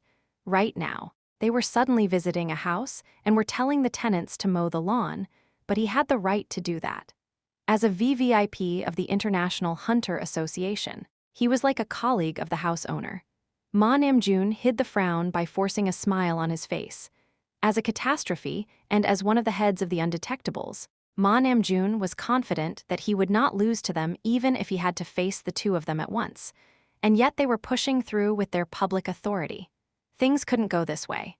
Right when Ma Namjoon was about to say something. Right, this isn't why we came here, but it's unfortunate. Sirs, I know that you're having a hard time doing great things at great places. BM slowly opened his mouth. I've been in the military and I know myself. You're all innocent and doing great things, but you get pushed around left and right. The ones above talk shit and the households try to keep you in check. It's uncomfortable, right? They think they're strong and do unreasonable things. What are you trying to say?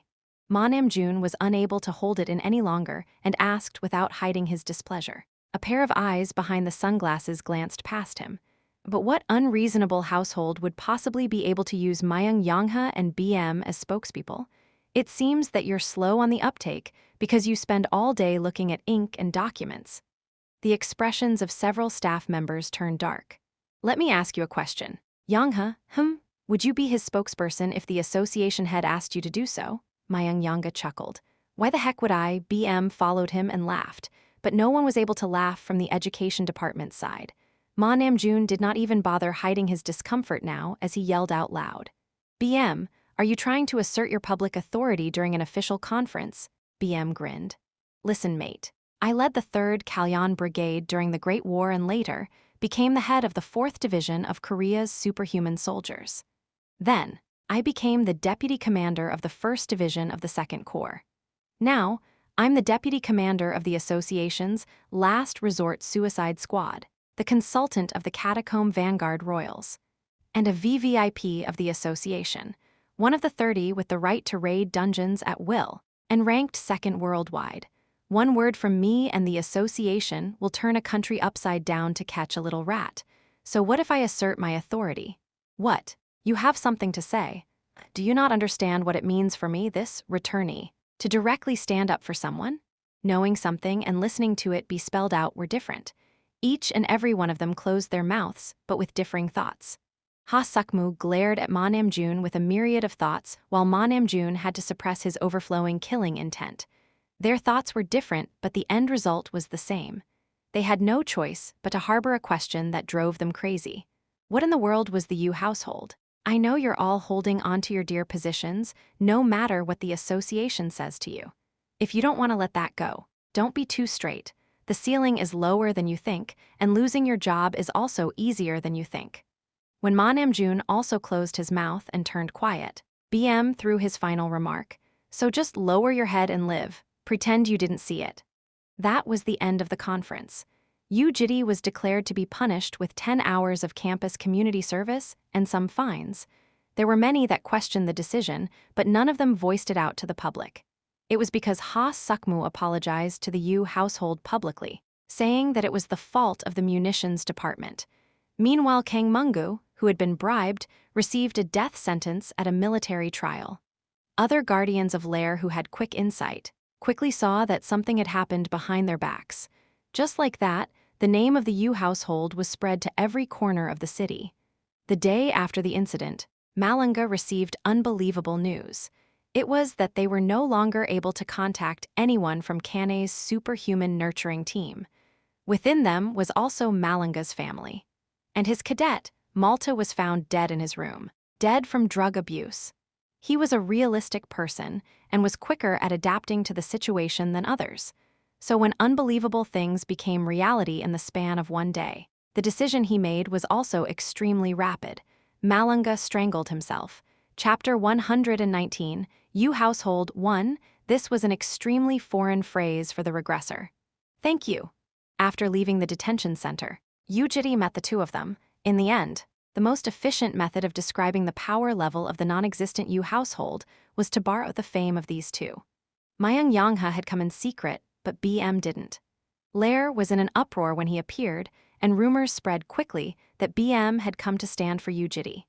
Two names that could be used anywhere around the globe etched the virtual organization of Yu household into the brains of the education department staff.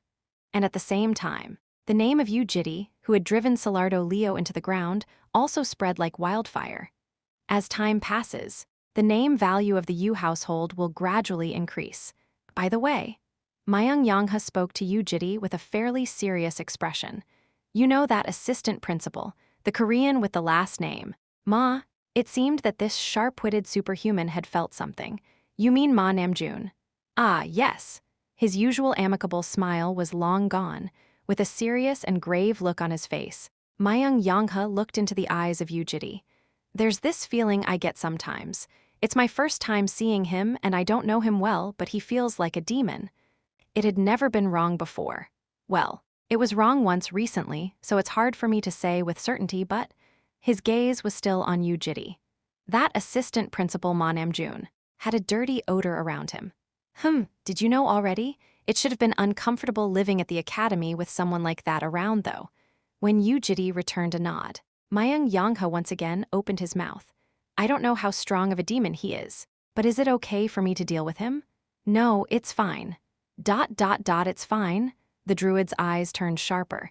He was still unable to fully trust Yu Jitae, and it was a fitting attitude for a soldier. Since there was no need to make him doubtful, Yu Jitae gave a succinct explanation. We can't thoughtlessly kill him. What do you mean we can't kill him? Demons were all clingy with their lives, and it was more so for catastrophe-rank demons. It wasn't just Noah who desperately struggled to stay alive. They usually borrowed the power of their lords of the abyss to add several protective insurances to their lives. A war will break out if Ma Namjoon dies. In response to his words, both Mayang Yangha and BM turned stiff. War. It had only been 20 years since the Great War, and the weight behind the word, war, was significantly heavy. Can I ask why? Yu Jitae didn't reply. It was better not to disclose any information hereafter. In the first place, Ma Namjoon had pretty much lost all his limbs. Like all demons who loved staying under the radar for a long time, Ma Namjoon would also try to build his power up over an extended period of time, even after the amusements were over for the dragons. Therefore, he was only planning to observe Ma Namjoon from nearby. I'll take care of it myself. The regressor ended the topic with those words. For some time, the two of them were silent as they organized their thoughts. Ah, right, Mr. Yu Jitae. When Mayang Yangha opened his mouth again, he sounded slightly brighter. Yes, it's nothing too serious, but was it Jael? Junil really wanted to meet that little blue-haired girl again. By Junil, he was talking about his biggest son. Would you like to go on a trip together when you're free? I'm a little bit busy right now. Is that okay? It is. I'm also a bit packed on schedule, so I think we'll have to talk about it in more detail later on. Mayang Yangha then laughed. You know, I actually sneaked out in the middle of my patrolling session today. Yuhahat? A trip. A trip, it sounded okay. The water that had been taken from the Lake of Life was still sitting in a corner of Baum's room. He could vividly remember the back of a blue-haired child blankly staring at the water bottle. Then, let's try organizing the time later on. I know a few places that are insanely beautiful. Indeed, thinking back on the previous iterations, the Grand Natural Society was an organization gathered for the purpose of killing demons, but they spent more time playing around and visiting places. Since he had been uninterested in going on trips back then, Jitae wasn't able to fit in. Anyways, I'll see you later then, wish you all the best. After Mayang Yangha left first, the intertwined long and thin legs were undone as BM pushed his sunglasses up. Young Bongman, oh please, I wish you would stop calling me that. I was thinking of adding some rent fee for the 30 tenants. BM's expression turned serious behind the pair of sunglasses. Were you for real? About what? You know, heart, it's a lot more difficult than what words could express. Making it similar in terms of shape isn't even an ordeal, nor is making a similar organ that does similar things. Creating the internal elements of an organ that big is also a piece of cake, but the problem is that we have to add all three of those and make it function in a human body, not a superhuman one. The regressor nonchalantly gave a nod. I know, of course. Dumbfounded, BM let out an empty laugh. Crazy, there's no way you're saying nonsense either. Seriously, what in the world are you? Are you like a god? I'm not. Jitae pondered on the answer, but soon changed the topic with a shake of his head. When do you want me to help? Right now will be a bit troublesome.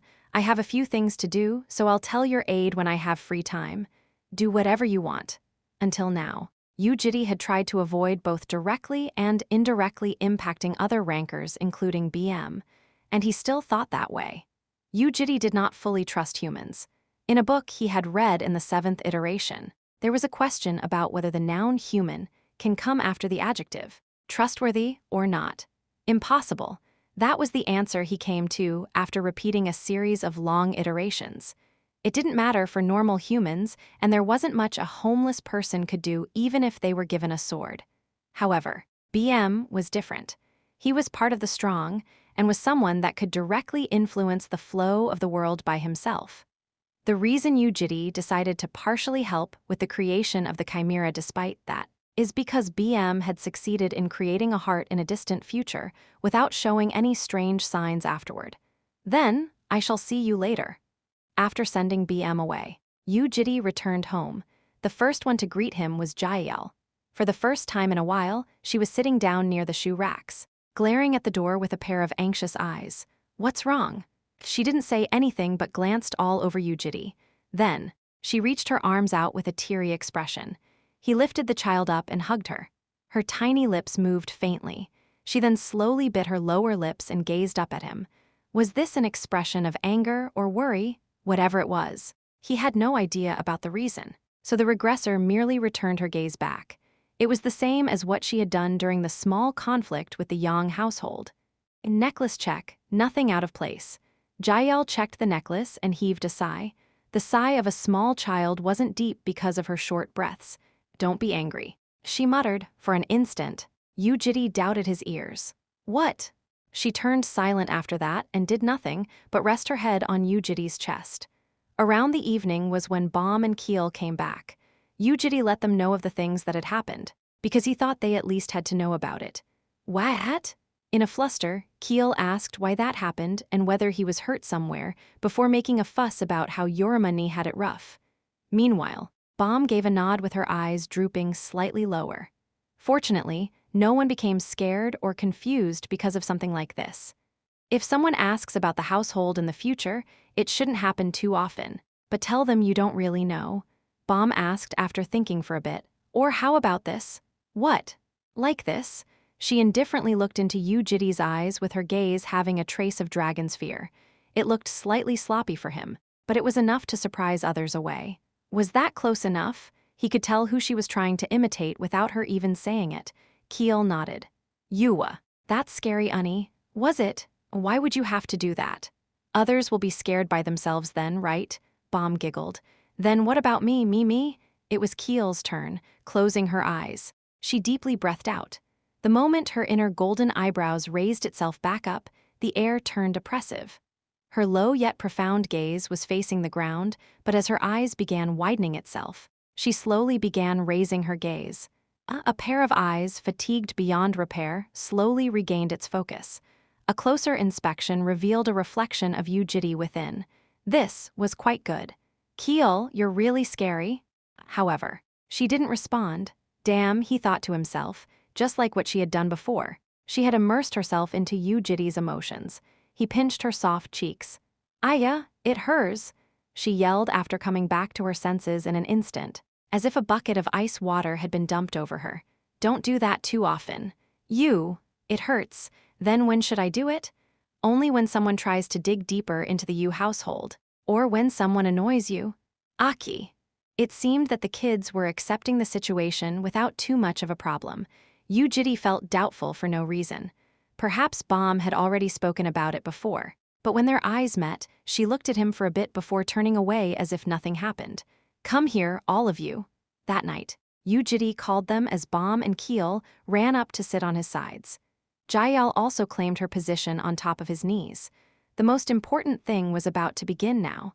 9 p.m. every day. A highlight video of the B Underground Fisher Raid will be uploaded on Lair's official application. B Underground Fisher Raid was a 3-day raid, with the first 2 days being highlight videos and the last day being a live session of the boss raid.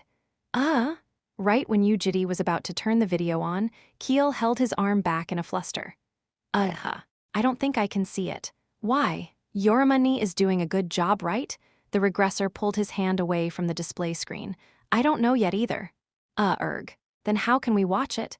Why can't we watch it?" Unnie really did her best, like she didn't even sleep and vomited in the toilet every time. He nodded. Yoram had adhered to her training frantically, to the point that diligently was not enough to express her efforts. Unnie would do well in spars, obviously, because she's strong, but this doesn't work just because Unnie is strong by herself, right? She tried super hard, and yet if she's not doing a good job right now. Thinking of the worst possible case scenario, Keel soon turned depressed. He thought it was just her being overly worried, but that didn't seem to be the case. Unexpectedly, even Bomb, who was leaning on the backrest of the sofa, and Jitae, who was empathizing herself with Keel, all appeared worried. Because they had watched on from up close, they wished her hard work wouldn't betray her.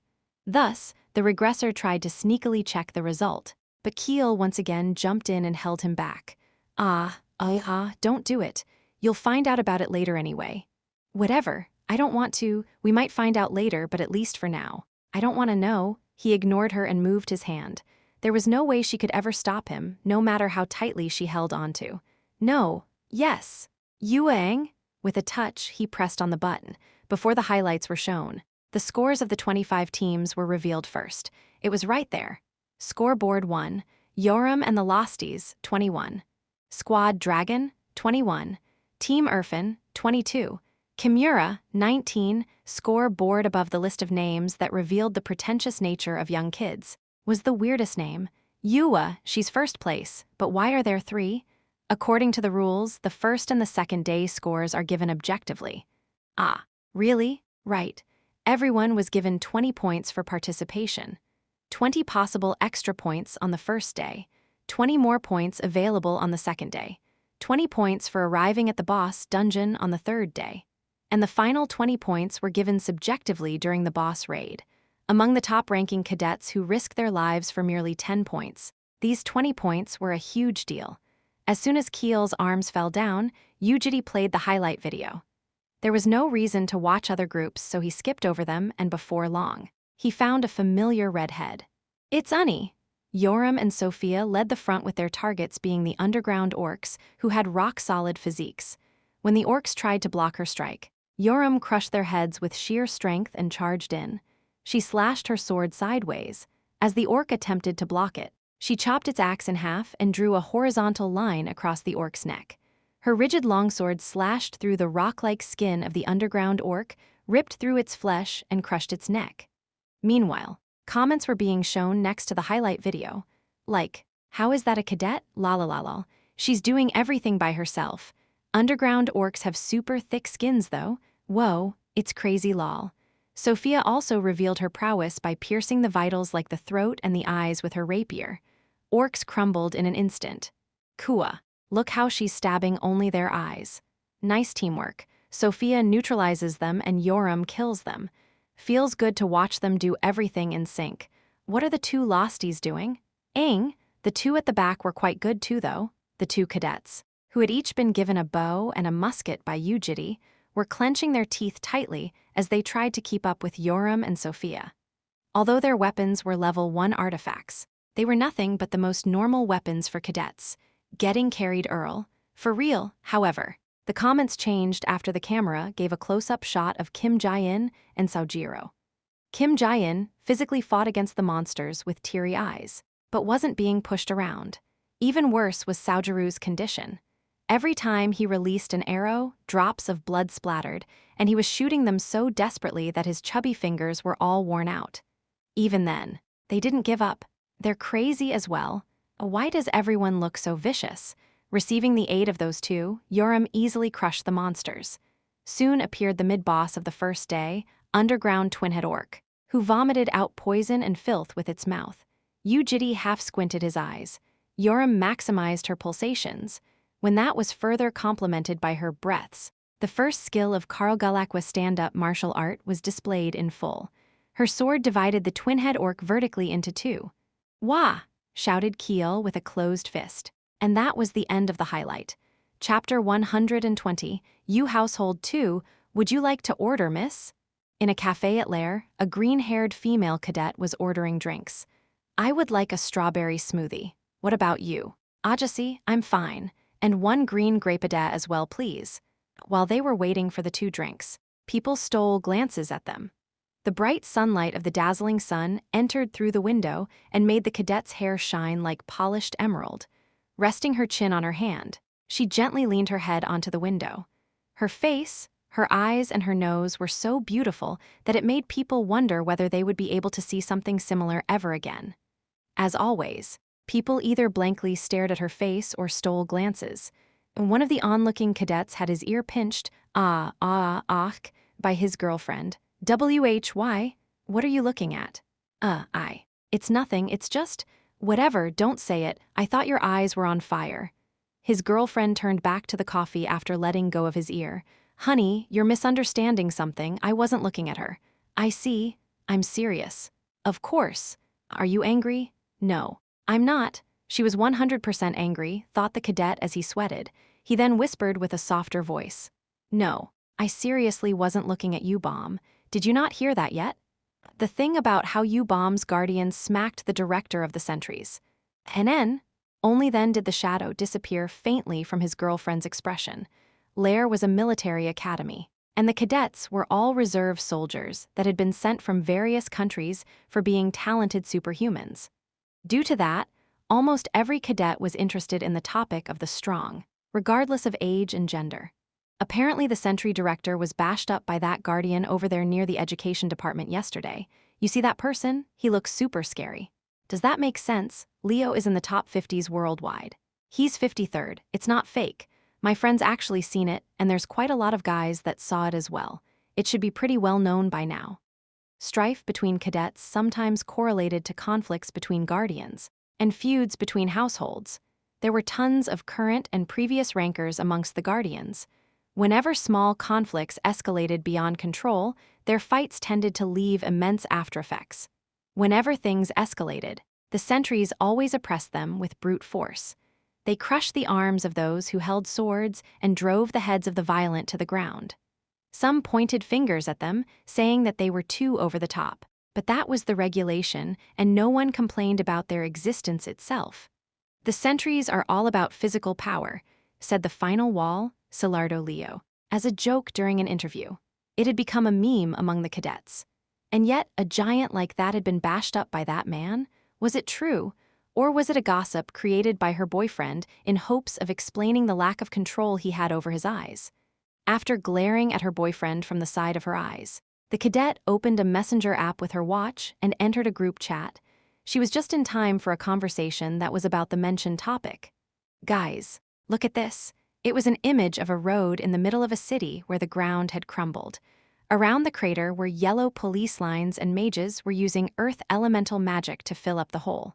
They're fixing it, lol. Is that human shape in the middle Salardo? Yi lual, ah. Kekeg. I was wondering what that was, lol. At the very center of the crater was a hole shaped like a human with their arms and legs wide open. It was the trace of a gigantic human taller than 3 meters. The director was alive even after that? El Mao, yeah. That's insane, lol. Use him as a cannonball if we run out of them. Lalalalal cannonball, physical power, kekekek lalalalal, final cannonball, akekekek crazy. Lalalalal WTF, blankly. The cadet stared at the group chat before raising her head back up. That famous U-bomb was handing a drink with a straw inside over to her guardian. Why? Do you not like green grapes? Green grape ades here are very nice. I don't like sweet stuff. Still, just try it, come on. Now that she looked around, the cadet realized that others were also throwing glances at the two of them. There were always such gazes wherever U-bomb was. But there were more eyes staring at the guardian today. How is it? ... It's not bad. See, I knew it. With a hazy gaze and a slow body, the man slurped the drink and took U-bomb out of the cafe. The cadet stared at their backs vacantly before asking her boyfriend. That person punched the director of the sentries, right? NN. Yeah, then how is he just walking around like that? That's also what I want to ask. Guardians of Level 4 Society cadets had gathered. After finishing the routine for the day, the Guardians gathered at one place and chugged shots of alcohol. There were always various incidents and happenings at Lair, but the story that had spread today was about a slightly bigger incident than usual. 10 hours of campus community service and $500,000 of fine. Was it? It was. The community service thing is just for show. It's always around 30 hours even if it's just a fight between cadets. At least the fine is pretty high though. No, that's also close to nothing considering all the damage done to property. Seriously, there's not a single sign of equity. That's just how Lair is. I guess, well, they are the big boss in this place after all. But even Irfan and the Yang household wouldn't be favored like this. Right? The association wouldn't stand still unless it's the Brzenk family or something. It was possible for the Brzenk family, because they were the direct family members of the official rank 1 worldwide. In other words, it was impossible unless one was at their level. Then, what in the world is the Yu household? Mr. Huangbo, do you know something about them? The guardian from the Huangbo household downed a shot of alcohol. Yu household, nothing rang a bell. Although he had a connection with most of the well-known households and guilds, it was the first time hearing such a name. It was also hard to think of them as a secret organization under the Korean government. The two cadets apart from Yu Yoram didn't even appear like soldiers. As they became more and more intoxicated, the topic of their conversation gradually changed. They began putting subjective imaginations into the equation as they tried to backtrack the unidentified household. Maybe it's an organization that's being grown by the association? What?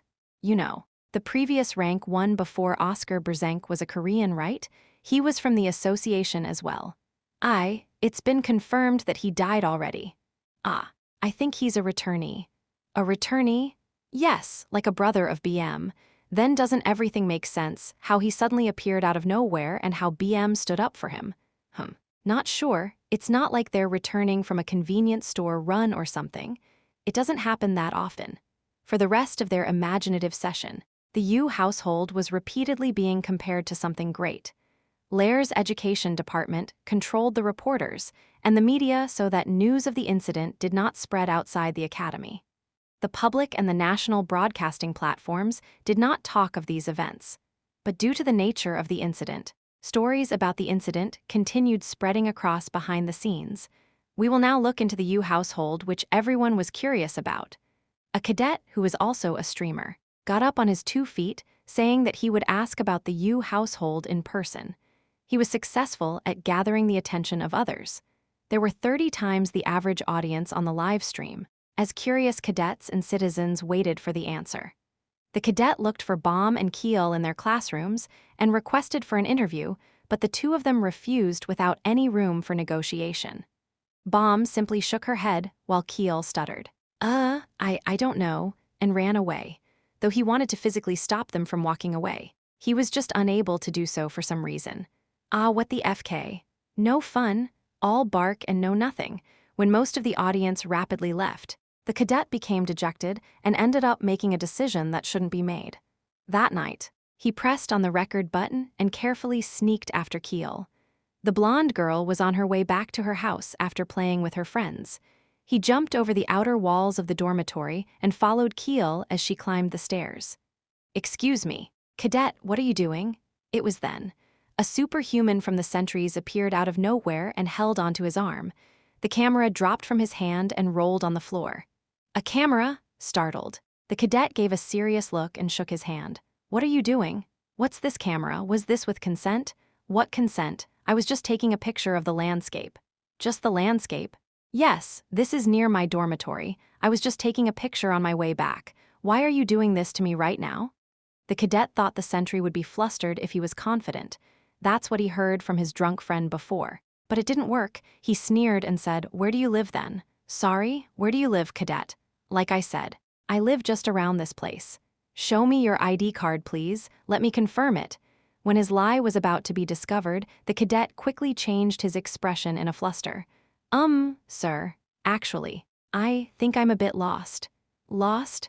It was just an accident. I'm a bit bad with directions, so." The sentry once again snickered as if he had heard something absurd.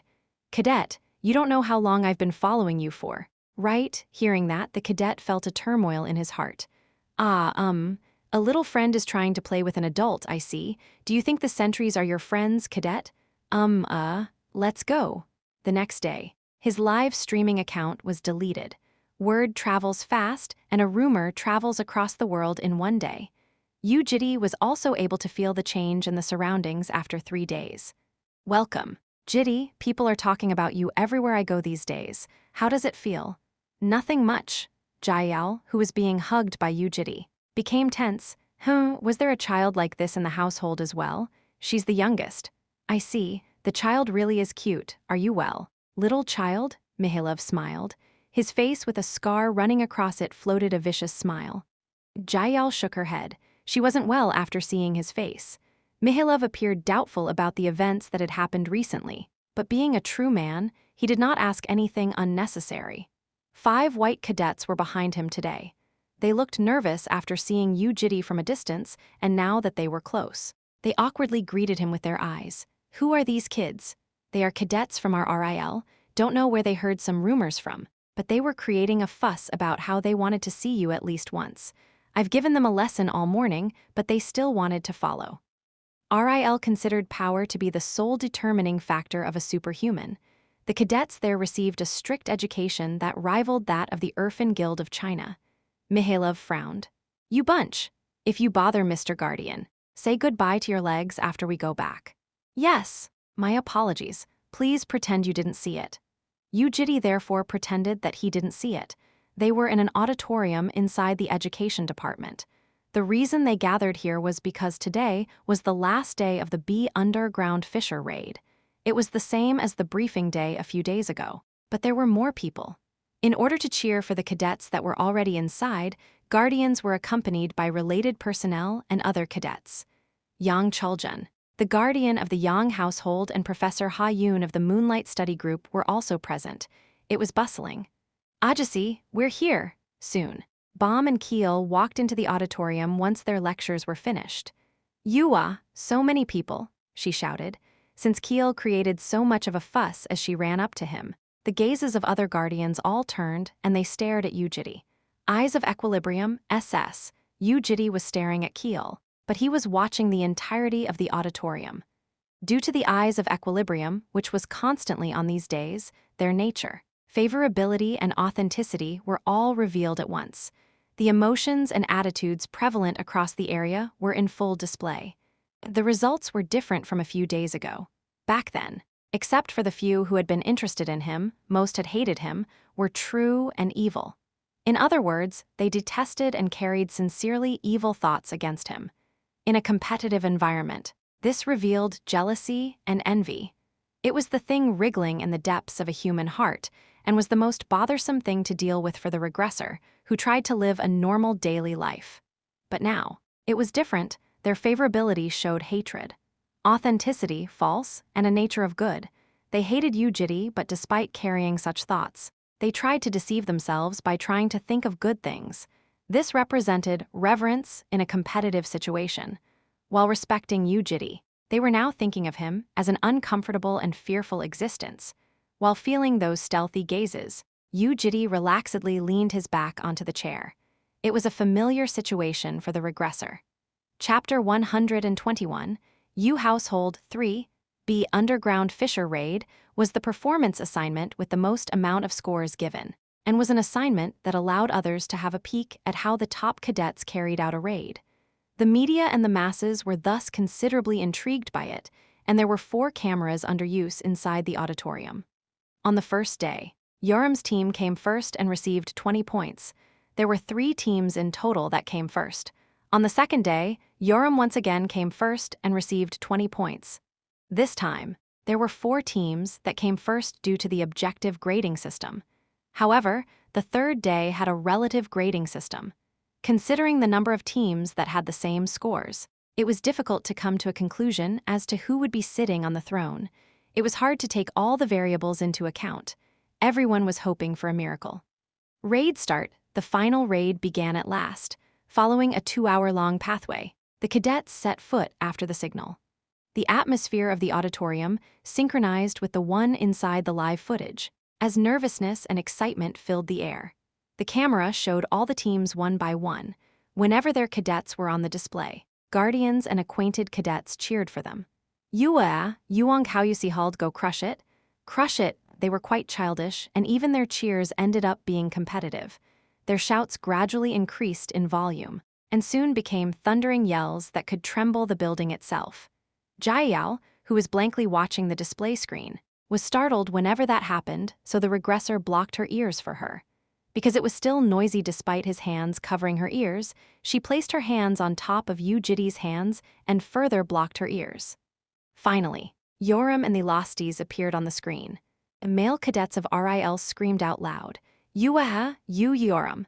Thinking that it was finally her turn to shine, Kiel shouted, as well. Jitae also stopped fidgeting around and nervously watched the screen. In the middle of the screen was Yoram biting her lips. Jitae watched them advance. At the start of the raid, they followed the pathway they reserved for themselves and moved hastily. They defeated any enemy that appeared without hesitation. All the battles were handled the way they had planned it out beforehand, and everything was going smoothly. However, when they arrived at a room and encountered other teams, the situation immediately changed. A Japanese team coming 5th on the rank suddenly turned around. Kiel shouted with surprise. Why are they blocking Yoramani's path? Without even trying to hide it, they went in front of Yoram's group and took their reserved path. They're trying to keep her in check. In check? Why? They're trying to defeat the boss together, because it's important to go early and hit more. If they were to go before others, they would encounter the boss first, so it was important to select a good pathway. 2 or more teams going on the same pathway was against the rules, and attacking other cadets was also against the regulations. Thus, Yoram and the Losties had to bite the bullet and look for a different road. Those stupid Japs. The abrupt profanities had unexpectedly been from Sojiro's mouth. Japs, it's your country though. I can't acknowledge those cheap bastards as the same Japanese, Yoram frowned. Shut up. If you have time to move your tongue, move your feet instead. Sorry. It was as expected. Although their teamwork had increased from the 3 days of training, it was impossible to drastically increase their raid efficiency. Besides, Yoram was a specialist only when it came to close combat, and she was quite lacking in regards to deactivating traps and fighting against peculiar monsters. She could bulldoze through all the traps if this was an actual raid with limited time, but it was an assignment, so Yoram had no choice but to deactivate all the traps. After passing through the corridor of traps, they were met by monsters. Front side, 9 underground spiders. In response to Yoram's words, the sharpshooters immediately prepared themselves for battle. The spiders dropped from the ceiling and the walls, but Kim Jae-in and Sojiro had become more sensitive than ever from the past 2 days of hellish raids. The spiders began moving under the veil of darkness. Their body color was similar to the color of the wall, but Yoram lit up the corridor with the spell Fire E before jumping into a group of 5 spiders. She was buying time for them. Meanwhile, Kim Jae-in used her musket and aimed for the eye of a wolf-sized spider, and Sojiro also landed a shot on the head of another spider. When 2 out of the remaining 4 were unable to fight, the front fighter was able to go around without a worry. Sophia immediately removed the remaining 2. Seeing that, Yoram also distanced herself from the 5 spiders and grouped up with the other 3. The 4v5 was immediately taken care of. Thanks to Yoram throwing her body forward, the party was able to save the time they had lost in other places during the combat phase. Whatever the case, they had to enter the boss room before others. But when they were at the next room with multiple crossroads, this time the Yang household took their reserve path a split second before them. "You fucking bitches, that's our corridor," Sophia swore at the Yang household. "Lol. Retard, your fault for coming late, isn't it? Yang Danbai, you damned NGGA. What, you blonde retard." They shared words of racism without holding back. When Yang Danbai showed her middle finger, Sophia raised hers as well. In the end, their path had been taken. "Ah, I just want to go up and slap them on the back of the head." Sophia panted in anger. "Let's go, fuck." Yoram frowned temperamentally. The Yang household was slightly faster than them. Acknowledging that fact, they turned to a different path they had reserved. In order to save time, Yoram once again bought time during combat while the remaining 3 quickly dealt with the monsters. After hunting 3 to 4 groups of monsters, they finally arrived at the next crossroad. But how unlucky could they be? This time, it was the Urfin Guild that took their reserve path. Ego will be going on ahead. Hihai, Ling Ling, Zhang Zuyan, Zhou Luxun, and others, who did not have a good relationship with Yoram in the first place, laughed as they ran into the corridor. Sophia's fingertips trembled. Should I go and kill them for real? Yoram and the Losties stopped their feet. All the routes they had planned for had been taken. Kill what? You should have dealt with the monsters faster. What? You, Yoram, are you saying I'm the problem? Hey, Unnie, then am I the problem? Yoram and Sophia growled, and Sophia soon pointed at the 2. It's because they are slow as fuck. They've always been slow. You should have been faster since you're at least faster than them. You're putting the blame on me now? Are you crazy? The energy they had maintained throughout the raid was being threatened by them fighting after a long sprint. If they didn't find a new path soon, their remaining raid would be at risk. That was when Kim Jae-in opened her mouth with a mutter. I actually thought a bit more about the reserve paths. What? Really? I'm quite pessimistic, so I was thinking what if and, while catching her breath, Kim Jae-in floated a hologram map and suggested new paths.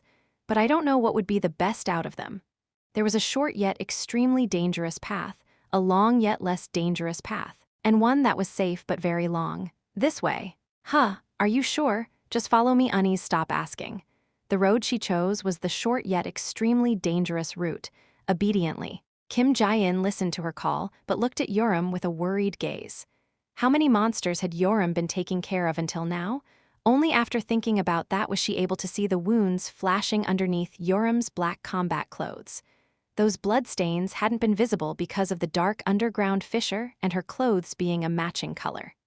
Yoram, your arm. Hearing that, Yoram glanced at her arm before casually dusting it off, and she continued walking forward. On the dangerous road, Yoram threw her body forward more often as she fought.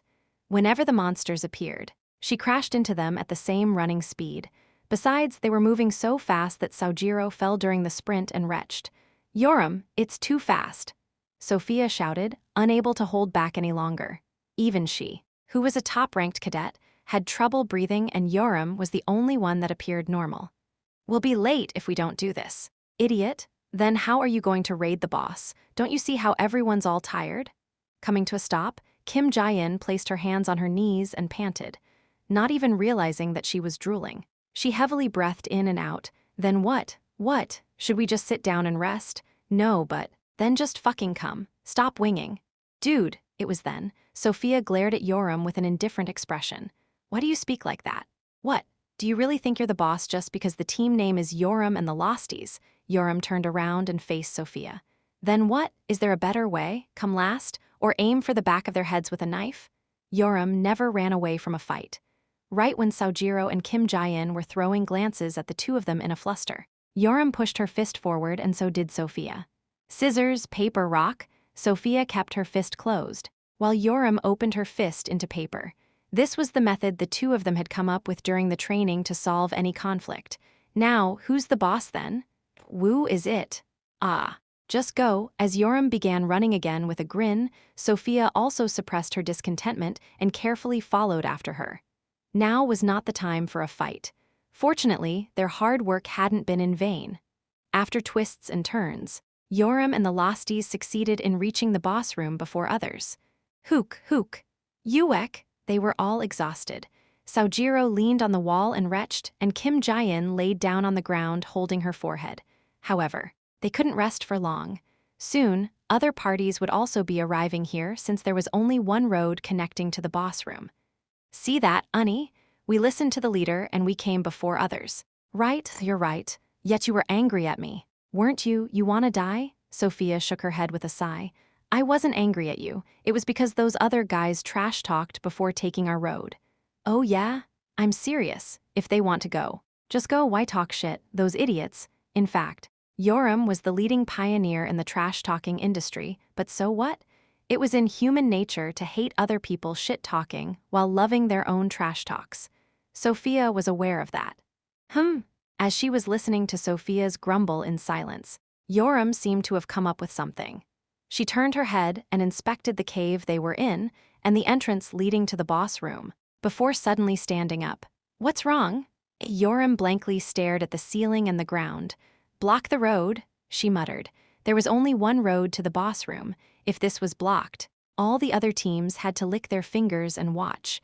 That was when footsteps were heard from the other side of the cave. Oi, get up all of you. NN, come inside the boss room right now, hurry up. After everyone entered the boss room, Yoram gripped onto the sword artifact with her two hands.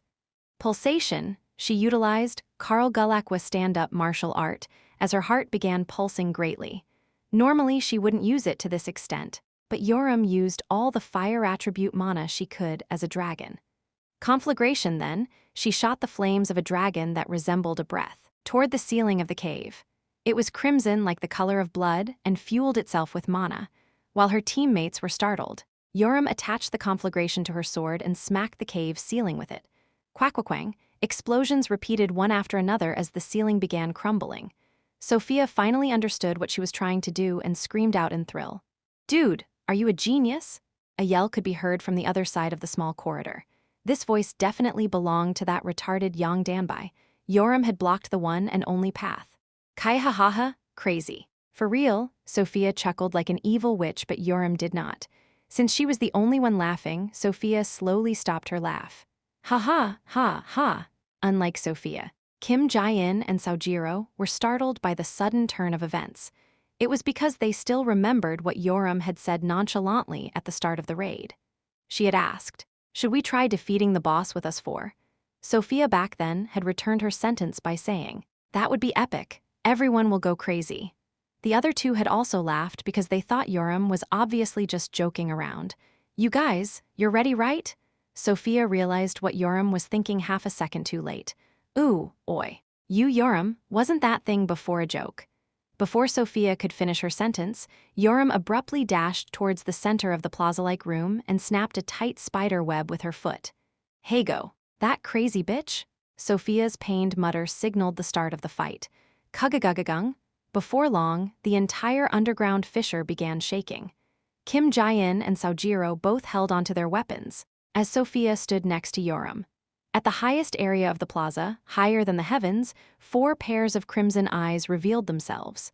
The boss, Spider Queen, with the height reaching 5.5 meters and a body length of 10 meters. The spider was bigger than most dump trucks.